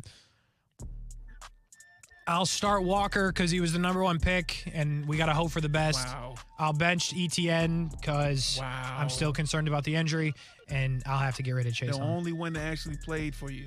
It doesn't feel like he did. The only one that actually played for you. It doesn't feel like it. That's the kind of honesty and loyalty that Casey Kurtz gives you, people. That is honest. It doesn't feel like he's out there. Like they're replacing him for a reason. Next. They made a bad. No, I'm not done. They made a bad pick. It feels like he's not out there, and the only time he is out there is when they show the highlight of the tight end he's supposed to be covering for Tennessee. He's not. He's wide open in the end zone. It's a touchdown. You done? No. Well, yes, but you done? No. I stand by my statement. Jags fans agree with me. Hey, listen, man. The disrespect is out there. Couldn't be me. I couldn't be the one that you just removed from the face of the earth. That man got a mama, got a daddy. You don't know, he may got a partner. I hope he does. I hope he's happy. Saying? He may have some children out here, and you just like, you know what, your family tree? Your family tree? I follow him on Instagram. We do not care. I want him to do I well. don't want you here. He just hasn't yet. Remove his family tree. Let's see, you got a couple of more. Casey Kurtz, the topic, disgusting. No. Passing. Passing. Okay. Next topic, back in time. Sure. All right. Here we go. Yep. Cell phones, air conditioning. Oh, jeez. And the internet. What kind of crap is this? So this topic is where the one you remove from the face of the earth would set the world back possibly 35 to 100 years. Okay, I'm starting air conditioning because that's an obvious. Yeah, you finally got one right. 6 questions in. And I have to bench the internet because we couldn't be doing things without the internet. So I will have to remove cell phones. Is it an inconvenience? Yes. No, you cannot. This is terrible. No, it's not. I don't even want to bring Chuck into this, man. Chuck don't know nothing. Chuck needs the internet. He don't need no cell phone. Chuck don't know. Last one, Casey. All right. 2022 first round draft picks. Man, all right. The Giants, the Jets, the Ravens. Start the Jets. Yeah, I'll bench the Giants. I like what the Ravens did too. Wow. But I'll remove. How am I wide? He's a wild boy. You got it. I cut you off. It's you. This is it. I have to remove the mic. Ravens. Like, I like what the Ravens did, but I think Thibodeau's the best player in the draft. And Evan Neal, okay, I can get on board with Evan Neal. But the Jets got the best corner in the draft. They got one of the top 3, 4 at the worst pass rushers, and they got a wide receiver. So I like what the Jets did a lot. Everybody does, consensusly. They somehow ended up with Sauce Gardner after the Texans passed on him. I understand Stingley might be great, but Sauce Gardner's definitely going to be great. So, yeah, that's how I see it. What do I got for the Ravens? Like, what have they done for me? I like Calais, but what have the Jets done for you? What are you talking about? Don't do that. Don't use that line of reasoning when you just use the line of reasoning differently for keeping the other two teams. Casey Kurtz, I won't let you do that straw man argument. I won't let you pull the wool over me or the audience's ears. That's a horrible thing you said because you can't find a person that doesn't agree the Jets had a great draft. I didn't say they didn't have a great draft, Casey. You removed Kyle Hamilton. You removed the Baltimore Ravens off the face of the earth, and I just don't understand exactly the way your mind works. But hey, See ya. Bye-bye. That's all I got. Bye-bye. That's all I got. We'll see you later because the Jets and the Giants had a better draft than the Ravens. It's pretty straightforward, I think. But nonetheless, that's how I see it, and we move on from there. One segment to go on a Monday. Stick with us. We'll be right back. Action Sports Jax Overtime, ESPN 690. You're on your way to work, and then, bam, your whole life changes in that second. Forever. You're injured, and now you have to fight for justice or live your life in pain. Morgan & Morgan. Visit forthepeople.com for an office near you. Snyderman, can you move things in your mind? Nope. Did you read our minds? I got nothing. Were you thinking of nothing? No. So, what makes you a superhero? I can tell if you should repair or replace your air conditioning system. Take the quiz on our website to see if you should repair or replace your unit. If it's time to replace, now you can get 0% interest if you pay in full within 72 months. Visit SnyderAC.com and get the details in a flash. I think you mean Snyderman. CAC 18133. Sometimes a family needs a little help to deal with life stresses. You can contribute to happy, healthy childhoods with a few simple steps. Notice families under stress. Offer a helping hand. Give your time. Talk about healthy child development. Connect a family with resources. Contributing to a great childhood can be as easy as being a good neighbor. For more, preventchildabusefl.org. This message is sponsored by the Ounce of Prevention Fund of Florida, the Florida Association of Broadcasters, and this radio station. Visit your First Coast Acura dealers for jaw-dropping deals on new and low lease payments and huge financing deals on award-winning luxury sedans and SUVs. Now's the time. Shop FirstCoastAcuraDealers.com. Want to introduce yourself? Yeah, I'm Owen. I'm a cigarette. Do you like being a cigarette? No, I don't. I'm not really into killing thousands of people. Sorry, no filter. Right. What's your sign? Pisces? I'm a Cancer. Cigarette joke. But seriously, I do cause cancer. And heart disease. And strokes. I could go on forever. Unlike the people who smoke me. The average smoker lives 10 years less than non-smokers. Quit today. Find out how at tobaccofreeflorida.com. Ben, when you're in the mood for love, but you have ED or PE and those little blue pills haven't worked, here's a message from Prime Men's Medical Center. I'm Dr. Rabinski. If Viagra, Cialis, or Levitra have let you down, Prime Men's Medical Center offers custom blended medications. Men are lasting 30, 60, 90 minutes or longer, and it's affordable. Call 904-664-8217. We guarantee you'll see results on your first visit or you pay nothing. Call 904-664-8217. People often ask me, how much money do I have to pay you up front to be my personal lawyer? The answer is nothing. It's free unless we win. What about a slip and fall or car crash case? Free unless we win. Morgan & Morgan. Visit forthepeople.com for an office near you. Transmission problems? Call Action Transmission Specialists on Merrill Road, where you get the work done right the first time by the experts. I'm Robin Sidbury, the owner. Our techs can service all makes and models, and we provide a nationwide warranty, so you have the peace of mind knowing we solve your transmission troubles fairly and honestly and guaranteed nationwide. Call us at Action Transmission Specialist on Merrill Road, where quality counts. Get traction. Call Action at 744-0755. At Community First, you're an owner, so you get better banking rates, fewer fees, and free digital tools. Own it at justbeyourself.com. Community First Credit Union, federally insured by NCUA. You don't have to be an unbelievable golfer to have a favorite round of golf. Your Dream 18. Maybe it's the people you were with, the place you played, the situation you were in. Right. Give us your Dream 18 at hashtag Dream 18 and tune in Wednesdays to a new show, the Dream 18 Show, 2 p.m. on ESPN 690.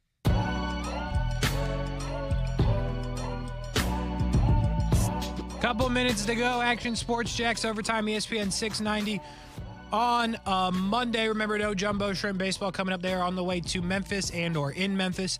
They'll be back tomorrow at 11:50. So, join us tomorrow at 11:50. Listen to the Shrimp. Then listen to me and Brent from 3 to 6. Then listen for me and Brian, 6 to 7.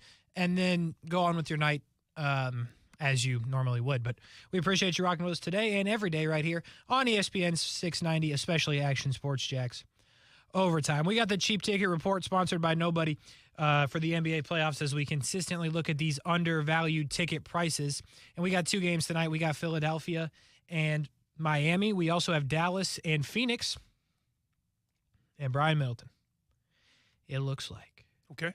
For just $36. That's what I'm talking about. Game 1 of playoff series number 2 for the number 1 seeded Miami Heat. That's what I'm talking You about. can go balcony level, 411. What? 411. That's the section.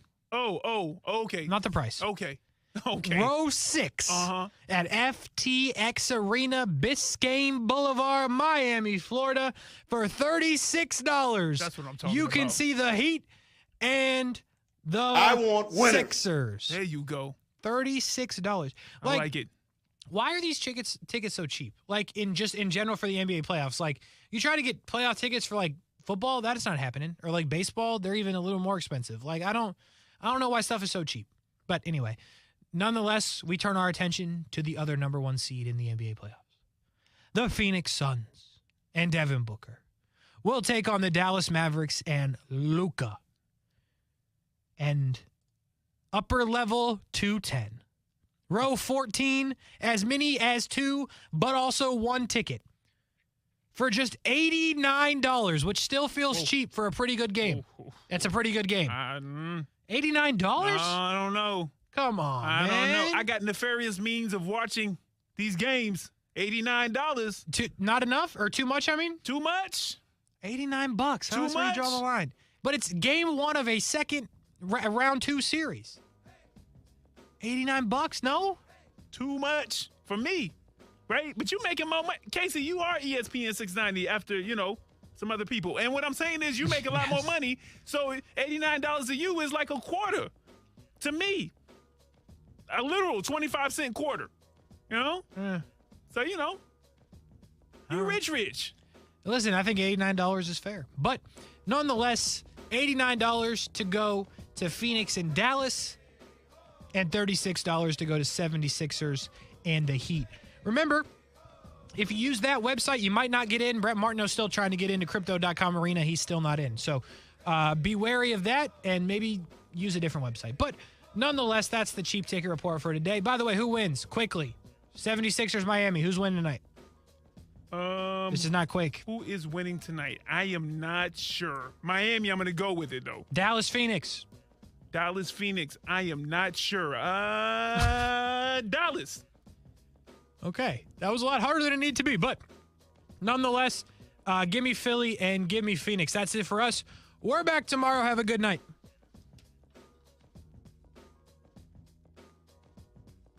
I want to eat a spicy chicken in my test. Is it too much to ask? This is Paul Gray, founder of Gray Matter Distillery, inviting you to check out the new home of Jacksonville's first craft distillery in beautiful Atlantic Beach. Since 2014, we have been the proud distillers of such iconic local spirits as Car Vodka and Live Oak Whiskey. In our new distillery, you can enjoy one of our handcrafted cocktails made using only the freshest ingredients for